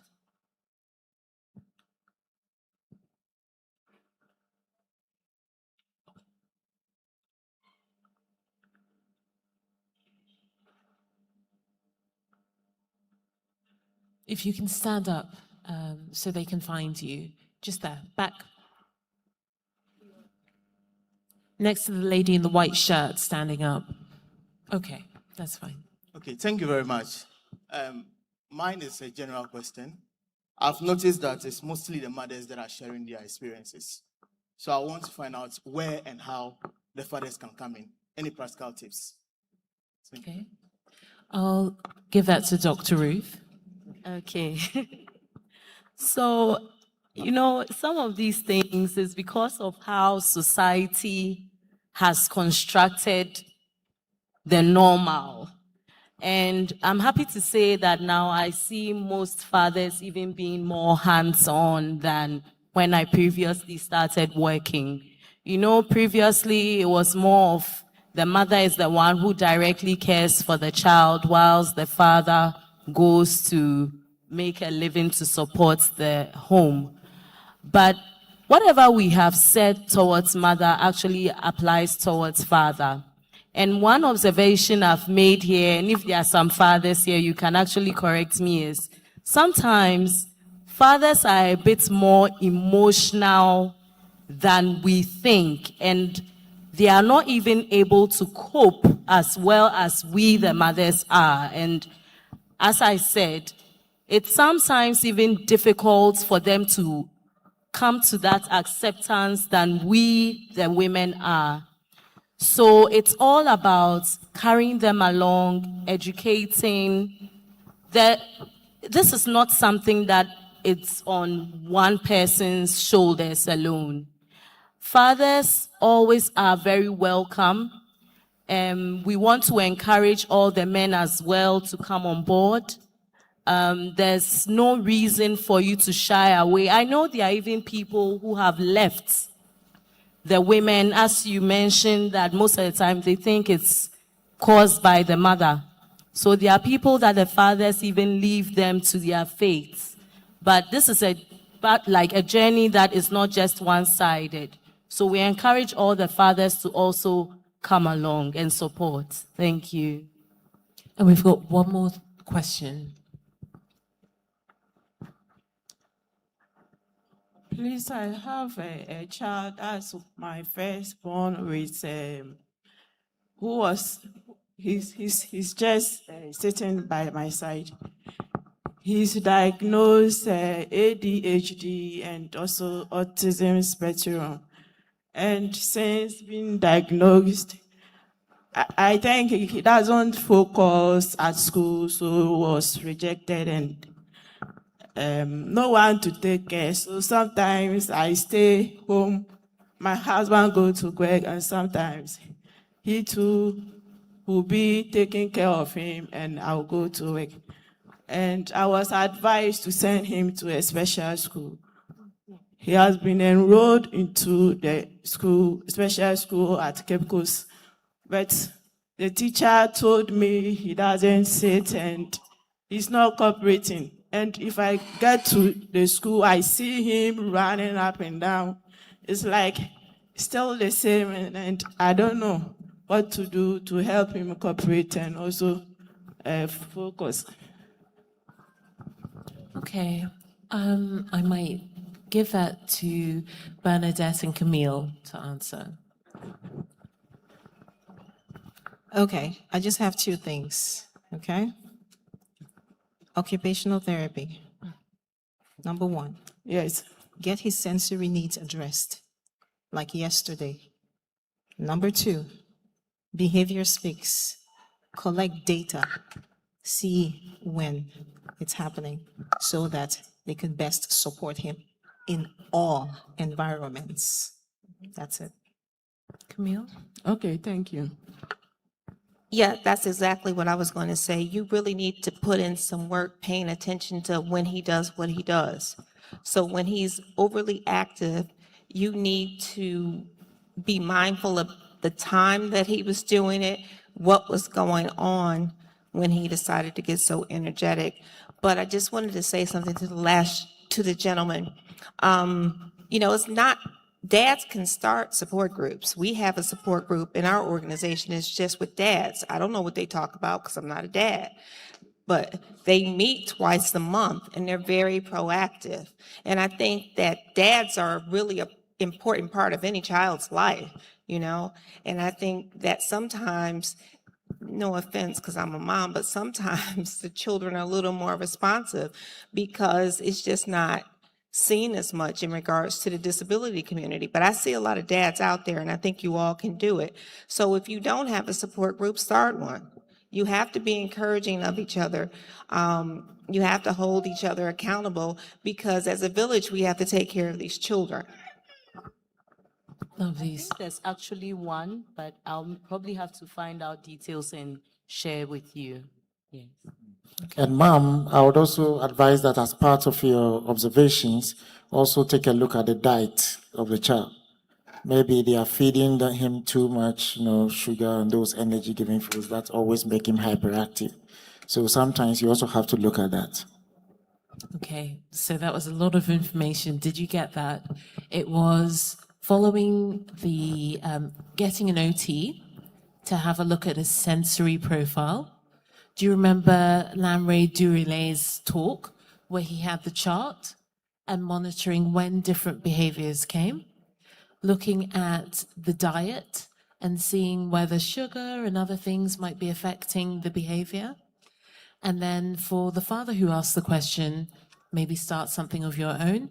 And the fact that Ruth here does know of an organization for fathers. So maybe go and find her after the sessions are over and see whether she's able to find that information.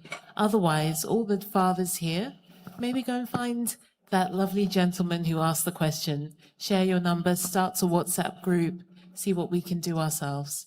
Okay? Thank you. Tommy, if I may just, as you wrap up, to the lady who asked and to all of us, please remember that we have consultations from tomorrow to Saturday. So take advantage of all the specialists that we have with us for the rest of the week so that they could give you some more, curated attention for your wards. I see that there was a hand on this side. Thank you. Okay, actually, I'm a teacher, that is preschool teacher, KG2 to be precise. That's the inclusive to me. I think it helps. Maybe those children that we get, we may take it to be mild, but I see there is improvement. But we don't have, though we do special education, but it's not in depth. So if there should be an avenue where we can be given information frequently so that we can learn more and then help these children. Okay. Thank you. I saw a few more hands in the middle here. Thank you very much for the opportunity. The woman that just spoke, she's coming all the way from Cape Coast. So I encourage her to come around. And we have a lot of mothers in the villages in Central Region, a lot, having children locked up, having children chained. But even having access to come is also a challenge. You board a car with a child. Sometimes people will tend to not to board with you, to even bring them. So these conversations matters and parents are willing. But because of the accessibility and also the resources to even come, learn and even take it. So it's a great step that you have taken. We are so grateful. Yes, she's really happy to be here this afternoon. Thank you very much. Appreciate it. There are a few hands behind you, please. Does somebody have the microphone on the other hand? Thank you, our learned panelists. We are grateful for this opportunity. Just to add up to my sister there, we have a lot of us here who are inclusive class facilitators. Some of the cases are mild, as she said. These two will be looking up for a place maybe to divert our attention for support. But if you could throw a few more light on how to assess them. You know, you in a class that you teach after where you've given an exercise, maybe 5 questions, and a child with autism, a mild one, of course, also has to answer that 5 questions. And the teacher is like, the child is not performing because at the end, maybe the child couldn't answer the question the way you want it. So the case is left, it jumps from class to class. How can you give us some few tips on how to assess them, not as the normal in code class? Then my second one, they say autism is a spectrum. Let's assume I'm a layman here. What is a spectrum? Thank you. Okay. Thank you. We've got 2 questions here. I'm going to ask Bernadette to answer what is a spectrum, and then I'm going to ask Camille to answer the question on how do we assess students and how do we show progress within school. So for the spectrum, that just simply means that the extent to which, so each child, when they get a diagnosis of autism spectrum disorder, there are certain criteria that they meet. Now, when we look at the things in the different domains, are they presenting with those things? The answer is yes, which is why they meet criteria. Now we look at the intensity. The intensity will vary, okay? So you have some children who will have no language, to some children who will have all the language. And then you will have some children who may not tolerate sound, but you have other children who are under-responsive to certain sounds. So you see the spectrum, one extreme to the other extreme. And then you have those who lie in between, somewhere in between that. So everything has a spectrum. Autism remains the only one in the Diagnostic Statistical Manual that has the word spectrum attached to its diagnosis. Thank you. In regards to assessments, first of all, you need to be doing strength-based assessments. The second thing is you need to stop pushing for this facilitator-based, put them in a classroom situation. You need classes specifically for autistic people. You need to be creating that. Let me tell you why. Autistic people process different. They learn differently. And you cannot stick a square inside a circle. It does not work. And you need to do an assessment on the strengths of that individual, and build a curricula specific to them so that they can learn and they can excel. You can't keep saying, this is the same math that I'm giving Kofi, and then you're gonna give it to Adwa. You can't do that because they learn differently. So you have to be mindful of how they learn, and you have to create a curricula that's successful for them. Now, I know this may not be something that you're accustomed to, but in the US, my son, for example, he's that middle autistic person. Sometimes he understands, sometimes he doesn't. He has processing disorder. He has a lot of stuff. So he's been in an autism class his whole entire school career. There's never been more than 6 or 7 people in his class, because the less distractions, the easier it is for that individual to learn, depending. Now, it depends on where they fall in the spectrum, because if you have a child that isn't like my son, who's what we call a level 1, and I don't want to get into the spectrum of it all, just like I said, do a strength-based assessment, understand what they can do, and that way it better positions you to do the things that they don't do as well.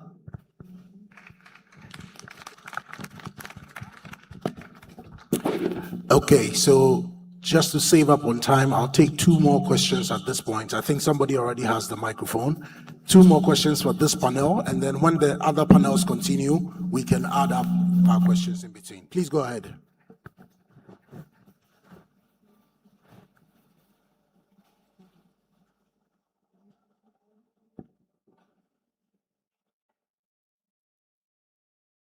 Hello? Yes. Okay, so mine is an encouragement to all the mothers here, especially those in the panelists. When we started before the lunch, I was sitting with a mother, and I saw how consistently she was guiding her son. At a point, they went out, and then the boy started doing his behaviors, and she kept on being with the boy and then making sure the boy was cooperating and coordinating. Again, I want to add to the teacher who asked. I'm a teacher as well. So to add to what Camilla said, you have to organize the assessment according to their strength. In other words, creating accommodation for them. It is called accommodation because you have to accommodate what the child can do. If the questions are 5 and the child is able to do, this special kid is able to do 1, it's an achievement. And you have to celebrate it when they are able to do just 1. It's not about the assessment, but how they, being special, are able to output their answers and their solutions. Thank you so much. Again, to GT for organizing this. I have not missed any, but last year, it has been very good for me and for mothers I have spoken to and I've recommended to come. Thank you so much. Thank you. Maybe the lady in the blue? Somebody already has a microphone? Okay. Okay, I think what the lady is talking about is task analysis. The children, even they are on the spectrum, they also exhibit different characteristics. So in our setting in Ghana, the public schools, we are practicing the inclusive system. So in this case, the teacher is in a hurry to satisfy 45, 50, 60 children in one class. So it's really difficult and challenging to maybe prepare even an IEP. So the special educators are around to do that. But to the extent that the support is not quite encouraging. So I just want to know to what extent can maybe support groups can come in to also add to what it's already existing. Thank you. Thank you very much. So your question was asking if you have an IEP, which is an individualized educational plan. So instead of the national curriculum that expects a 7-year-old to be doing certain things, you look at the strengths of the child, you look at their difficulties, and you set reasonable targets each year.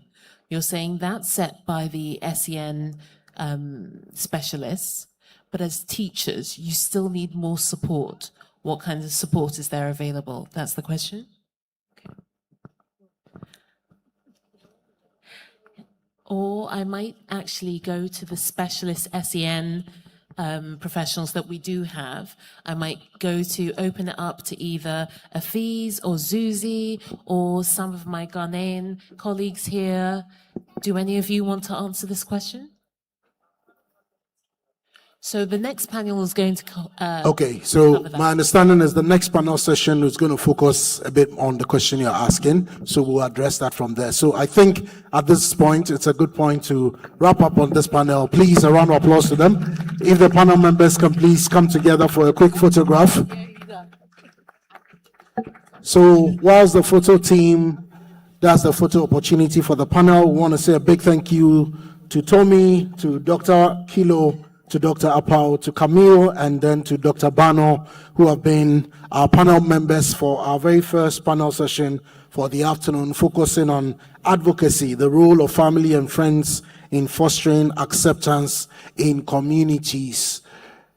Can we give one more time a round of applause to them, please? And so that leads us into our second panel session, another 30 minutes of conversation, and then we'll do 10 minutes of Q&A thereafter. Our second panel session is on the topic, On to the Next Level, practical ways to build capacity and develop talent in students. And we're blessed to have Ida Alute Brown as our moderator for this session, and the panel members will be Madame Helena Mensah, Dr. Emmanuel Achampong, Afiz Abdul Razak, and Professor Mushrat Bello. Please join us respectfully on stage. And as they join us on stage, I'll take the opportunity to just give a brief introduction of Ida, who will lead the conversation with this particular panel group. And so Ida Alute Brown is a special education needs specialist, and she's a member of the British Psychology Society and the Ghana Psychology Council. Ida is deeply passionate about creating environments where every learner feels valued and understood. Please, a round of applause as we hand over to Ida for the conversation. Thank you, Kabuti. Okay, so I know this is the one that lots of you are waiting for, true or false? Show by hand if you've been waiting for the education panel. Kind of looks like we have a lot to do, right? But it also tells us that you are happy to support our learners, especially those who are on the spectrum. So we appreciate the fact that you're here, and we appreciate the fact that you're eager to listen to us. Unfortunately, we do not have much time, but we do have a lot. On this panel, I see educators and academicians and a psychiatrist also. So it's a blend. Fortunately, each one of them is in academia, so then they get to share with us, help us understand things. And since we have our people who train our educators, I'm going to go straight to Dr. Champon, because he is the head of department for the special education at University of Ghana, University of Education, Winneba, where they get to train our educators. So, Doc, since you are here and since lots of people want to know, how do you think that our educators can create an inclusive learning environment that is focused on our kids who are on the spectrum, those who have autism? What are some of the things they can do to help them get to feel that the kids get to feel accepted, they get to feel confident, and they are able to feel a form of motivation to develop their own talents? What do you think our educators should do to foster such an inclusive environment? Thank you, Ida. To me, as you have said, just picking up from those who just left us, we say that autism is a spectrum. And so if it's a spectrum, what it means is that autism is not different from any other conditions. If you come to hearing impairment, for instance, we see the same thing. Somebody is hearing impaired. We think that there's the last category, which is deaf. But if you go into it, we see that those who are mild, moderate, severe, and profound. In the same light, if you get an autistic child, you only have to study that child and be able to know the needs and preferences of that child. You need to examine the child, and then you can know the strength of that child. Because in order to manage that child, you need to plan an individualized instruction for the child. And so basically, the first thing you have to do as a learner is that you have to know how to prepare an IEP. And the IEP will indicate that you need to study that child, understand that child in your class. The expectation should be different because no two children are different, are the same. And so we don't get an autistic child in the class as a teacher and you expect that they will perform the same thing. You want to teach them the same thing. That will not work. But there are approaches and strategies, teaching strategies that you can employ, and that can help you to inclusively identify the need of that child. Let me give you an example. You are in a class. I'm a mathematician, so I'm saying that you want a child to solve a problem. 2 + 3 is equal to 5. And for an autistic child, there are other interventions that you need to put. For a child to be able to count 1 and 2, that is even an advantage. So you need to praise that child, you need to motivate that child. For a child to count 2, 3 is another thing. For a child to group it together is another task. For the child to be able to put it together to count 1, 2, 3, 5 is another task. So at every point, if you're a good teacher, no matter the little that a child is able to do, you should be able to reward that child achievement and able to help the child progress.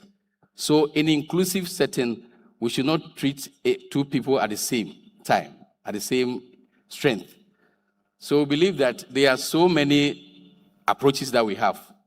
As for me as an academician, I would say that we should employ multisensory approach. The multisensory approach that sometimes some of the children, if you look at their needs, others will be, you can employ a sensory methods for them. Others should be oral means. Others should be, other differences in our approaches.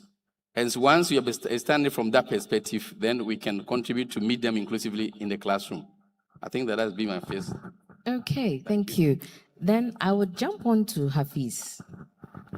Hafiz, you're also an educator. What practical strategies do you think or have you personally used that has been very good for our kids who have autism? Thank you very much. So my first time in Ghana, I was seated where Dr. Kilo was sitting. In less than 5 minutes, Madam Ida tapped me at the back and asked me, "Are you an educator?" I said, "Yes." She said, "I can see that." And that was the foundation for our relationship as special educator. In the UK, what is commonly used is called the EYFS framework. If you come to America, high school curriculum is common, Head Start is common, creative curriculum is common, Montessori is common. In Ghana, we use the standard-based curriculum. As an educator, in my perspective, one of the unique ways to helping children in the classroom is to understand 2 major things. Number 1, what pedagogical approach are you using? Number 2, what theory backs up the pedagogical approach you are using? With that, you will be able to eliminate remarkable level of stress. Let me tell you why. The theoretical foundation for the curriculum we use in Ghana, play-based, thematic integrated approach, child-centered approach, and a few others in Ghana when it comes to kindergarten, among others. So if, for example, there are schools that are using Montessori pedagogy, the question is, how does Montessori approach support children with special needs? What is unfortunate for us in West Africa is that we often do not identify with pedagogical approaches. We just use things. We will say it's play-based, it's child-centered. So to come to what is commonly used, play-based. The play-based approach you are using, how does it accommodate children who have special conditions? To round off, because of time, one thing you need to understand is that at this point, we have people who are not trained special educator in the classroom, but need to care for children who have special needs. So what you are going to do is basically understand the interest of the child. That's number 1. Number 2, when you're also talking about inclusive education, I was just discussing with Dr. Larry, there are 2 perspectives to it for all educators. You're talking about having children who are typically developing in the same class with children who are not typically developing. That is one aspect of inclusive education in the school setting. The second aspect is also having children who have multiple disabilities. For example, a child with cerebral palsy, Down syndrome, autism spectrum disorder, being in another environment. That is also a form of inclusive education. So what I want to drive at is that, please, as teachers, we can have a conversation after this. Clearly understand what pedagogical approach is guiding your approach to teaching these children. It is on that premise you will be able to support them. If a child has a social condition, for example, has severe social impairment, now the theory of Erik Erikson could work. If a child is more of Anson, the theory of Maria Montessori could work. If a child is more organized, high school curriculum could work. If a child is fixated on a particular thing, the project approach could work. So as teachers, we need to ask ourselves, what pedagogical approach am I using and what theory backs up that? And I tell you, the problem is half solved. Thank you. Thank you, Hafiz. So, my fellow educators, we've gotten a tip, right? Let's find out what specifically would suit our kids, and then we make sure we adjust our things. But then there are times where we also get to say that I have several kids in the class. I need to attend to all of them. And GES is also asking me to write my report, do this, do that, lesson plan, a whole lot. So since we have Madam Helena here, and I can hear some people mumbling in there. Madam Helena, can you help us understand how GES is preparing our learners, especially those who are on the spectrum, to be able to transition from a lower level to a higher level? And at least in the end, the goal is for them to be able to fit or to be able to align whatever thing they have with the workspaces. How does GES help our kids get to that? Thank you, Aida. GES, after policy, we are to. So, in implementing the policy, we ensure that all our learners access quality education in both special and mainstream schools. And as they go there, they need to stay, progress, and transition out peacefully. So we, as Special Education Division, we ensure that we put in place so many measures so that at least our learners will stay. And so for us to know the exact support that our learner will need, screening becomes our key role to play. And so we screen our learners at the lower level. We screen them to know their health status, disability status. Those that will need referral for further diagnosis are done. They go for further assessment and come with recommendation for teachers to apply in their classrooms. And so GS ensures that the learner's status is taken care of. And with that, we'll be able to place them appropriately. Those who come with disability status, we are able to place them there. And we know some of them too, they will have the problem alongside their education. And for those ones to in-school screening is conducted for them. And this will rely mostly on our resource teachers, special needs coordinators at the district and the region. They do that for us. And the screening proper. We are fortunate to say it here on record that ministry has taken hold of this.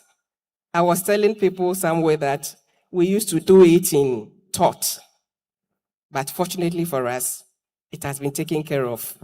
World Bank is supporting us to do it in the whole nation. And we've started with national training. We've gone to the district. We are here to do the screening proper, which we are on the preparation doing that. But we are still on it.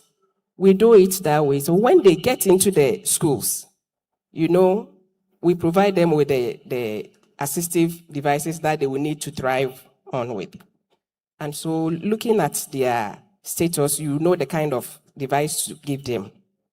And so they are there working, but we also look at their learning background. you know, we have grammar pathway, vocational pathway. And so those who do well in grammar, we allow them to take that pathway. Those whose interests are in vocational pathway, we help them to do that. So we have vocational skills training for some of our learners whose interests are in that direction. They do it. And fortunately, we have even TVET also championing the vocational aspect of it. So this is how GES, and GES has also introduced ICT, technical training and other things for all those whose interests are there. And that is how we are doing it. So this is what I can say for now. Okay, I am going to hold on to my follow-up question because I know others would ask it for me, so I won't say it for now. So in person, Prof, I'm on you now. So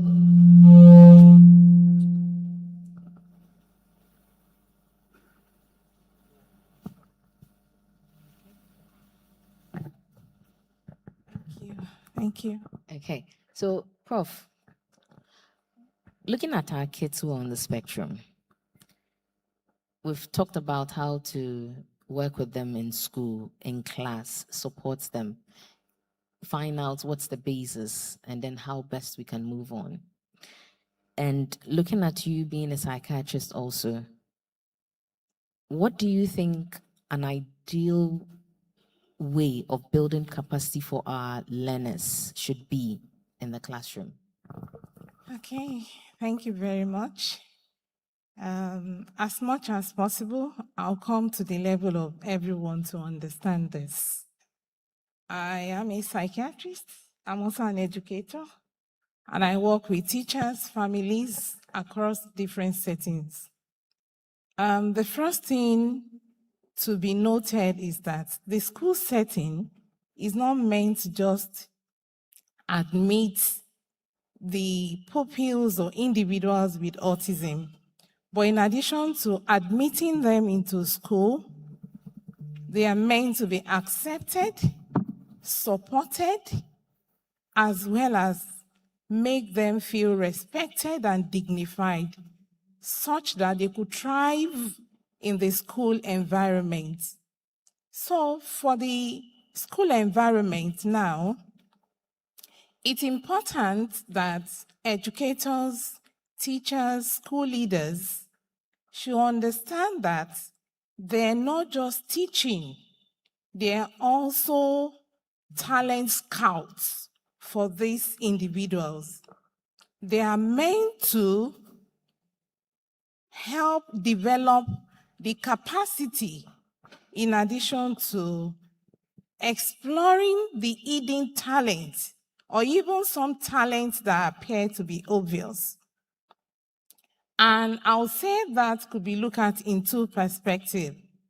For a teacher, the aspect of developing the skills simply means that we are providing the foundation for them to work independently as well as maximize their potentials. So what are some of the things that teachers could do to make sure that this environment is inclusive for the development of these skills?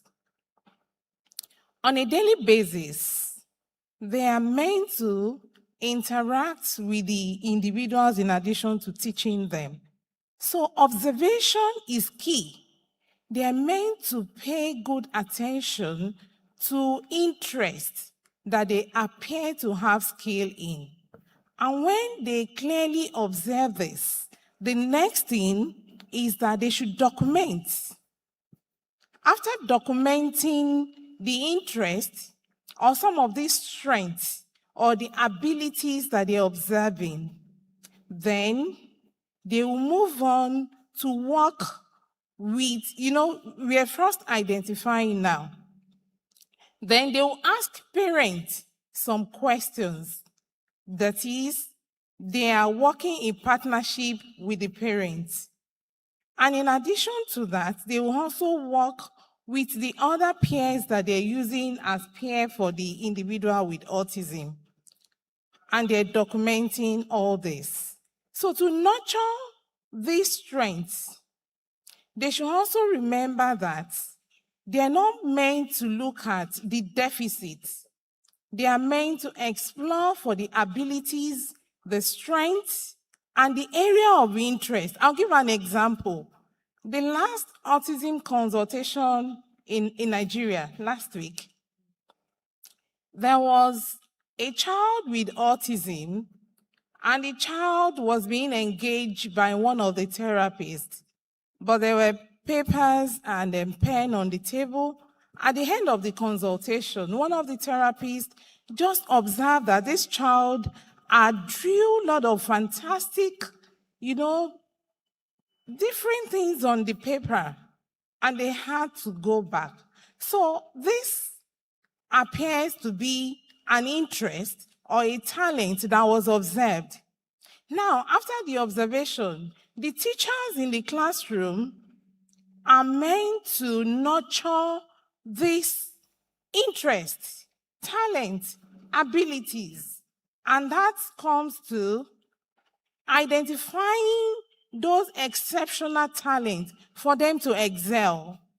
Because if not looked out for, it will be difficult to say you want to nurture it. And part of doing that would then be, okay, we've identified, we've documented.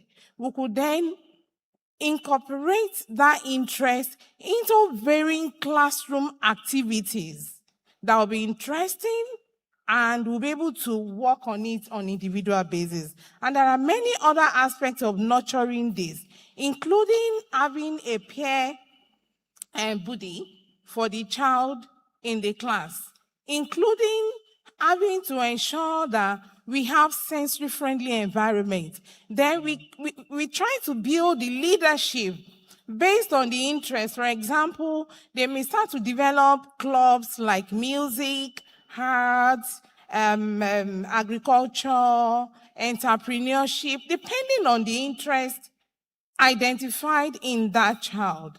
And with that, again, they also need to work and collaborate with other multidisciplinary individuals in the school system, because we are talking about inclusion, including those that are on the aspect of occupational therapy. And they must look at all the documentation, because they will identify different aspects of the skill. And the parents are not left out in nurturing this. The other aspects of connecting to the community, as well as giving them projects that are based on their interest. For example, when they are going on holiday, maybe midterm or main holiday, there may be practical projects that will be based on their interest, and it will be in collaboration, maybe with their parents or their siblings, and they will have come down to the area of interest and many other things that could be worked on together. Thank you. Exactly. So just as she's mentioned, one word cuts across from every speaker: observation. Without it, there's nothing that we can do. If we do not take the time to observe our learners in the classroom, we wouldn't have an idea of who they are, what their interests are, how can we support them. So my fellow educators, please, observation is key. Hafiz, would you like to add something? Thank you. So, to our dear teachers, I will just corroborate the point of our distinguished professor. For the first question is, can the capacity of the person on the spectrum be explored? Yes. There is a guy, is an example of what we call a savant. There is something we call savant skill among people on the spectrum. It is estimated that around 10% of people who are on the spectrum across the world are savants. What does savant means? It means exceptional ability in individuals who are on the spectrum with calendar, with dates, with art, among others. So you can call a boy out and say, I was born on the 20th of January, 1521. What day was that? He will tell you it's on a Thursday, and it will be correct. That is an example of a savant. So bear in mind, yes, we can build the capacity of somebody on the spectrum. But how? You teachers, I have 2 answers for you. Please write it down. Read about the theory of multiple intelligences, number 1. Then read about the theory of quality of life. The theory of multiple intelligences is helping teachers to understand the distinction that exists among everybody. In simple terms, Madam Ita is very playful. That is why she knew I was very playful too, right? So a child might not be the best in terms of vocalization, but there were 8 approaches that were mentioned. Number 1 is art intelligence, bodily kinesthetic intelligence, music intelligence, interpersonal intelligence, intrapersonal intelligence, naturalistic intelligence. Like Prof said, music intelligence. A child would always have something that appeals to him.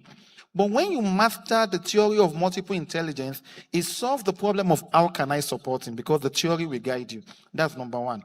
Then, going back to the question of supporting their well-being, is a component in the theory of quality of life, which is under material well-being. Parents, we want to support your children to be independent in the future. So there comes a guy whose art intelligence was explored. His name is Will Share Something. His video is available.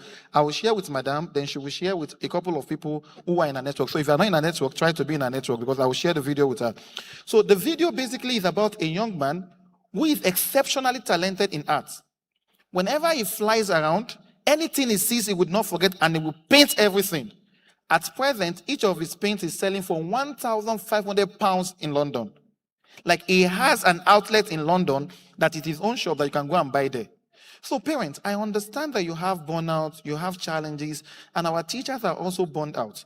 But it has to be a kind of a balanced support system. So if you want to support your capacity, parents, read about theory of multiple intelligences, which Prof explained. Then also teachers, read about the quality of life. With that, you can have a framework that can support you, help you, or an exploratory strategy to be able to support the student, because it's going to tell you distinct approaches or distinct interests or in area of intelligence that you can explore. Thank you. Okay, so in building up on that framework, when we go to school, as educators, we tend to teach. We tend to help our kids get to understand things. And one way of helping us get to know whether our learners have understood or not is through examination, right? Now, in examining our kids, Madam Helena, you are nodding. You know I'm coming to you.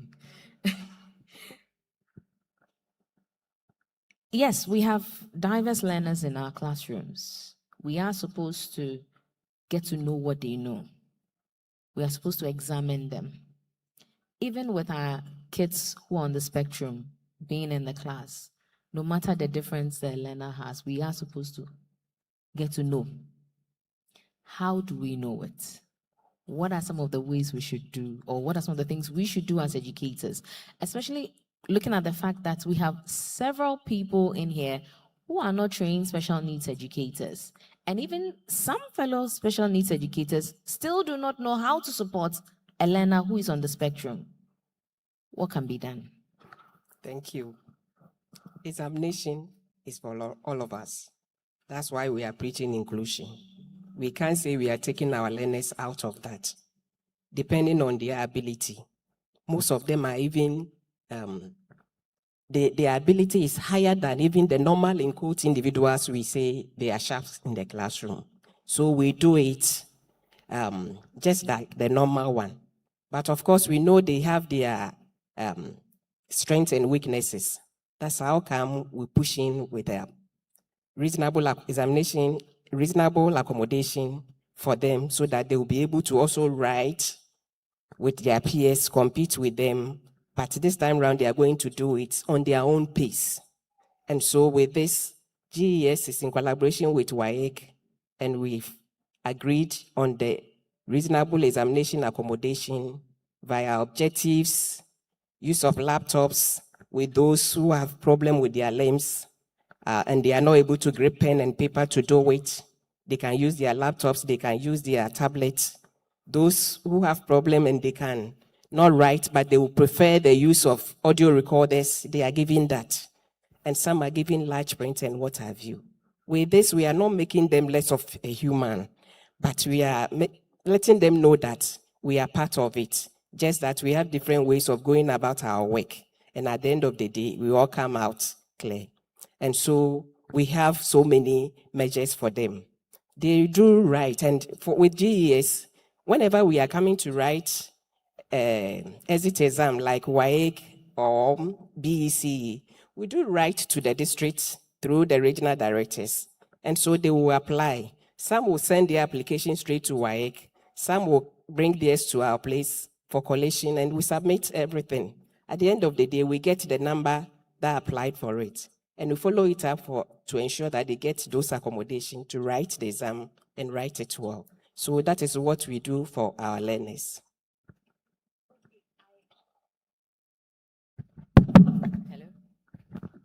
Hello? Okay. Thanks, Hafiz. So I am going to take you back a bit because it looks like there are several educators who have no idea of what access arrangements are in Ghana. I've had a personal experience last year. I should say that I am grateful to Madam Roslyn. She was the one who helped me when I got stuck at a point. Although I know there are accommodations, I know GES gives, but I also know that some educators here have no idea of what forms of accommodation and even can it be used in the classroom for our kids?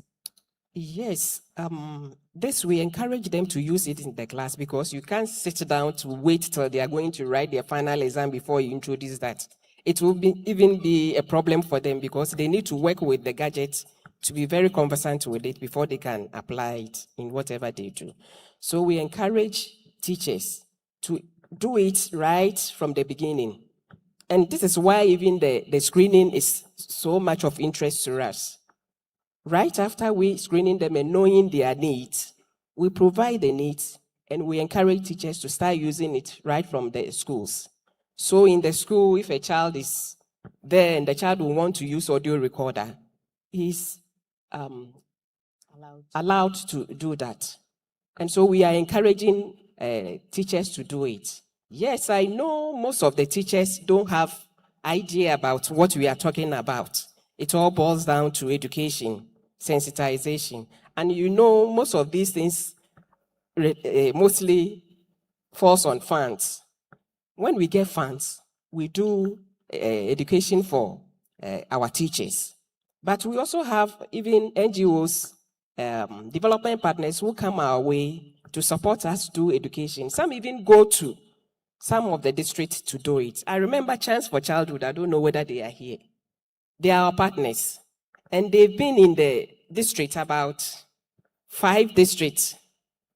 I don't know, but I will recall and say it. Some of the districts to train them on inclusive practices and how to manage our learners.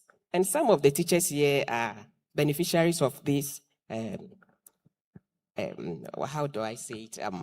Beneficiaries of these programs. They are enjoying it. Recently, we selected districts, I think Lankwantanan, Madina, Ablekuma West. We picked some of the schools with unit schools within the mainstream schools.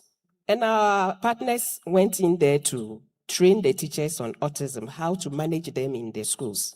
So we are doing it in bits. But I'm happy to say it here that with the release of this 100 million Get Fund funds that the minister is talking about, we are planning to start education on inclusive practices and how to manage our learners in school, of course, which the autistic learners are part. So they should exercise patience, it will get to their turn. Regardless of that, we have our resource teachers, district SPED coordinators, regional coordinators. They do meet them during their PTA, PLC sessions, and they educate some of them on that. It's unfortunate some have not been able to get most of the information, but in no time they will enjoy it. Thank you. Thank you too. So to my fellow educators, please, access arrangement accommodations are available for our kids. They are available for every learner who is neurodivergent. If you do not know, ask about it. Put pressure on the heads of your schools. Let them seek out your SPED coordinators. If they also do not know, tell them to also go and ask, because there is support available for our learners. Before Kabute comes in, let me just quickly ask Dr. Champon. So with all that we have done and we have said over here, as every educator who lives here, and as they become advocates of whatever they've heard from here, what is one thing that you would like to let them know and take away to support their learners? Okay, thank you. I think one thing that I want them to know is that we've said that they are like, just like the examination, there are different ways in which these students learn. And because of that, a teacher should not sit down to maybe get to the end of WAEC or something before you say that I want to use this modality for the child. But the whole thing borders on support. To understand learners from this spectrum, some of them are visual learners. So you ask yourself that if you do a proper assessment, in what way can I help support such a child? Others will also use some kinesthetic means, others by touch, others in your lesson, if you prepare a lesson, if you know their categories, whilst you are using verbal for others, others have to watch videos and others to support them. But that's where the problem comes. The classroom teacher does not have what it takes in terms of some of these things. I will believe that if GTBank is coming in, this opportunity for them to consciously make effort to get a fund or research grant where we can get some schools or some district to start where they can procure some of the tools that can support these learners. Because we go overseas, there are a lot of assistive devices that we can use to support children with autism. And once they get that support, they're able to thrive well in our schools. But our teachers are sometimes adamant, are not willing to do that because of the fact that some of them don't have what it takes. All that they don't have is just the low-tech devices that they have.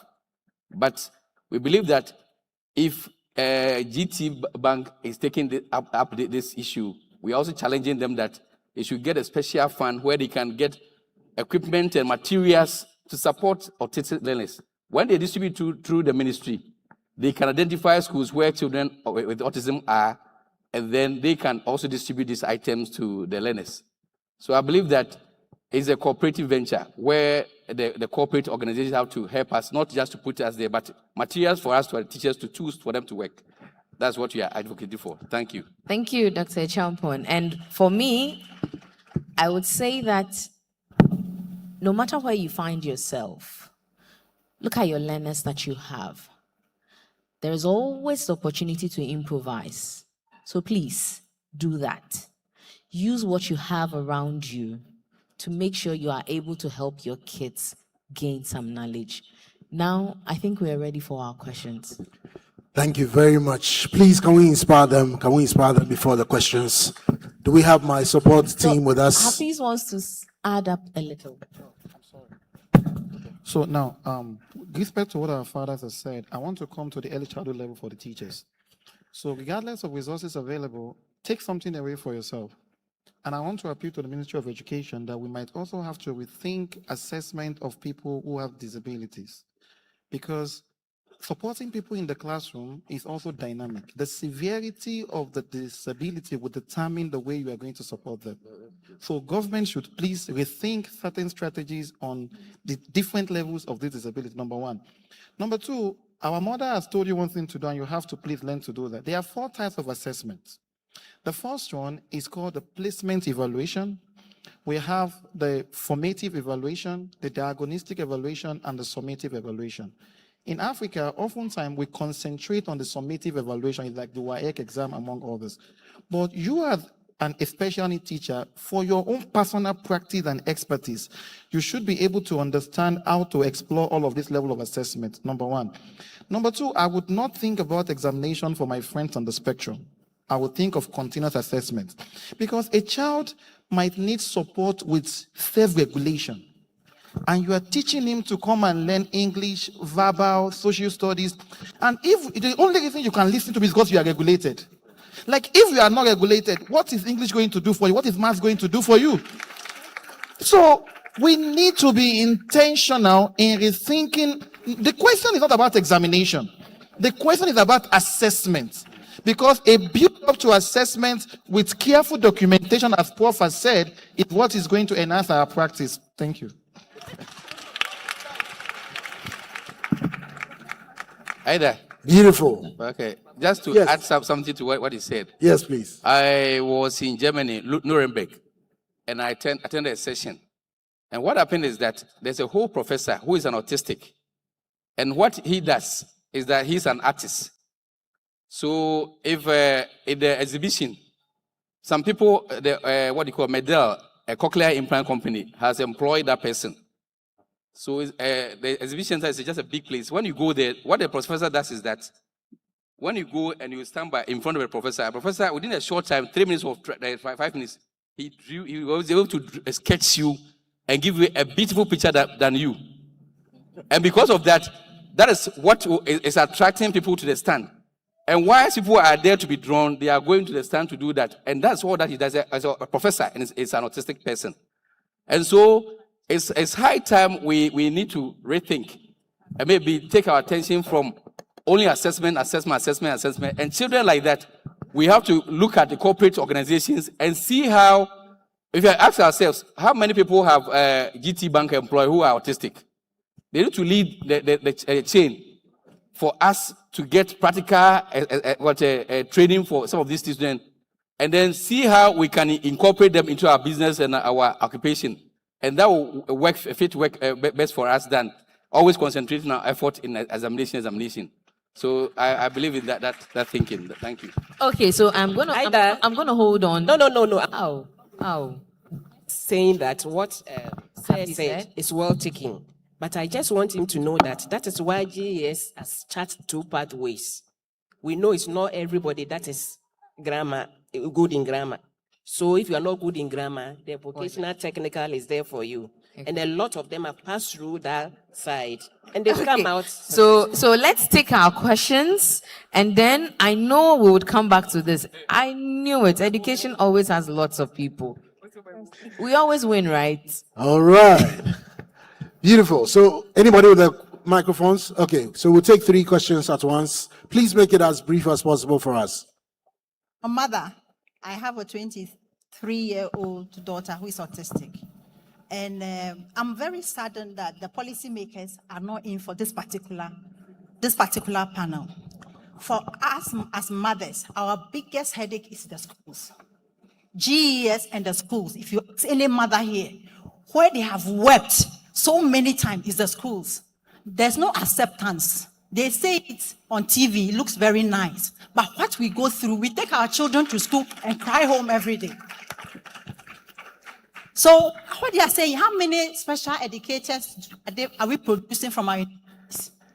How many help is there? What accommodation our children? I took out my daughter 10 years from school, because every day they will call me and I'll cry every day. And I just decided that no one will play with my heart anymore. So the policymakers were here. Thank you very much. Please go ahead. Madam. Thank you. She actually took something out of my mouth, but still I have to say something. I was going to say that the lady who talked about ADHD, the child being diagnosed with ADHD, I think ADHD is attention deficit hyperactivity disorder. Now, it was absurd to me when she said she was rejected, the son was thrown out of the school. So I was going to say it before the lady even took the words out of me. So my question now is, are we going to have a support system for these mothers? Because I've had personal experience with some parents where in private schools, the children were thrown out because they are special needs kids. Let me say autistic. So I was going to say, is there any day, a day that will come where these children will be supported and parents will be supported to take out this devastating issue out of their lives? In fact, for now, I'm just assuming because I'm hearing from a parent. I just want to say that, like the law will say, Auditorium partum, hear the other side. We've not heard from the schools now. So for now, I'm resting my case. Thank you very much. We'll add a third person and then we'll go to the panel. Thank you Yes. very much. So I also have the same concern. No, especially with the public schools. You take your kid there and immediately the teachers realize, oh, he's autistic. Then even the facial expression they give you alone is very demeaning. It's very, very discouraging. So you have to do a follow-up, go there over and over and over. And it's also very frustrating. Now, my boy is autistic, and we realize that he does well with one-on-one education. He does very well with that. So I want to find out, is it also acceptable to prepare him from the house? And then when it's time, he's registered to go and write his examination, if it's acceptable. Secondly, I also want to find out at what stage do I, after recognizing his interest, he likes animals, he's passionate about animals. At what stage do we transition or prepare him in career-wise using his interest? Thank you. Thank you very much. Okay, so Ida, let me do this to help you. Who else has the same problem, the same wahala with acceptance in schools? Just show by hand. Just show by hand. I'm here. Okay, all right, thank you. How many teachers are here? Please, the teachers, what they are saying, is it true? I want to speak to that. Is it the teachers who are answering or the parents who are answering? Wait, I'm asking the teachers. I'm asking the teachers. Please, the teachers, what the parents are saying, is it true? So you are the ones who don't do the acceptance. Okay. Can we have some peace and quiet? Thank you. So we've taken 3 comments from you. We're coming here, and then when we are done, we'll go back. We know that some of the concerns that others have raised are quite similar to a lot. So I am pleading with you. We do not have much time. If the concern is similar, can we just let it go for now? But then we'll merge everything as one. Our biggest hurdle is our schools. Is it possible to even have a name and shame? Where we get to shame those schools, especially, for our government ones, it is said that you are supposed to accept. But even in our quote and unquote private schools that use the GES curriculum, they are still sacking our kids. Why, Madam Elena? You mentioned private school. Private school doesn't come under me. They're under NASIA. But all the same, they are running their business and they know. So I am coming from the public side.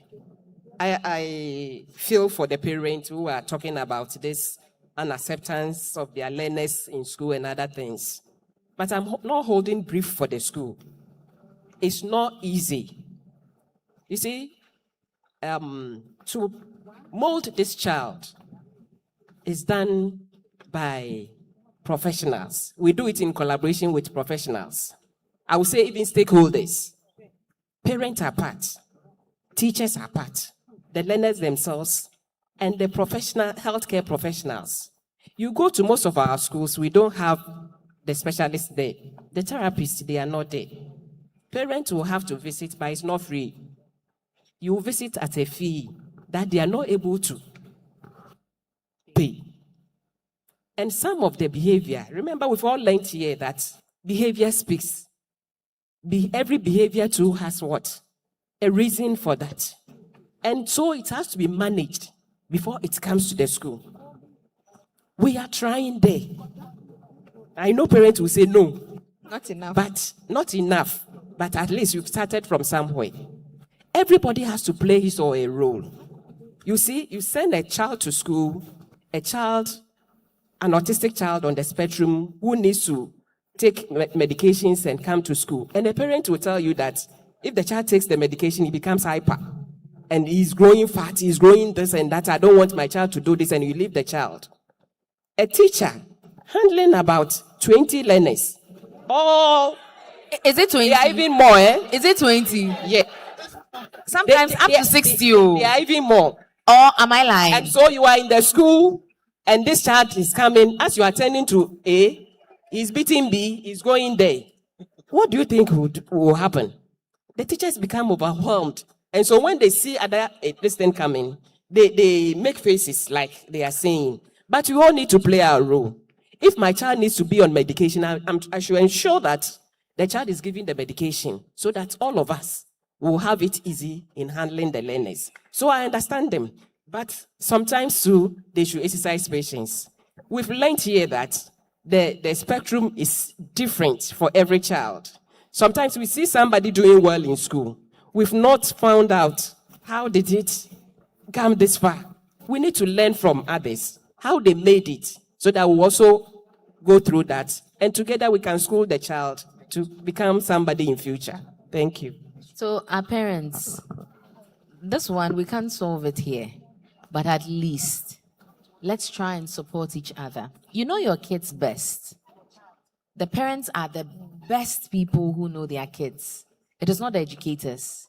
The educators just spend some few hours, but we plead with you. Teach the educators what they should do to support your ward.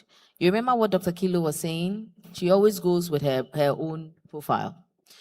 Create that. Help the educators get to learn that.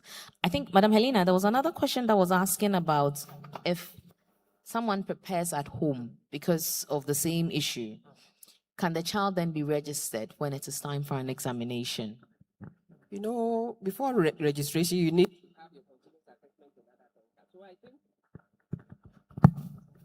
as the person is preparing the child at home, you need to collaborate with the school so that at least we'll have the details of the child there, and then we work alongside with you so that when the time comes, we can rope in the child to write the exam.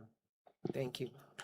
Sorry, your mic went off at that point. I think the key point was that because of continuous assessment, that part was out of the microphone. Yes, we have other assessments we do in school, and WAEC will request for all this. We can't assessment, so we need to work hand in hand with the school so that we can, all of us will do it well. Okay, I just want to say a few things, especially because this is Africa, Ghana. The under 5 mortality and the morbidity. The current state of things in our environment is such that it is not common or it is not frequent to have individuals or children with autism without other coexisting medical conditions. And because of that, it is highly important that schools must work hand in hand with the health sector and other systems, including the social support system, education, and many others. Because, for example, the cited aspect of a child that was hyperactive, restless, depending on the severity of that, if teachers are not trained and they are not equipped, then you don't know how to manage such a child. And the first thing had to be the form of training given to teachers in school. Then there had to be adequate documentation. How many teachers per pupil or ratio of teacher to pupil, how many of them were trained? Because I was hearing about developed country devices. We have low-cost materials, training materials that could meet the need, including cardboard, paper mache, and many of those. So the first thing is that aspect of the medical condition. It may be physical coexisting condition. It may be other mental health coexisting. It may be behavioral coexisting like ADHD. And it doesn't mean that they must be on medication. It may be behavioral therapist, it may be psychologist, and that aspect must be factored into the effective collaboration between schools and the parents and the health sector. And the other thing, I doubt if we have transitional plan, be it from educational setting to vocational aspect. There was a question on that, and it should be actively worked on. And it's not just at the exit point. We talk about the area of interest, abilities, and talent.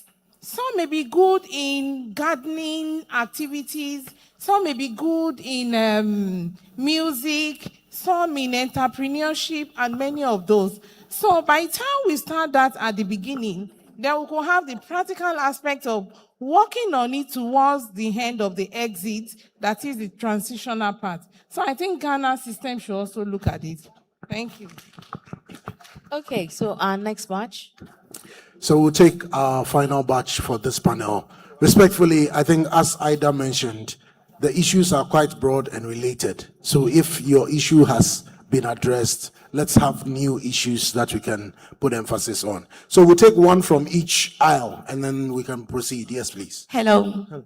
Please, I have a son, he's 5 years. And when he was 1.5, I took him to school. So he was like, your son has been pinching people and all that, so we can't contain him. So come for him.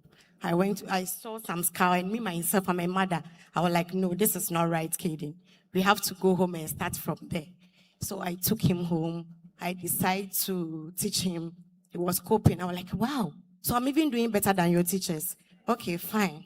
Then what I have to do, I ask, like, when it happens this way, you yourself as a parent, you will be losing it mentally. I was like, now I was communicating with AI. What can I do in Ghana? That's what he was telling me. Okay, you can go to the assessment center. I went to Achimota to do assessment for him. They gave me a number that I should be calling. I've been calling over 1 year now. PWD. I've been calling now for them to call me. I don't know whether it's tomorrow or today. I don't know. So I was there, and AI said I can go to the assembly. There's something like LEAP or whatever. So I went there, and they asked me, what do you want? I said, I want my child to go to school. Because if I'm working, I can't leave him and go and work. So you have to go to school so that I can go and find something doing for myself. When I went there last July. As I'm sitting here now, the social workers, they called me. They called me that I should go for form for my school so that they can pay for it for me. I now went there to the school. When they gave me the form, all right, knowing that it's the assembly that is going to pay, they say now I have to come with special need teacher so that I can be paying the special need teacher to help my child. They can't help the child anymore. But if I'm paying alone, the assembly is not coming in, then they can help me because the social worker will be coming to inspect them, so they don't want it. So I decided, I went home and I was crying. I was like, oh God, what is this?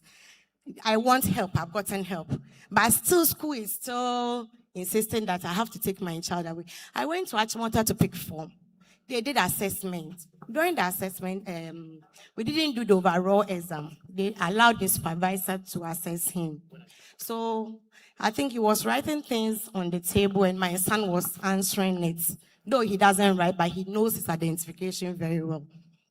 So he wrote, I think, 2 or 4. When my son is about to say, child said it, and my son hits the boy because he can't speak. So I understand him because why are you saying my intent? It's not for you. But he didn't. He said, no, madam, take your child away. He's so aggressive. We can't contain him here. I went back to the headmistress. I said, madam, you said I should go and buy form. I don't have money. I went to buy from 80 Ghana. And now, your supervisor has said, hey, madam, you know, the class size is large. We can't contain. I'm sorry to cut you, but could you, make it a bit snappy because we don't have much time. So in 30 seconds. So at that, he said I should take my son home. I said, okay. And even as I'm sitting here, the social workers has called me. Bring a bank account for your for the school so that we can pay in so that your child will start school. When you go and because they know that is assembly, they will not take you. Because they will be coming to check the boy. They will not take you. So what are they doing in the school that they don't want to accept this child? Thank you. Okay. Thank you. Yes, you have the mic. Please go ahead. Thank you very In much. 30 seconds. I'm a special education teacher in a unit school. And not to discount the personalized experiences some of these parents have shared. But I think we need to take a step back in blaming our teachers. Like it has been said on this platform. It starts with acceptance. Most of our parents in Ghana do not and are not willing to accept the lived conditions of their children. As a teacher, I see a parent bring his child to school, somewhere 6-7 years. No training. And they see our schools as a dumping site. They bring the schools, come and pick the child, you call them for hours, you never see them. You plan interventions. Okay, mother, when you go home, do this and this and this. They won't do. Most of the materials, you the teacher, you use your salary, buy them. Something that will help their child, they will never do. So it's about our orientation. The schools are not a dumping site. We can't help children if you are not willing to help them and help us. Okay. Thank you. Thank you very much for sharing your concern. Thank A you. last one because we Please, do not have much the next time. hour. Yes, madam. I wish you didn't give it to her. Please, very briefly. Yeah, okay. Thank you. It's good that you are talking about acceptance.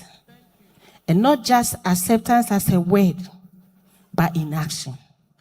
Acceptance goes beyond the word, the mere word acceptance. You need to have a love that is unmeasurable.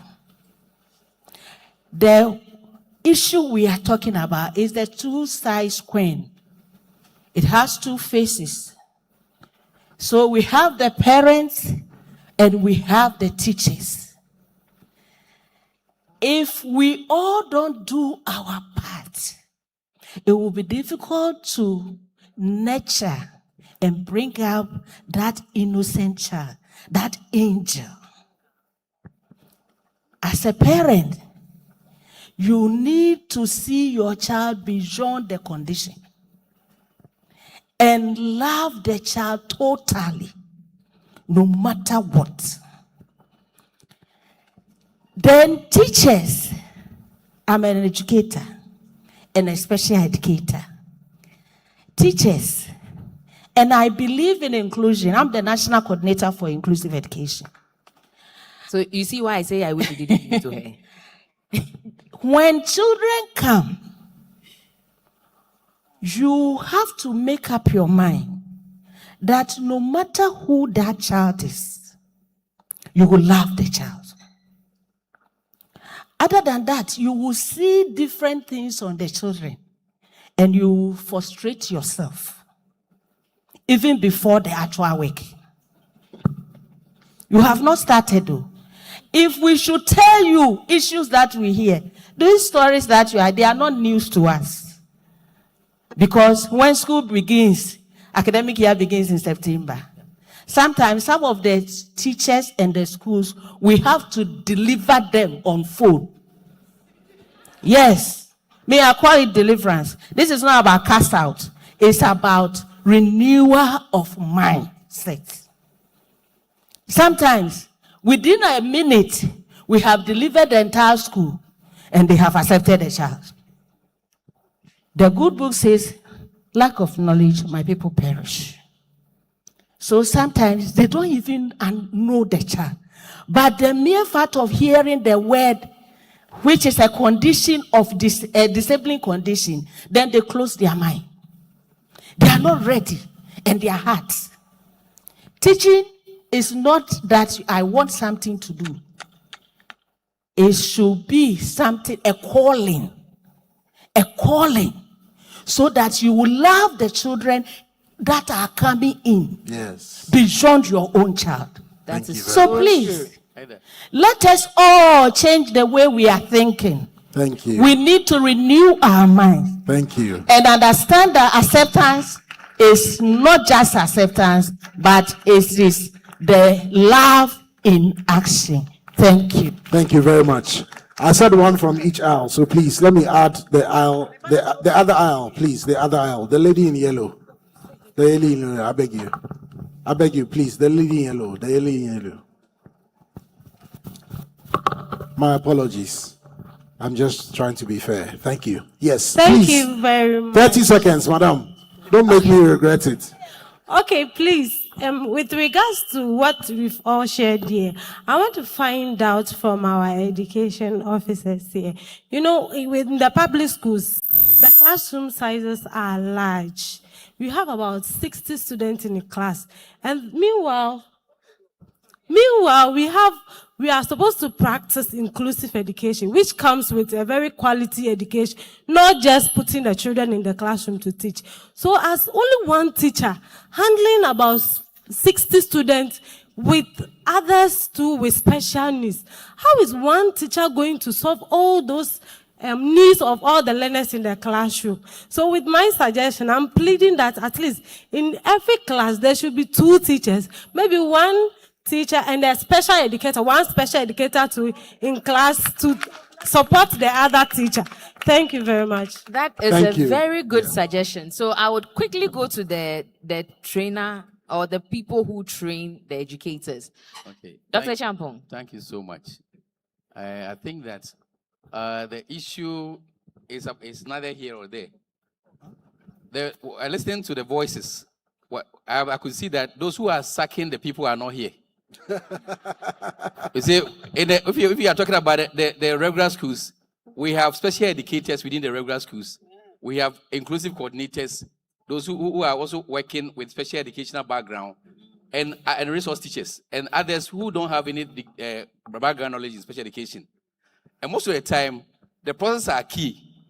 You need to identify maybe the special educator or maybe the coordinator who is there to be able to support you in this wise, because and I think that none of our students or special educators will sack you even bring your child. But beyond that, what I'm trying to maybe get from you is that for going forward, we need to look at ways in which we can have workshops with teachers and parents.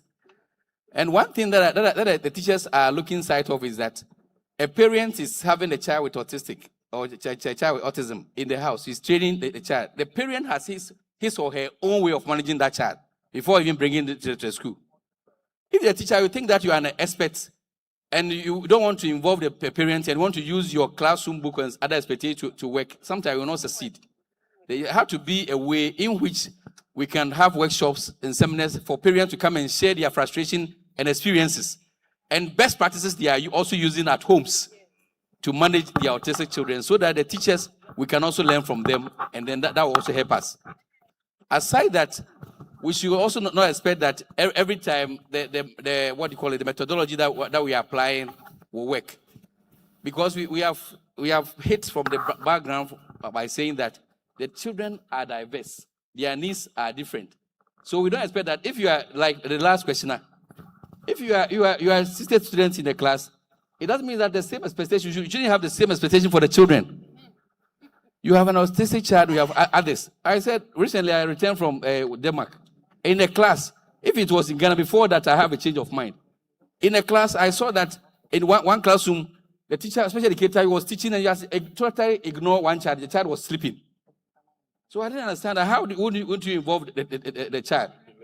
But it was after the lesson I engaged the teacher, based upon the characteristics of that teacher. If the teacher want to involve the student, the autistic child, and the other children, it will be impossible.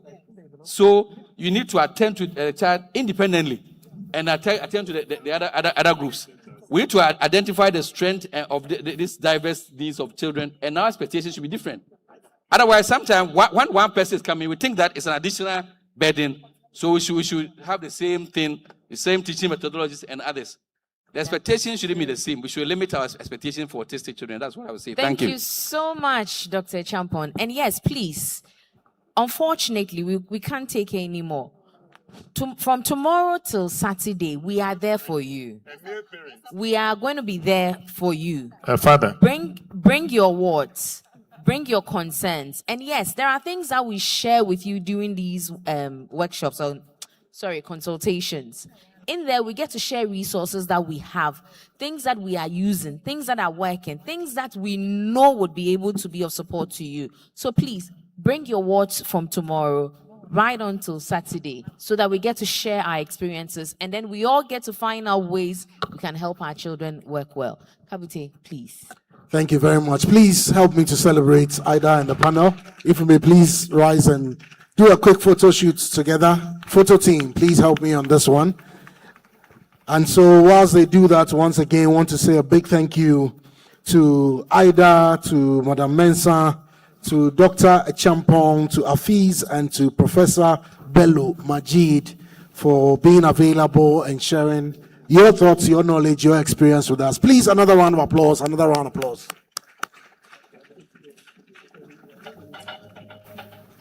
And so we have just about 30 minutes to 4:30, but we're going to miraculously achieve compliance with our last panel session. And so respectfully, let me invite Solape Azazi together with Lanre, Sandy, Ose Zusi, and then as well we have Dr. Ethel Opong to also please join us up on the stage.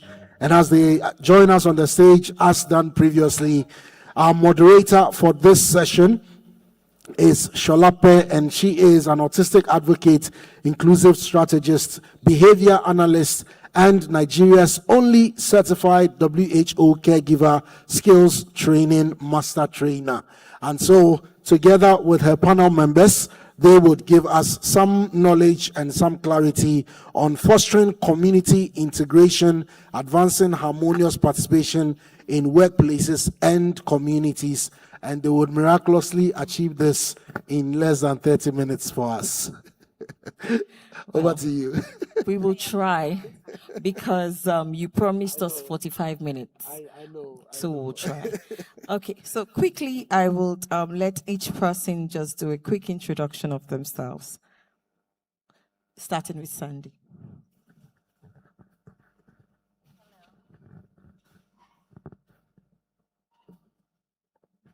Hello, my name is Sandy Dorsey, and I am a speech-language pathologist and the CEO and founder of Smiles for Speech.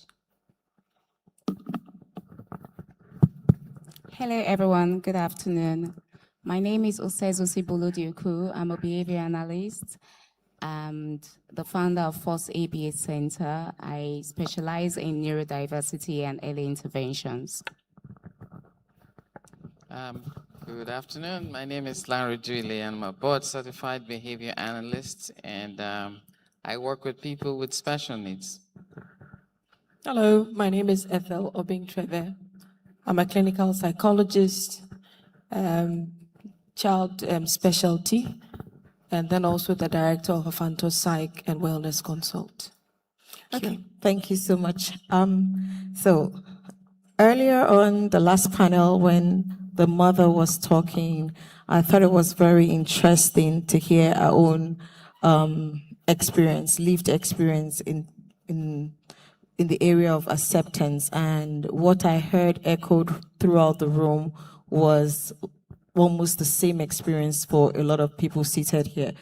And then it made me just think about certain things, you know, when we hear the word acceptance, people often think that acceptance is kindness or maybe just awareness, but that's not what acceptance really is.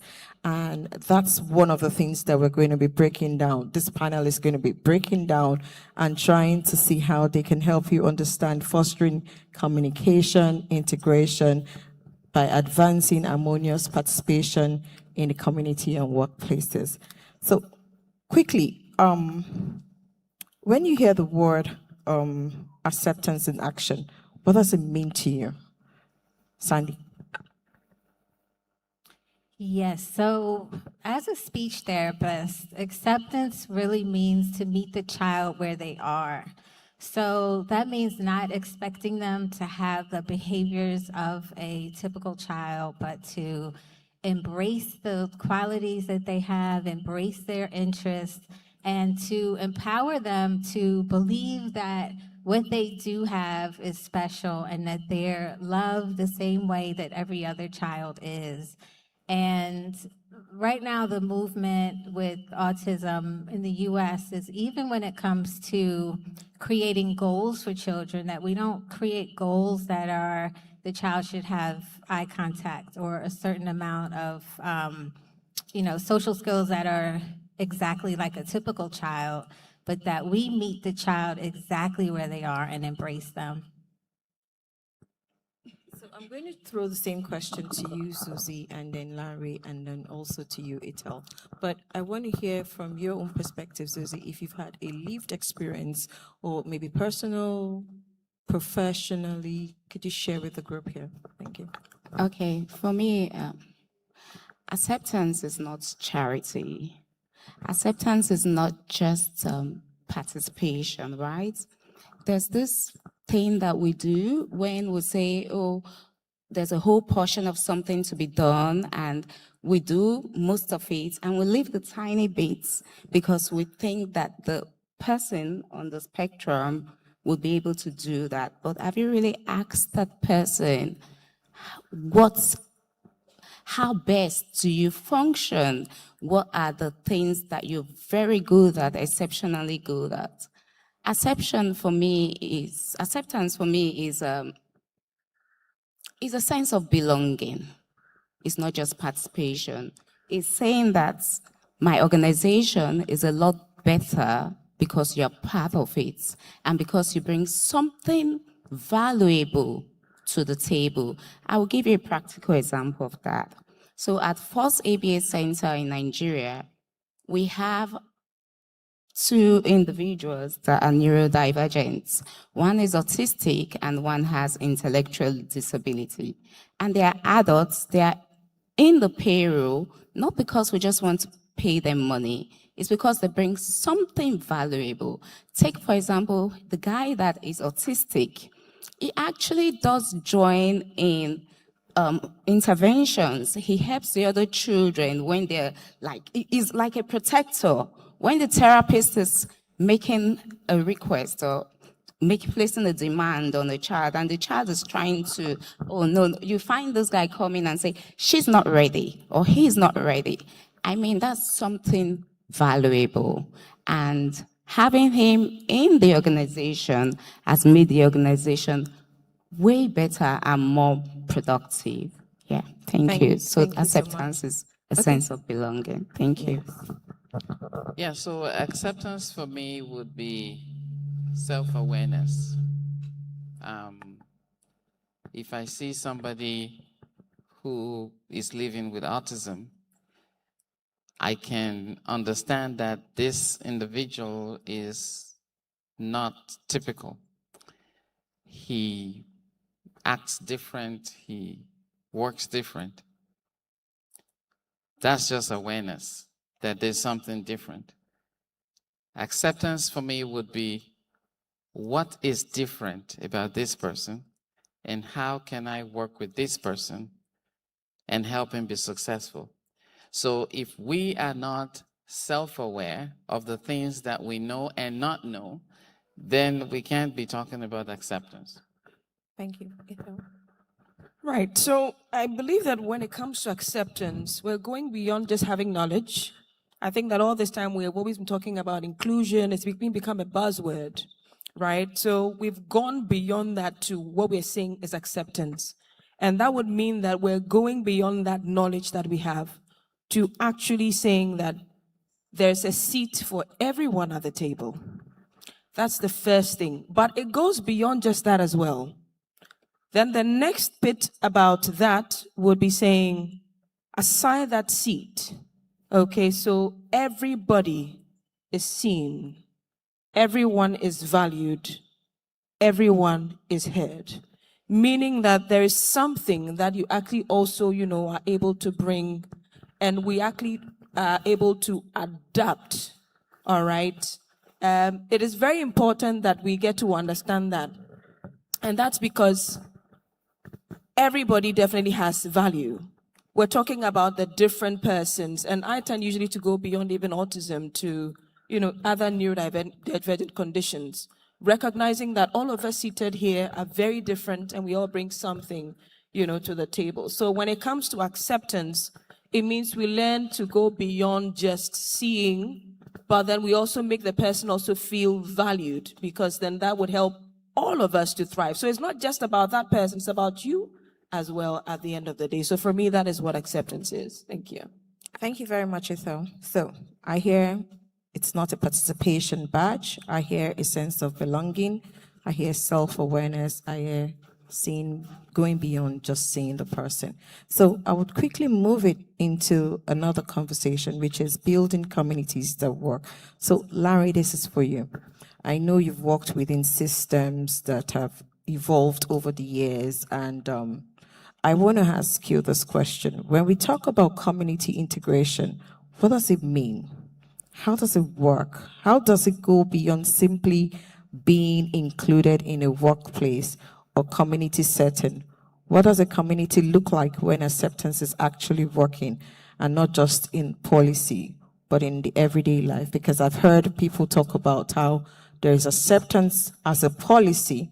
The people that came earlier talked about how they have it on ground, but you're hearing parents and teachers say otherwise. So, did you catch the question? It's a lot. Do you want me to take it again? Yes. Okay, so I saw your face, so that's why. So when we talk about community integration, what does it mean? And how does it go beyond simply being included in a workplace or a community setting? What does a community look like when acceptance is actually working and it's not just a policy document? Yeah, okay, thank you. So at Behavior Prize, one of the things that we do is run what we call a day program. That program runs from 9 a.m. till 3 p.m. Okay, and mostly the people that come are people that just graduated from school. So from age 21, that's the maximum age an individual can be in school. So as an organization, we made it a policy that we will not suspend any client that comes. One of the things that we found is that the people that are coming to the program don't even want to come. So if you suspend them for engaging in a challenging behavior, you are strengthening that behavior. So we say anybody that gets admitted is not getting suspended as a matter of policy. Now, when people come, it's easy for us as typical individuals to say, oh, we're accepting and we're going to have people come over. So if I say, for example, Johnny is going to be helping the laundry department to do laundry, that's a lot of work. If you say somebody should do laundry, you are assuming that the person can separate colors. You're assuming that the person can take the laundry baskets to the laundry room. You're assuming that the person knows how to load the laundry or washing machine, understands when it finishes, takes it and puts it in the dryer, and measure the right amount of detergent and all of those stuff. So for us, we do a task analysis of what needs to get done. This individual is gifted in sorting colors. So the instruction is, Johnny, you are going to sort these clothes into the different colors, period. That's his task. If we want to advance from there, you say, okay, Johnny, take the sorted clothes to the laundry room. That's it. And then we keep going on and on. We've talked about some of the characteristics of people with autism. Some people with autism can tell when something is off. They just have that skill. So we had this gentleman who was in our program, and he had that skill. So what do? We take him to a grocery store.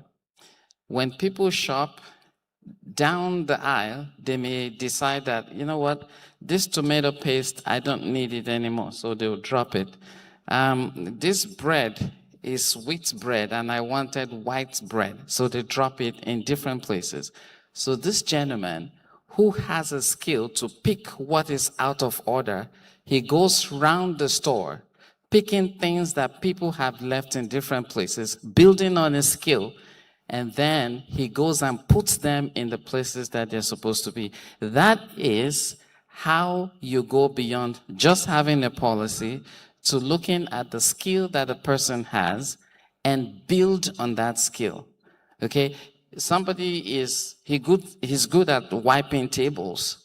Why can't he work in a restaurant where after people finish eating, his job is just wipe the tables, and it's done? And who says somebody on the spectrum has to work 8 hours a day? Some people cannot tolerate working 8 hours. So what can he tolerate? So beyond the policies that are in place, some of the things that we need to learn as employers would be to look at the fact that we can't have roles and then try to force people on the spectrum to do those roles. Don't have the roles. This person is coming. Does he have a skill that I need? Then I hire to do that. But if you try to force somebody, you can get a typical person, teach math today, and then tomorrow, no, what we need is social studies, go teach, and they can adapt.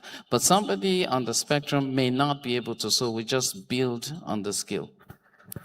Thank you so much. I hear you. You say beyond the policies in place, we shouldn't force the roles. I hear you with the using clear languages when you're giving instructions and pairing individual skills with their strength and then also building on that task. So thank you so much. So going to you, Susie. How can employees be guided to truly accept their colleagues on the spectrum? For instance, partnering them on a project and seeking their input on the daily, day-to-day, just building on what Larry has talked about. I'm going to build on what Larry said already. And, when you have an organization and we have our styles in the organization, we have our communication style, we have the way we meet for business, the way we think, the way we problem solve in the organization. And if it's just one way, it's expected to be just one way. Not everybody will thrive in that kind of environment. As a behavior analyst and a developmental psychologist, I would say one thing I know is that the environment influences our behavior.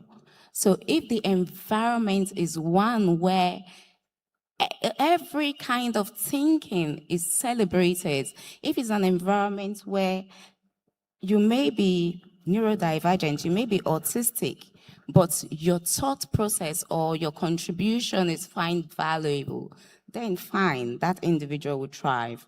So when you have people in your organization, when you pair their strengths with what they are doing, you are not setting them up for failure. You're not telling them, HR is not telling them, oh yes, this is a bank, now you're going to operations. The person may not thrive there.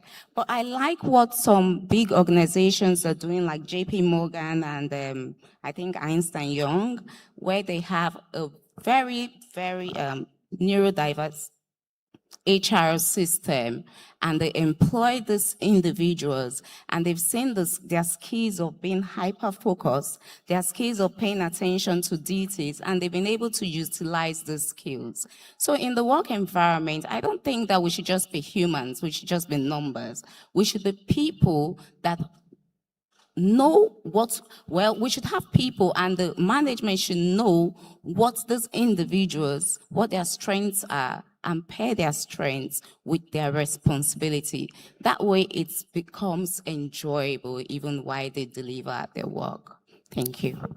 Thank you so much. So again, still hearing the same thing from you and Larry, which is pairing the strengths with what the individual can do in terms of skills. And I also think I heard you saying when we have clearly stated expectation and we have enabling environment to allow the individual thrive. So thank you. Quickly moving on to you, Ethel. So we are talking about community, we are talking about how to foster harmonious engagement. So what are some of the policies we can implement on the local and national level to create a truly inclusive community where people living with autism feel accepted and yeah. Right. So there's something I've noticed about, maybe I shouldn't make it just Ghana, and I think that when you ask the question regarding policy, sometimes you go like, we need to shake a few tables. The last group, that were here, I listened to a number of things, and you see, when you're on the ground, it's a completely different conversation. Some things appear very polished. We need to move from even the policies to implementation. The policies are there, for the most part. Let's have a realistic conversation. They are there, and they are beautiful. Now, if we're looking at what we're doing, we're looking from the national all the way to the community level. So we're going from, government, all right, all the way to that individual. Because from the conversations, we're looking at classroom, workplaces, public spaces. What can we all do? Because for me, if you're asking about what we all need to do from here, we need to be intentional. Right from the very beginning, we don't need to have any assumptions about anything. Don't assume. Get to know. So it means we have to put in some effort, all of us, whether we like it or not, because we are different, all of us. Okay, so that is what acceptance is. Now, when it comes to the policies that we're talking about, from the government level, okay, we're looking at what can we do to make things work. So we are starting with a lot of conversations. Now, every year, 1 month is dedicated, we say Autism Awareness Month. It doesn't have to be only 1 month. It has to be an everyday conversation. So we'll say that GTCO is doing theirs, but what are we all doing? So a lot of conversations have to happen. Then there was a conversation I was having with a colleague, and she's asking, what about those who don't speak or maybe don't have formal training, or maybe they are not able to understand the English language? We've left them out of the conversation. Some of them are not here. They won't even understand all the things we're talking about. They're not able to connect, but there are many. So a lot of conversations would have to happen. A lot of awareness would have to happen. So on the radio and on TVs, policies regarding what is happening even at the workplace. Now, when you enter any workplace, whilst we are looking at that person or that individual, what about even the structures as well? What is it saying? What are we doing? We put up very nice buildings, but have we thought about the other person? Have we considered some areas where maybe some noise cancellation, some places where they can actually go just to, just have a quiet moment? What have we put in there? So policies in terms of what is happening at the workplace would include that. Then when we're even recruiting, we're going in and looking for what we want. But I can tell you that that's a beauty of diversity. It is when you engage that you get to see the beauty of some people and how they think. I go like, wow, this is amazing. We need this here. So we need to be flexible as well. So that at the workplaces, it means that we're not going in with a mindset of this is what I'm looking for, but we should be open. And I would believe that some of our colleagues have mentioned it. Then we're looking at the hospitals. Therapy is expensive.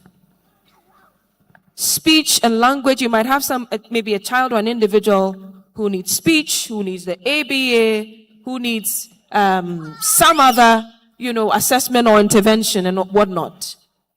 Can we look at supporting, providing some kind of relief? Then what about the parent? Parents are telling us, look, I have to stop my work just so I can take care of my child. Is there any respite? Is there any social support groups? Just so that we feel I'm not alone in all of this. These are all things we can do. And then we come to the churches, because I believe that Africans and Ghanaians were very much about religion and spirituality. Now, some of the worst places I have seen people in terms of attitude is how we behave towards parents or caregivers who have neurodiverse children. We don't want to sit close to them. We don't want our children to play with them, because we feel that maybe the myths, because we talked about it this morning, that maybe it's a spiritual thing, you would have a child like that if you also get to associate and whatnot. So all of these things, we need to work on them. And then for even the corporate environments, if there are policies where we're ensuring or making sure that we're probably, providing or making some more noise about those and celebrating them, I think that that would also help as well. So it goes all the way from the corporate, or it goes from the government itself, when it comes to the schools that we're talking about this afternoon, all the way to the facilities, as the hospitals, you're looking at your workplaces, and then of course the individual or even the caregivers, and then the parents as well. Thank you. Thank you, Itel. So you said, you spoke on the beauty of diversity, and you quickly moved us from policies to implementation, and including when we are implementing, we should remember to implement with bearing in mind people without the formal training, because when we pull up policies and don't include them, there's a big gap in what we're trying to fix. So quickly, I would move on to Sandy. You spent considerable amount of time serving in communities in Ghana, and I want you to talk a little bit about what you've seen that give you hope and what barriers still need to shift. There's so many things that have given me hope. This very summit, these conversations that need to be had, parents being willing to advocate for their children and ask questions and stand up for what they believe in and what they would like to see. And we started in Ghana in 2019. So to see the growth, we worked with over 40 programs. So in 2019, we worked with a few programs, and now they just keep on growing, and this awareness is growing, and acceptance, and families learning more about what they can do with their children. So last year we opened a center in the north, and I wasn't sure how that would go. I didn't know if on the launch day I told our team 5 people could show up or 500. I didn't know. But when I went to visit the overlord, rest in peace, who passed in Yendi, he said, no child should be neglected. And it just really touched my heart, because I didn't know how they would react in the north. And that just really gave me hope. He sent the chief to our center, and he wanted to see everything that was there and learn as much as he could. So it's very hopeful, or the hope that every person in Ghana, not the ones that are working with autistic children, but that every person can learn more, and how we can support and create environments where they feel safe and accepted and can embrace themselves. Yes, so you spoke on the hope. What about the barriers that still needs to shift? So the barriers that need to shift are families that are still wanting a fix for the child. We have supported, there was one parent, and we sponsored her child to go to school. And we sponsored a standing frame, all the things that she needed to be successful, for her child to be successful in school, only for her then to take the child still back to the prophet. And the child is having convulsions and just in a worse state than we started. So really understanding that I like to say, when you think about learning, if you are wanting to learn French, you won't just wake up the next day and know French, know how to speak French. So thinking about the journey that the child has to be on to really learn how to and regulate themselves in an environment that wasn't built for them.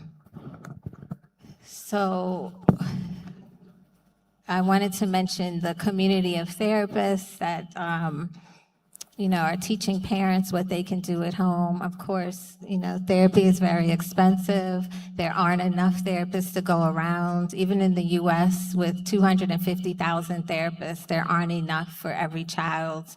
And the more that families can learn about what they can do with their children at home, the better. But we have to have patience. We have to have patience with our children because it will take time. It won't be overnight. And when we think about therapy, some families want to bring the child in, and then that day, they might want medication and all of the new things that are popping up. And gut health might be helpful, but it's not the answer. It's not a fix. We had one father, and I'm so happy to see so many men, so many fathers that are bringing in their children and supporting them, because many years ago, there would just be a room full of single moms facing everything alone. And I am seeing more dads involved, which is incredible. But we have to think about not looking for these other things that will fix that child. They are on their journey every day, figuring things out, figuring out a world that they don't understand, and needing the environment to be adapted so that they can thrive. Thank you. So I hear you, and I think one of the things that stood out with what you were saying was we need to stop looking for quick fix. And I think I want to also agree with what the gentleman contributed earlier when he said that sometimes the teachers and everybody are also giving the support. But if the parents on the other end are looking for quick fixes, then we can actually start to move the conversation forward. It's not a sprint. It's when you get an autism diagnosis, it's a lifelong diagnosis. And so when you bear that in mind, you understand that it's a journey. It's not a sprint. It's not something that you snap your finger and then you get a solution for. So it's very important as parents. I'm a parent also, so I know what it feels like. You really, really want to find a solution, or you want to help your child. But it's very important to also note that if you're not doing the work, you cannot get the result you're expecting. So very important you bear that in mind. All right, I was told 30 minutes, so let's start to wind down. So this question is for each of you on the panel. It's if every audience member here today could take away one practical action for tomorrow to promote integration and inclusion in their workplaces, in their community, what would you encourage them to do and why? So quite quickly.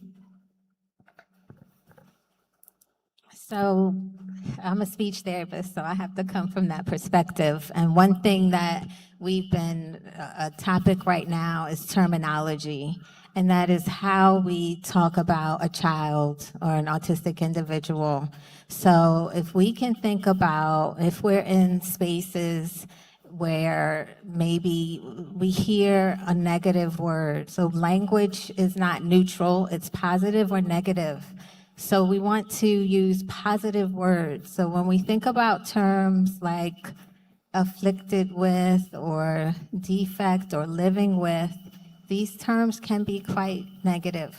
So we want to think about, even with words like higher functioning and lower functioning, we can say high needs and low needs. So if we're in a community of people that may not understand autism, if we can speak about what we do know, and if we don't know much, just use positive terms so that these individuals can be seen in a positive light. Try this. So I would say that tomorrow, when you go to your workplace, I want you to be intentionally curious or radically curious about that person that we consider weird, that person that does things differently in your office. You know, not curious about their diagnosis or curious about why they are weird, but just curious about how they think, how they process and perceive the world. Because for all of us, when we prioritize our autonomy and we feel like we belong to a place, we become more productive. Inclusion and acceptance in action really, for me, is minus being a sense of having that sense of belonging. It is in practice. So find out about that person. Start dealing with that person the way they want to be dealt with, not the way you know, this is how we do it now, can you not understand this? No. Be curious about that person and be genuinely curious about the person. All right, thank you. So if you're taking anything away from here today, you know, I think the gentleman that was talking about students that were brought to school, he was addressing parents that the children sometimes come as if they have no training. I would say if you're living as a parent, one of the things to take away that can enhance acceptance is try to teach some independent living skills to your children, no matter how little. If they are brushing their teeth, you're going to do the brushing. Once you're done, leave the toothbrush in their mouth and tell them to do whatever. No matter what they can do, that is the beginning of independent living skills. You take them to the bathroom, they have a bowel movement, wipe. Once you're done, give them the toilet paper, let them try as well. The more attempts at trying, the better they become, and someday, sometime, they will become independent so that when they go to school, they're not just going there to depend solely on the teacher for self-help skills. So you can do a whole bunch of things. Instead of feeding the child, scoop the food, give the spoon to the child, let him or her take it to their mouth, and do all those kind of things. In the classroom, what does the teacher need to do? You do not have to teach the way you teach typically developing individuals. From tomorrow morning, when the students come to school, look for simple ways to teach the children that you have. If you have a child who is always fixated on maybe cars, and it's time to teach math, the moment you show the child the picture of a car, you have their attention. And then if you put two cars together and say, how many cars do you have? That's two. You're teaching 1 + 1 already. So you use what the child really likes to get their attention, maintain their attention, and teach them in a naturalistic way. That can also happen at home. How many cutlery do we have in the drawer? All those things are things that you can teach a child at home, in the classroom, and at the workplace. Susie talked about that. In the community, you see somebody on the road, at the mall, maybe a mom struggling to take care of a child, and you see obviously needs help. It is time to begin to say, hey, do you need some help? Like somebody said today, autism is not contagious. It's not going to jump at you. You can help people. You can, maybe even in the church or in the mosque or your place of worship, you can always lend a helping hand. And all that promotes acceptance. Thank you. All right, so finally, I'd want to say this, that something we can all do, whether you're at the workplace, whether you're in the church or in the mosque, whether you're in the classroom teaching or whether you're even a parent, is that we need to remember that we all have to be very flexible when it comes to our mindset. We should have a shift. So flexibility, not the rigidity, and then also be very intentional in everything that we do and say. And that's because as we're talking about children, we're also talking about individuals who've not been diagnosed, but they're adults and they're working with us. Some of them are colleagues, some of them are friends of ours. Some of them we get to meet every day. All right, you just might never know. And so just as I would want my own child or myself to be treated differently, it'll be good to do the same to another. Thank you very much. Thank you very much. Okay, sir, can we take questions? We can? Can we take questions? Okay. Yes, we can definitely take some questions. So, do I have my support team to help me? Any questions for this panel? Oh, wow. Okay. Any questions? Okay, so I have two hands on the far end. 3. Please help us over. Mr. Father of a child. Sir, please, you made mention of maintaining the child attention. And I want to know things that you may do in the house to help maintaining his attention. Because my child, for instance, he doesn't sit at one place. He cannot sit for 30 minutes without getting up, going up and down. And when he gets to places, he gets something. Sometimes if we don't follow him, he'll be spoiling things, lighting fire and those things. So I'm asking things that I will do that will help to maintain his attention at home. And also, when he gets to school, he can't focus. Because school too, the tutor says he cannot sit for a long, he get up and be running up and down. So things that I could do to help maintain his attention. Thank you very much. Can we take a few more questions? Okay. Who has the microphone, please? Okay, madam, you have the microphone, so go ahead. Okay, thank you. I wanted to find out with the community, is it bad like to offer help to have a child on the spectrum living with you? One, the child was 9 years that she came to stay with you, because as it's been that the father is even into law, the mother is just in the house, and the father expects the mom to take care of the child. And they're in a remote village. So I opted for the child to be with me. But sometimes when you call the dad, who is an educationist, he doesn't even care about the little girl. So as you're talking about community engagement, and as I'm often having a son with on the disability, like in a wheelchair. So I opted to take care of this girl. Is it right to come in and accept the child and be with her, whilst the family is not ready to offer that help to the child? Thank you very much. The other person with the microphone, please. Okay. Thank you. Mine is not a question. The moderator asked a question about barriers in Ghana. So I just wanted to add some points to what the speech therapy said. So one of the major barriers in Ghana is that is access to therapists. So we have two major institutions in Ghana training speech and language therapists. And I can say about 90% of the speech and language therapists work in Accra. So the other regions in Ghana has less than, the other regions in Ghana have less than 10% of the therapists. And so the parents in those regions do not have access to therapists.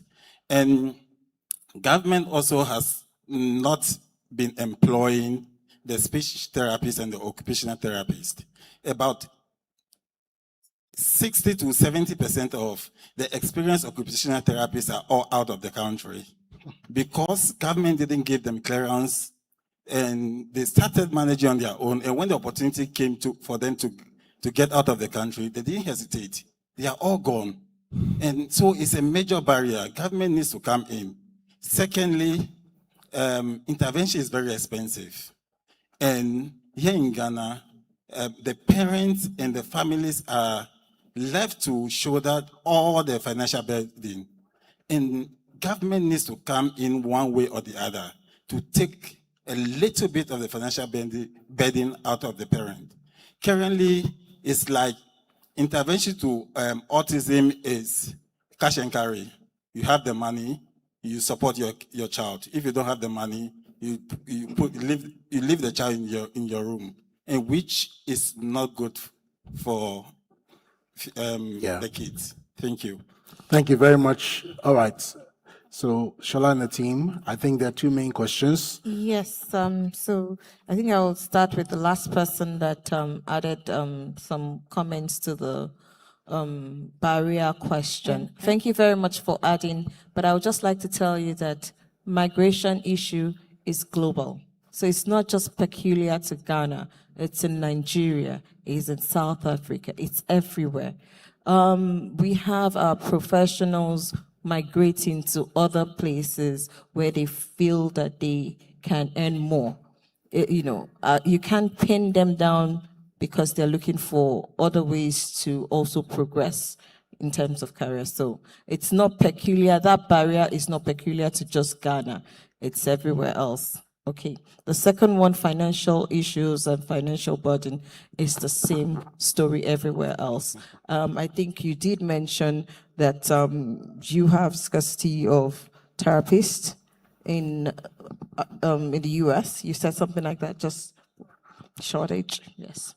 So that's also happening. So when they know there's a shortage, there is people there that can fill in the gap. They go because they are going for better, greener pastures. So it's everywhere. Right, so now the questions. Someone talked about maintaining a child's attention, child won't sit still. I would love for you to bring the child for consultation. Consultation starts from tomorrow and it ends on Saturday. Because again, when Mr. Lanre was presenting, he said something to you, behavior speaks. So that child is exhibiting a behavior you don't understand. We can't give you a generic solution to that behavior because we need to understand why that behavior is occurring. And so we would love for you to come with your child starting from tomorrow. You would find people that will be there to help you, to sit with you and walk you through all the questions that you might have. And I'm sure you'll be able to walk away with a lot of resources that are tailored to your child, not generic, just tailored to your child's needs. And that way you can start to find support for your child. I hope that helped you. I'm not going to bother giving it to anyone to answer. We have community engagement and how I can help when the parents are not accepting, right? So I know that quite recently Zuzi had a community engagement workshop, so she would speak briefly on that.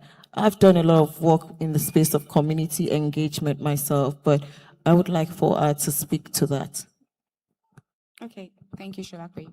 So when it comes to community engagement, what we did that worked, we took some professionals, when it comes to autism, we need a group of professionals. I would say something that, especially for autism, is very friendly. It's so friendly that it sees ADHD and say, come along, let's go. It sees God's issues and say, go. So we had different professionals and we sensitized the parents, especially parents that cannot access intervention.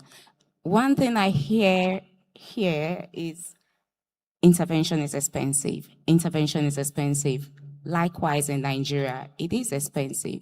So my personal goal is to ensure that parents have the skill that they need. They even understand what their children need and do the intervention themselves at home, as basic as it is. So what we did was really sensitize Ikorodu area, and we gave the parents and the children free consultation and free care. That's what we did. And hopefully a lot of people would do that to create more awareness and help the community. I think I want to add to what you were saying. So what you had said was also that you're doing that, but the parent is not accepting, right? So what I would say to you is you continue your work of advocacy, whether they see you or they don't. You carry the people that are willing to see and understand along with you. Because sometimes it takes a village to raise a child. And so you can step in the gap for that child, be that village for that child, until the parents are ready. You can take a horse to the river. If it's not going to drink, it's not going to drink. Sometimes it might be that because the minute they accept that there's something wrong with that child, then they have to be responsible for that child. So they want to live in that denial, but then the child is still growing. You, with your empathy, you see the child. So you continue doing what you can do to support the child as best as you can. Yeah. I am not saying you feel the role of a parent for that child.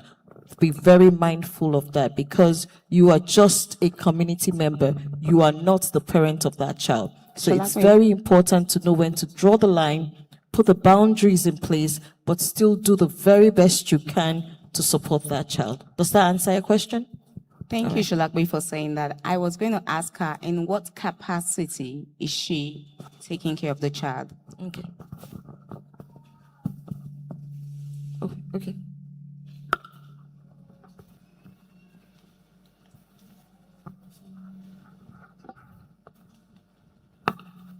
Thank you. So as we speak now, the child is 12 years, so she's in school.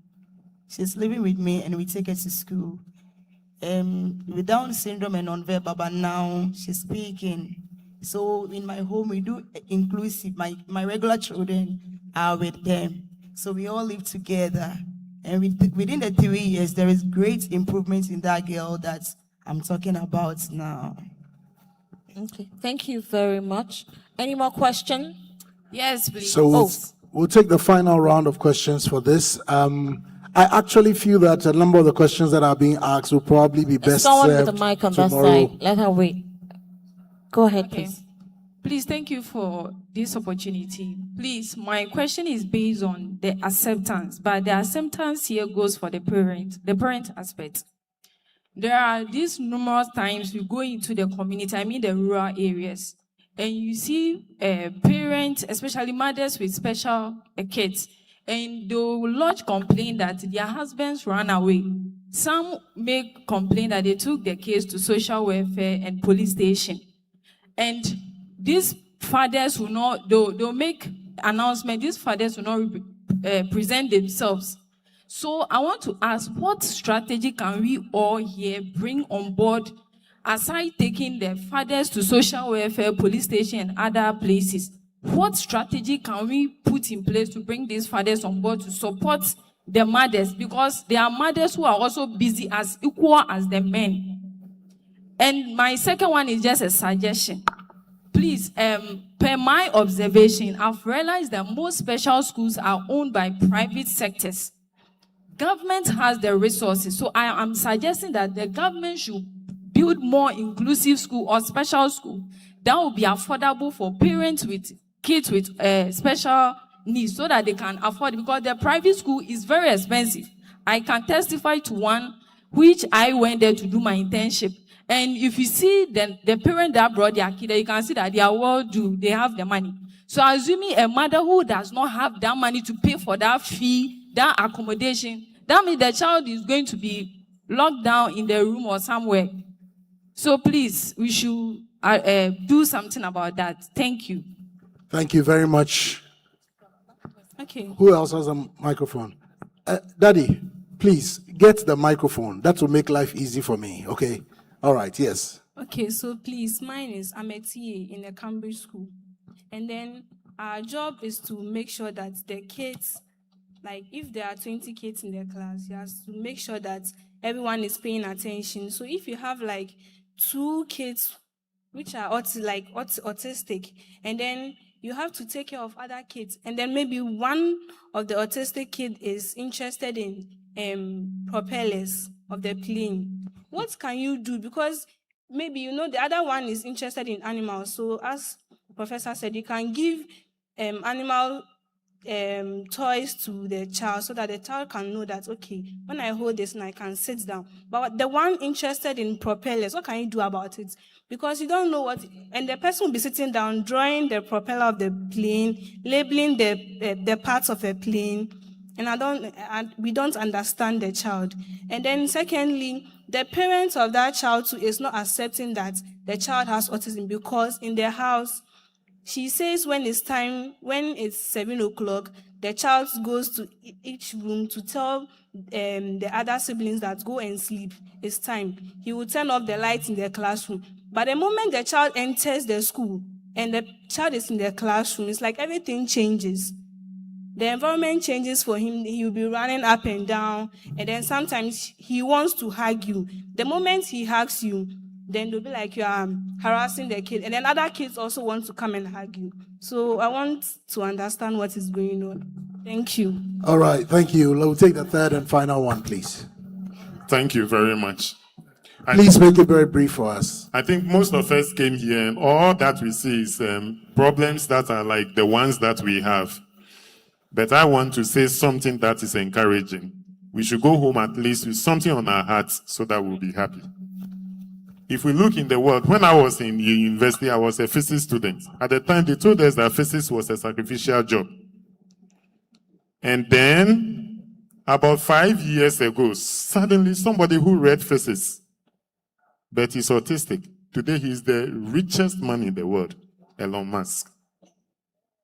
Elon Musk is autistic. So, parents, what does that tell you? Some of you have precious gifts in your homes. But all that you are focusing on is the negative. You are not asking yourself, what can we do to bring out the best in the child? Some of us, we have to make sacrifices. I was a systems analyst in a telecom company. I resigned. And I became a bookshop keeper so that I could teach my own child how to read, how to write. Today, he is 21 years old. He writes very well. He speaks very well. Okay? He communicates very well. If I call him on phone right now, he will talk. He will say anything you want. He can answer every question. I took him from the normal school because I realized it was not helping us. The last time he wanted to get a profession. Then I was thinking, what can we do? So I have to help him to write exam because without BECE results, he can't go to SHS. He can't go to a technical school. So we went to a private school. I mean, a private center. We registered WAEC. And we went to write it. The results will come. And I know that maybe he will get all 9, but it doesn't matter. We only want a way to go to a technical school. Is that okay? We only want a way to go to a technical school. So the government we are talking about, government that we are all discussing here, there's no government here. We are the government. We are the government. If you don't sit up and see what you can do for your child, and you keep thinking some of these policies that we are thinking about, they will come when our children are old. Okay? Now we have tools. We have AI tools. For example, if you are ChatGPT, okay, look at the level of your child and the questions that they will give him from school. Ask ChatGPT the same question. How can you, then you add the question, then you put that in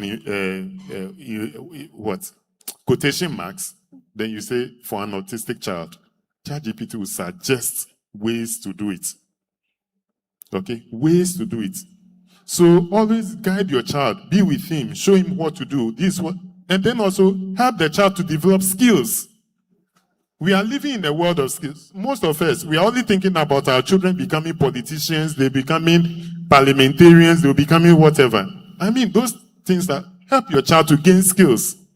The child that is with you in the house, one day will live on his own. Can he wash dishes? Can he set the fire? Can he cook? Can he set food on the table? Can he wash his own clothes? Some of you are still washing their clothes for them. You are still feeding them. You are still putting food in their mouth. You are not helping the child to be able to live. Because one day if you are gone, what will happen? Exactly. Yeah. What will happen What will happen? day if you're gone? Thank you very much, sir, for your contribution. Thank you. That is so lovely. I like the fact that you were able to get up and give hope to everyone. You spoke a story of hope. Thank you for sharing. I think a lot of parents seated here heard you and would go ahead to copy some of the things, some of the suggestions that you have put out there. Thank you so much. Okay, so the questions. Someone asked parent acceptance of the child's diagnosis. The father or the parents are not accepting of the diagnosis, so what do you do? Ethel.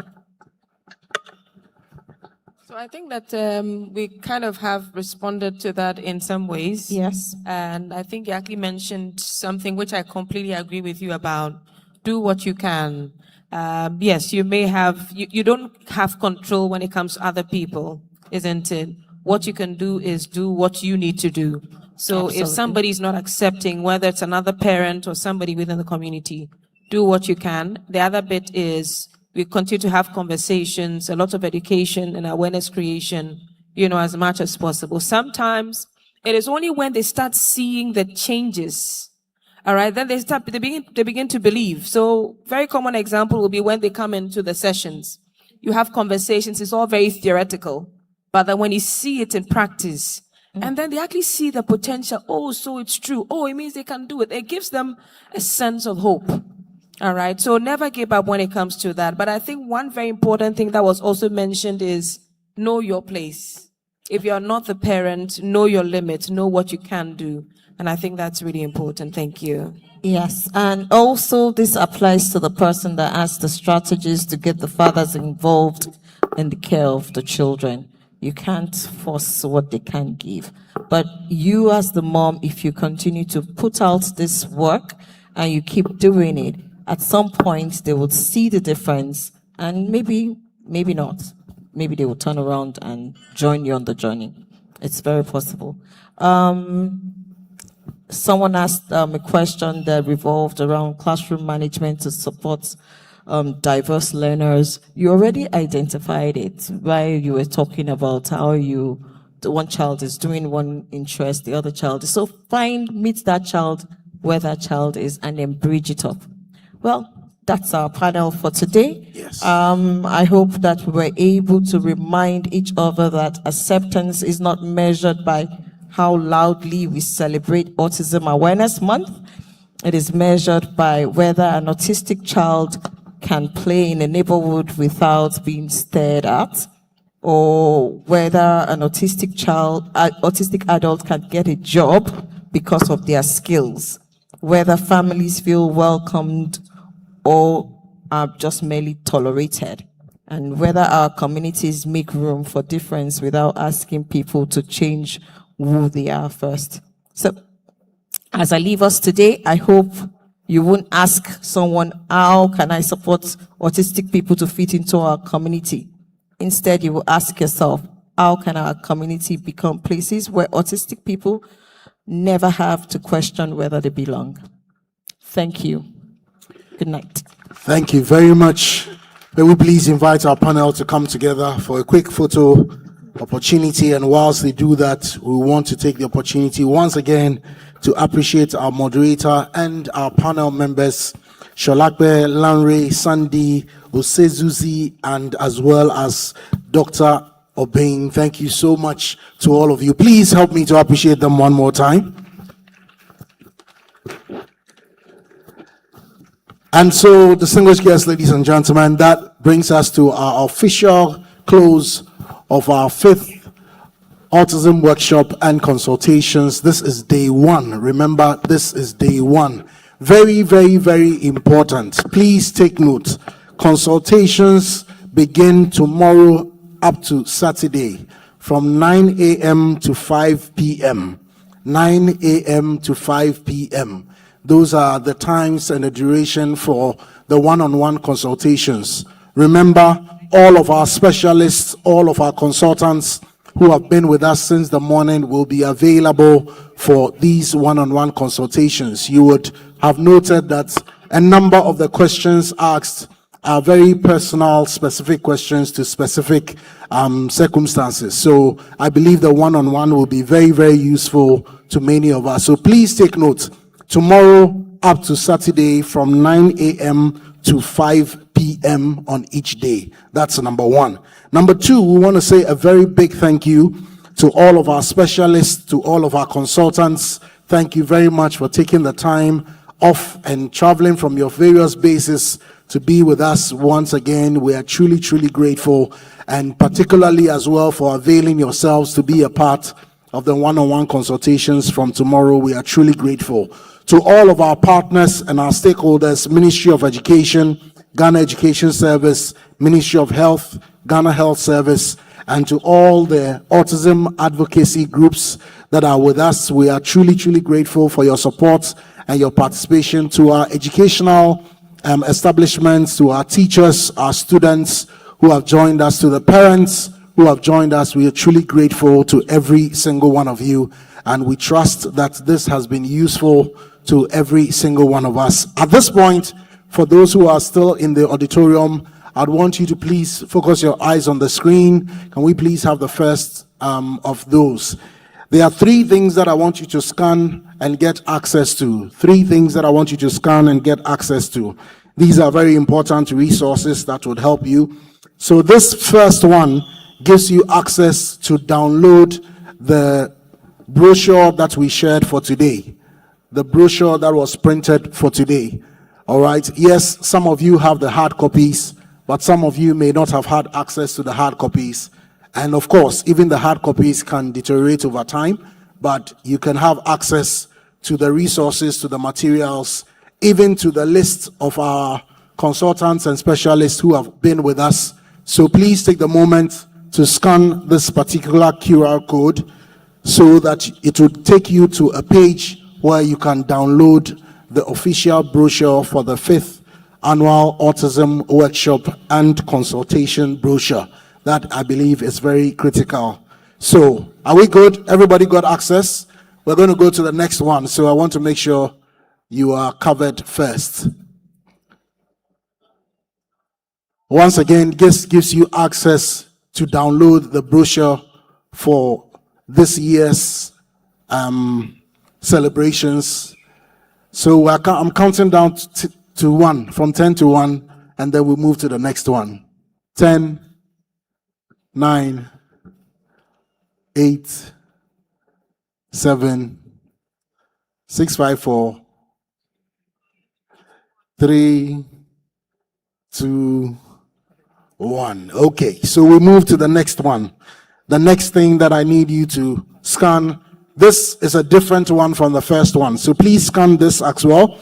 This will take you to a page where we are asking for your feedback. We are asking for your feedback to support us to ensure that going forward, this annual autism workshop and consultation becomes even more useful, even more beneficial, even more rewarding. A number of you have been asking a few questions and making a few suggestions throughout the day. So this particular code would give you access to our feedback page. Please give us your very honest and sincere feedback so that the team can factor those in our subsequent celebrations to make it even more impactful. So that is the second one for you. And I'll do another countdown from 10, 9, 8, 7, 6, 5, 4, 3, 2, 1. Okay, and now to the third and final one. This, I believe, would also be very, very crucial to all of us who are in here. A number of you asked how you could get access to the presentations that were made by our consultants and our specialists for today. So this third one would take you to a page and you would have the opportunity to be able to download the materials that have been shared with us today. So I believe this will be a good resource to us who are gathered here. So that is it for you. You can do a scan of it. Depending on your phone, you can take a picture and then you can scan it later, depending on your phone. But if you want to be safe, you can scan it right away, and that would give you access. So, with that said and that executed, very, very importantly, again, let me echo, tomorrow till Saturday, 9 a.m. to 5 p.m., one-on-one consultations. Before we exit, respectfully, I need you all to please support me to execute my final task for the day, which is to get all of us as much as possible up onto the stage and to do a very big, grand photo together to be our closing for the day. So with the greatest of respect, I'd ask our specialists and consultants to please line up on the flat floor, and then every one of us can join in on the stairs as well as on the main stage. Please, let's do this. This is our final thing. Please join us. Just climb up on the stage. Everybody, please join us. GTCO team, please join our consultants on the ground floor. Let's do it. Everybody, please come up.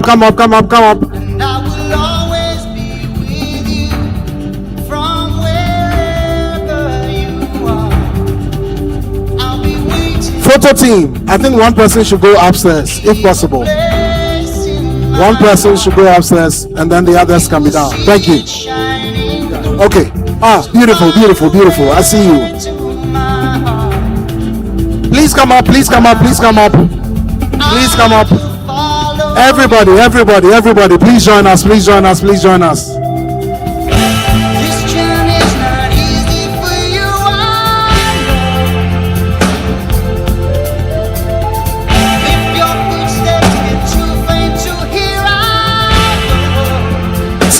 Sound. I need a handheld mic.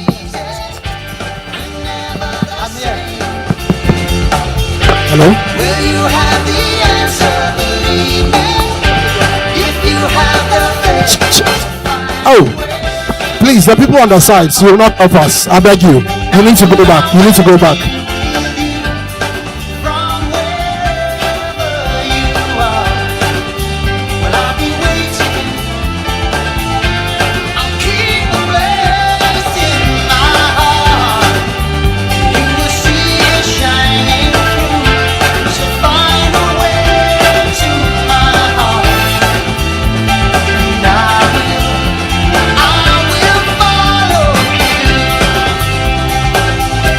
Alright, so are we good? Are we ready?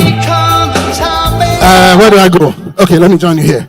So first we'll take a photo and then we'll do a video where we all say, when I say autism, you say what? Thank you very much. So we're doing the first one. Give me your prim proper pose with a big beautiful smile. You can look at any of the cameras directly in front of us. Big. Yeah, upstairs. All right, big beautiful smile.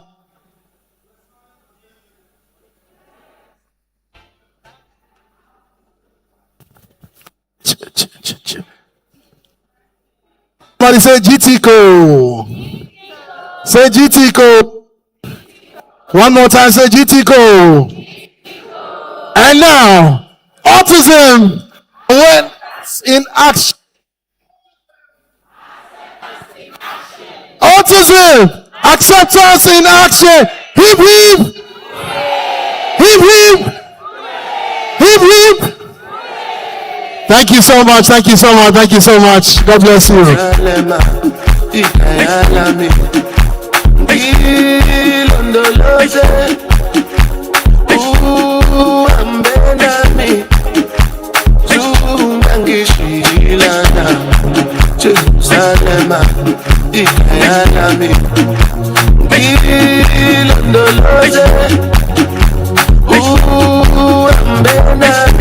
Chief.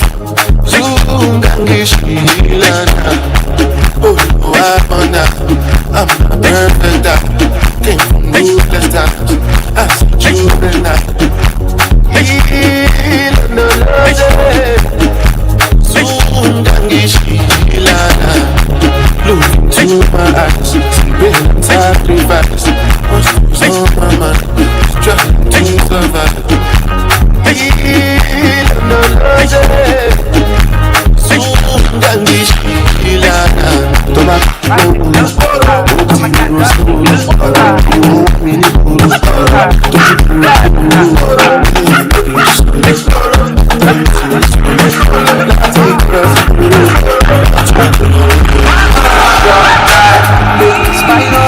My only be my life. See as we dey like beans and rice. I will never leave your side. I will never ever go. I dedicate my time to you, my dad. Even if the road is rough and open mine, I should be my key for life. Now you know. Now you know. If you know, you know. You take it all us in town. Now you know. Now you know. Never let get fool. Forget what they know. Yes. How much is money? It's nothing. Balling. Premium or not. Now you know. Now you know. Now you know. Now you know. Never let get fool. Forget what they know. Yes.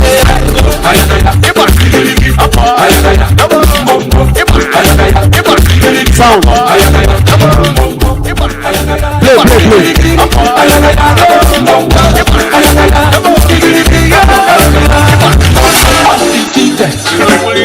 Undisputed, unopposed, luxury or nothing. Money is talking, money is talking. Blessings and blessings. Yeah, we can run them, yes. How much is money? I want to tell you all. Get so much feeling for this club, and then no one let me go. Then no one let me go. Then no one let me go. I'm looking.